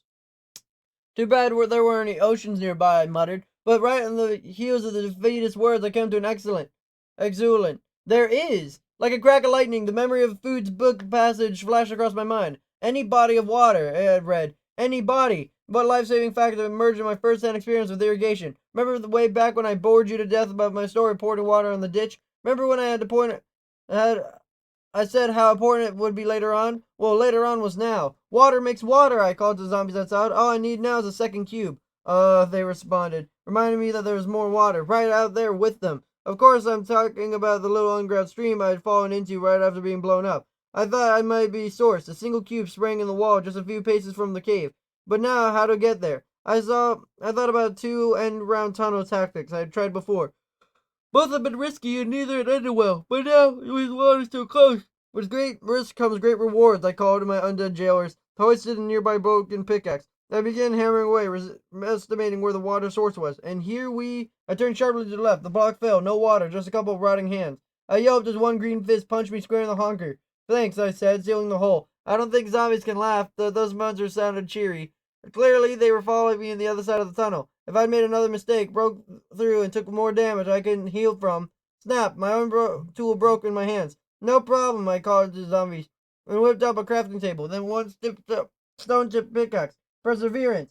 Turns out I only had one more block to go. Pick, pick, pick, pick, and then whoosh, underground water. Captured in an empty milk pail, I dug out a large basin in the center of the cave.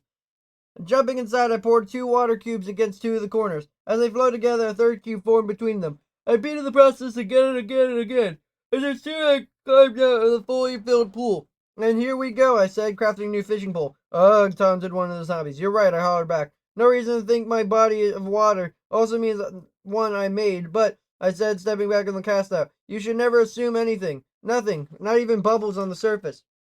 Patience, I warned my ghoul captors. You'll see. I just need to be patient. And here it was, a little life-saving V of bubbles. Come on, I coaxed, waiting for the V to zigzag toward my hook. A bobber sank and the pole yanked, and a possible salmon flying up into my belt, along with a new lesson. Knowledge, like a seed, needs the right time to bloom.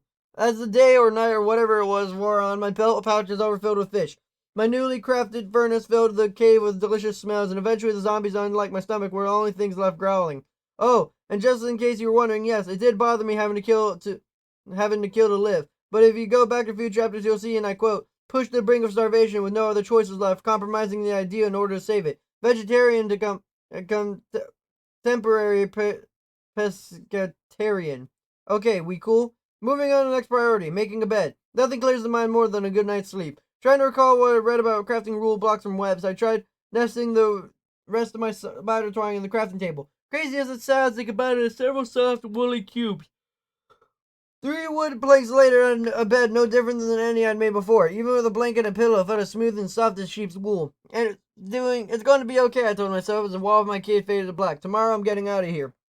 But tomorrow, as they say, was not just a day away. The next morning I realized that trying to make a hasty run would probably put me in the same position I was in now, if not worse. I was totally unarmed, with half of my body unarmored, no milk, meant I'd need 10 times as much food to counter spider poison, and let's not forget I had no idea where I was going. As bad as I wanted to escape the stuffy, cramped confines of my cave, I needed to repair, restock, and rethink my overall exit strategy. Like it or not, this underground chamber was going to be home for a while. I spent 2 full days catching a school of fish. Once that priority was checked, I turned to next on my list, armor and weapons. Using the last of my worn shovel to dig out the dirt section of the wall, I found a cache of 3 iron cubes. Just the start, I thought, optimistically, and picking them out, I broke through another cave.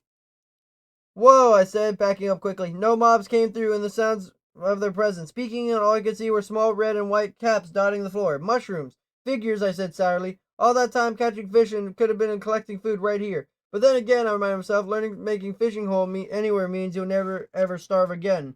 Problems first, problems. Long story short, I'm not a fan of mushroom stew. Too creamy and bland. But at least I didn't have to kill to eat anymore. See? I care. And this big old mushrooms grow by themselves. Just place one on the stone floor in a dim light and it'll make more of itself. So, just not they cleared my conscience, they cleared my calendar, freeing me up to go mining. And mine I did. And on the 9th or 10th day, I found enough iron and coal to forge tools, weapons, and a whole new suit of armor. It was time to get home, but how?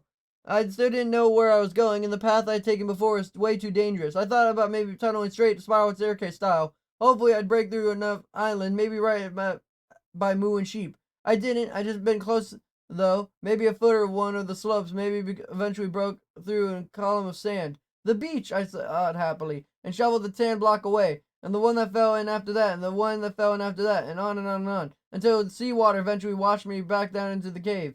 Plan B, I thought, gloomily sealing up the breach. Plan B meant trying the tunnel far enough to the mob-infested passages to hopefully break through another open shaft. That didn't exactly go as planned. On my first try, I broke through an open lava cave. Its walls lined with gold and diamonds. You can't help me now, I sneered at the treasure, and tunneled in the other direction. This time, I finally got to what I was looking for, a silent, clear shaft with no mobs anywhere in sight. Even better, the lack of torches told me I'd never been down this way. Home, I breathed, already tasting the sea air. Taking one step of the passageway, though, I turned to my left and saw another minecart. Throwing open the lid, I found some iron ingots, some gunpowder, a loaf of very welcome bread, and most important thing, another book called Navigation. At that moment, I felt the luckiest person ever. Gah! A zombie lurched around the corner, cracking his fist in my face. I staggered back on my half step, took a second blow square on my new shield, and then later the series of chops in my new iron sword, filling the hall with death smoke, filled with heart with pride. I was back. I was ready. I was facing three more coming down the hall. Must peer near the spawner, I thought, blocking the tunnel behind me. Plan B was dead. Time for Plan C, which I didn't have yet. Hopefully, this new book on navigation would help with that, and it did. There are 4 items described in the manual: a map, a compass, signpost, and, of all things, a journal. I couldn't make the map because I didn't need sugarcane for paper. I couldn't make a journal for the same reason. The signposts were easy, though, which they were made of wood, and the compass only needed iron and redstone. Unlike the compass in my world, the needle didn't point north. Instead, the book said it always faced my original spawning point. Not immediately helpful when you consider that it was bottom of the sea, but since it always faced the same direction, it could use the consistency to keep me from getting turned around. Laying the compass ingredients on the crafting table reminded me of how useless redstone had originally been, which in turn reminded me that I still had 3 redstone books in my pack. I still hadn't looked at them since the initial discovery, and even then I only skipped them. Did I miss anything useful? I wondered, now carefully rereading each page. And indeed I did. Rushing and taking all the fancy, cool machinery, skipping whole pages that didn't grab my attention right away. Details make the difference. Book 3, page 5, one simple sentence. Redstone torches can be used in detonation torches for TNT. TNT? The gunpowder, that's what it was for. TNT, which stands for, well, I don't know, but I sure knew what it did. The book didn't say anything about TNT, and it didn't need to know. You don't need to know everything I did underground in the underground month that followed. That's how long I spent down there, learning to craft TNT from gunpowder and sand, then testing in the water-cooled lava cave I found. You don't need to know about the diamonds I mined for a new sword and armor, or the flint I gathered for more arrows, or how I used those arrows to silent raids, sneaking out of the cave and snipe at creepers for their gunpowder. Last but not least, you don't need to hear every detail about the masses of machines I learned how to build and test and weave into my elaborate meticulous plan. All you need to know is one word. I was still going to escape, but not before destroying every spawner and random mob I can find. This wasn't bot-headed revenge anymore. This was cold calculation. This would finally make my island, above and below, completely safe. This was the one word you need to know. The word from my world that isn't nice is sometimes necessary. I was going to bring that world to the door. I was going to war.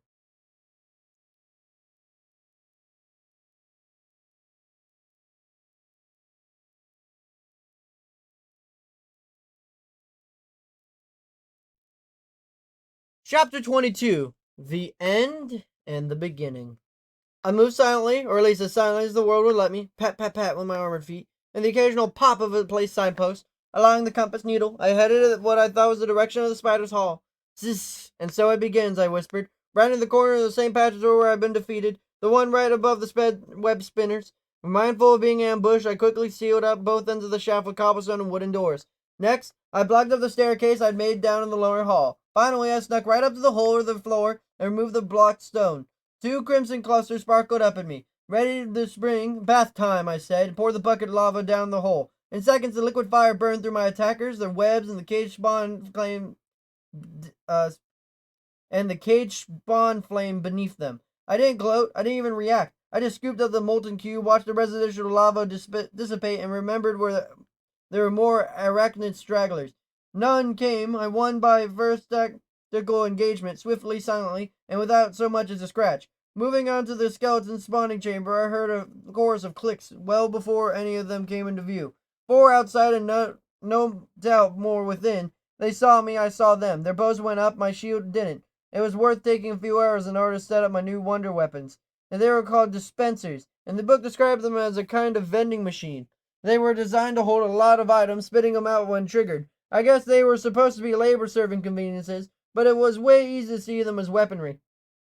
No tools or torches for these dispensers, just loads of deadly arrows. I had placed a tripwire of silk and iron hooks. Thanks, thank, thank you, Redstone books. And a line between the dispensers and the skeletons and stood back and watched the oncoming archers. Dispense with this, I said, laughing at my joke as the relentless shafts hammered like boneheads of the machine guns of my world. The barrage didn't kill them right away, but it didn't have to. My point was to delay and distract. While the skeletons absorbed and overdosed on their own medicine, tunneled around them and into the back wall of the spawning chamber. I broke through the darkened room and just in time to see first bone bag emerge in the cage flame. Say good night, hot shot, I said with a chuckle, diamond blade flashing. After smashing the spawning cage, I poked my head through the doorway and watched my dispensers claim their last victim. I made sure to go back the way I came, because like fire, booby trapped had no loyalty when then set to work disassembling them. The war was far from over, and both the arrows and dispensers still had a lot of work to do. My next trap involved a dispenser and a small, previously unused item called flint and steel. It was a C-shaped piece of iron and a flint-shaped chip that, when struck together, caused a small temporary blaze. I accidentally made one a while back, but I couldn't think of a use. And I did now. When placed in a dispenser and then set a pressure plate, it acted like a rear guard landmine. Remember, in addition to spawners, there are still random patches of darkness that created an occasional mob? Just as I was setting my first trap, the grunt of zombie filled the passageway. I looked up to see undead attacker lurching from out of the gloom. I backed up a few steps, not far I risked losing contact. The zombie came on, slow and dumb and completely unaware of the danger. Don't stop, I encouraged. Come and get it. I stepped on the pressure plate, then activated the dispenser, which sparkled a flint striker, which then green cool ablaze. Stirring like a torch, it growled and gurgled toward me. Burn, baby, burn, I chanted, retreating as quickly as it advanced. After a few seconds, I saw the fire wouldn't finish the ghoul. It weakened it, though. I only needed one strong chop. Good enough, I thought, placing one more striker mines in the passageway behind me. And I thought they did the job splendidly. I could hear the cries of burning ghouls echoing through the tunnels. I put you out of your misery soon enough, I called, focusing on my next booby trap. It was this one lacked an imagination, this more made up for lethality. A pressure plate, a trapdoor, and a hole filled with lava. Hey, Blasty, I shouted at a nearby creeper. Over here. Weirdly, the living bomb turned to the other direction. No, doofus, I shouted and raised my bow. Here. I shot the creeper in the back, hoping, if you can believe, for a less than lethal kill. The green silent column turned back, locked onto me, and slowly glided forward. Right, I said, backing up at visible detonation range. Here's your target. The creeper swept over the pressure plate, then dropped in the trapdoor, bobbing and burning. It silently surrendered to its fate. Shame, I said, watching the foe disintegrate. I could have really used the gunpowder. I found my way back to the main cavern, especially to the shaft that opened right up to the lava pond. Just as I was setting up a new horror show, I heard a growing cackle. A jackpot. 2 witches came from the corner, bottles of who knows what in their hands. Perfect, I called to the approaching villains. You, of all mobs, deserve that what's coming. And a flick of a lever, I sent a minecart racing down a powered rail, and the combination of wood, gold, and of course redstone sent the automated missile crashing into the oncoming witches. Crackling maniacally, they toppled right off a cliff and right into liquid fire. Who laughing now? I shouted, realizing a second later that in fact they were. Well, I still get the last laugh.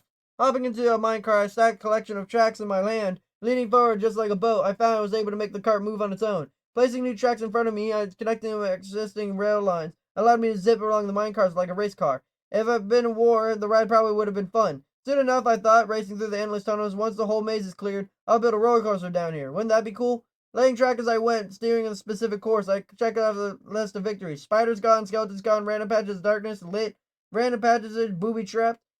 Just one more, I thought excitedly. One more spawner, and then I've won. Coming to the rest of the base of the zombie spawning chamber, I leapt off the cart and ran like a maniac for the door. Gah, growled the ghoul, poking its head out from the entrance. Say, I commanded, bashing it right inside of my shield. I wanted a trap, not dead. Before I could regroup in another strike, I placed 2 glass blocks in the opening. Yep, glass? Yep, glass. Not only used to seal up the doorway, but it replaced the entire cobblestone wall in clear cubes. I had something very special planned for my slouching friends. After finishing the first glass wall, I built a second, identical barrier 1 block behind it, and then filled the space between them with water. Why water, you ask? Because it was the only substance that could absorb the blast of TNT. I hit upon the idea of the first explosive creeper. Remember how it had been blown a hole in the bank of the lagoon? Well, I realized that the blast could only hurt the bank itself, while the shallow underwater blocks were unscathed. I thought I was being so careful, I even tested a water well theory in the cool lava cave, and it worked. After filling this water wall, I placed the stone steps up on top of the spawning chamber ceiling, hollowed out the space above the roof, and filled the space with charges. I thought I was being so careful, running the fuse of redstone dust all the way up to the bottom. I armed the last step with a simple wooden button. How poetically fitting that the button was the first item I'd ever crafted, things that were really coming full circle. You were my first threat, I sneered at the zombies, and now you'll be the last. A dim, hidden memory took shape as I learned to push the button. Some kind of expression through another button, another great explosion. Strangely enough, the image was mushroom cloud crystallized in my mind. Bing, bang, boom, I said, pressed all the small wooden square, and then the world ended. Or at least that's what it felt like when every ear-splitting concussion blew up the room, the zombies, and the torches that lit my victory. Yeehaw! I started to yell, suddenly smothered in deluge of water. The top level glass wall must have shattered, I thought, and backed up to get away. Only I couldn't back up. Someone was blocking my escape. I turned to see gravel. An entire wall of the stuff had fallen behind me. Looked up to see how far the barrier reached, and I saw there was water really coming from. My heart froze. I made a deadly mistake. There's no way of knowing how close the ocean floor was to me. I'd assume it was a mountain of rock. Never assume anything. The blast did not rip the floor wide open, but it also reached a massive gravel deposit behind me. Trapped, drowning. There was no place to go up. So far, so slow. Cold, dark, crack. Shooting pains, air-starved muscles. Closer, but still so far away. My body ached, my lungs burned. Swim, crack. Mouth open and choked scream, just like before, the beginning and the end. Crack. Reached the glow, grabbing for breath for life. Crack. The end is the beginning. Crack. I understand now. I get it. Epilogue. I understand now was what I coughed at the moo. Half dead, splashing on the surface, I pulled myself painfully to shore at the feet of my loyal friend. I understand everything, I repeated, in answer for knowing. About time, too.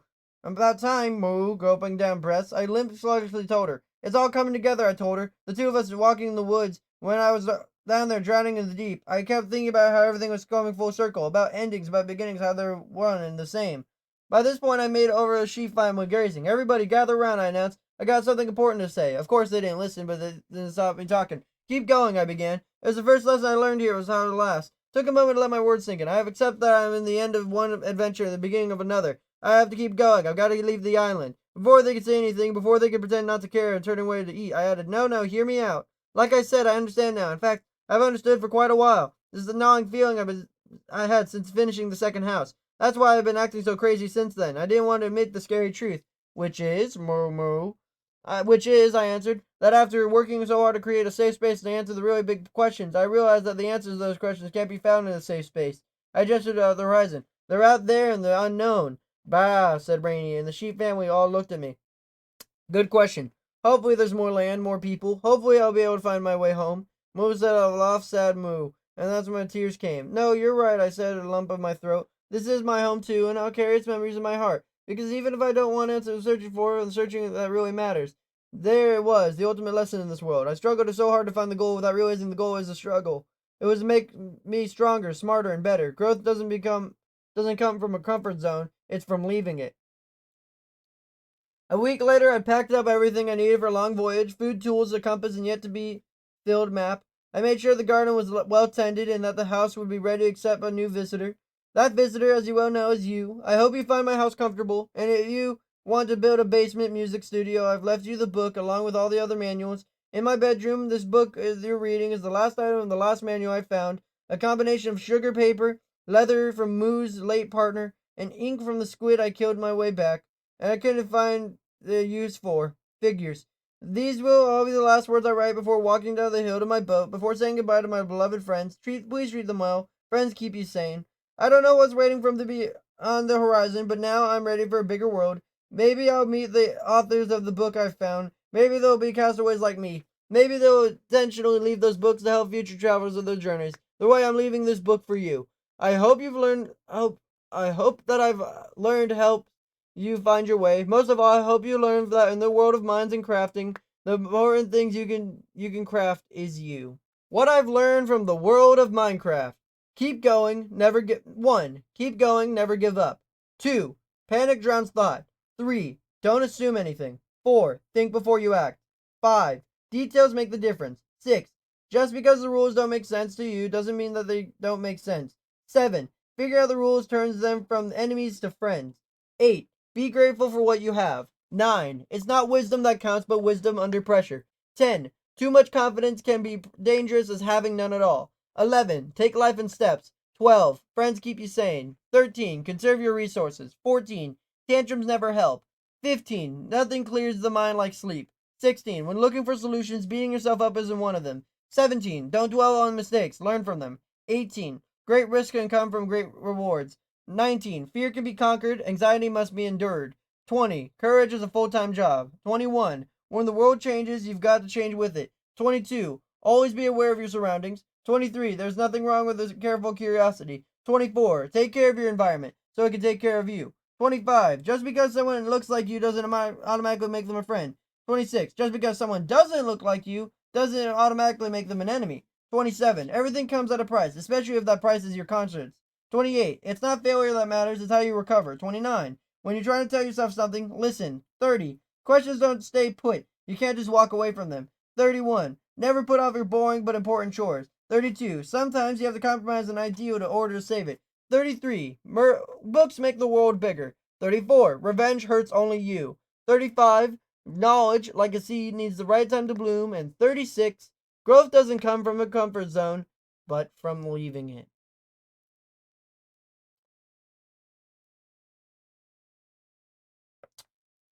And that is the end of Minecraft The Island. Honestly, it is another fantastic book that I genuinely would recommend to a lot of different people. If I knew people who knew who knew how to read like me.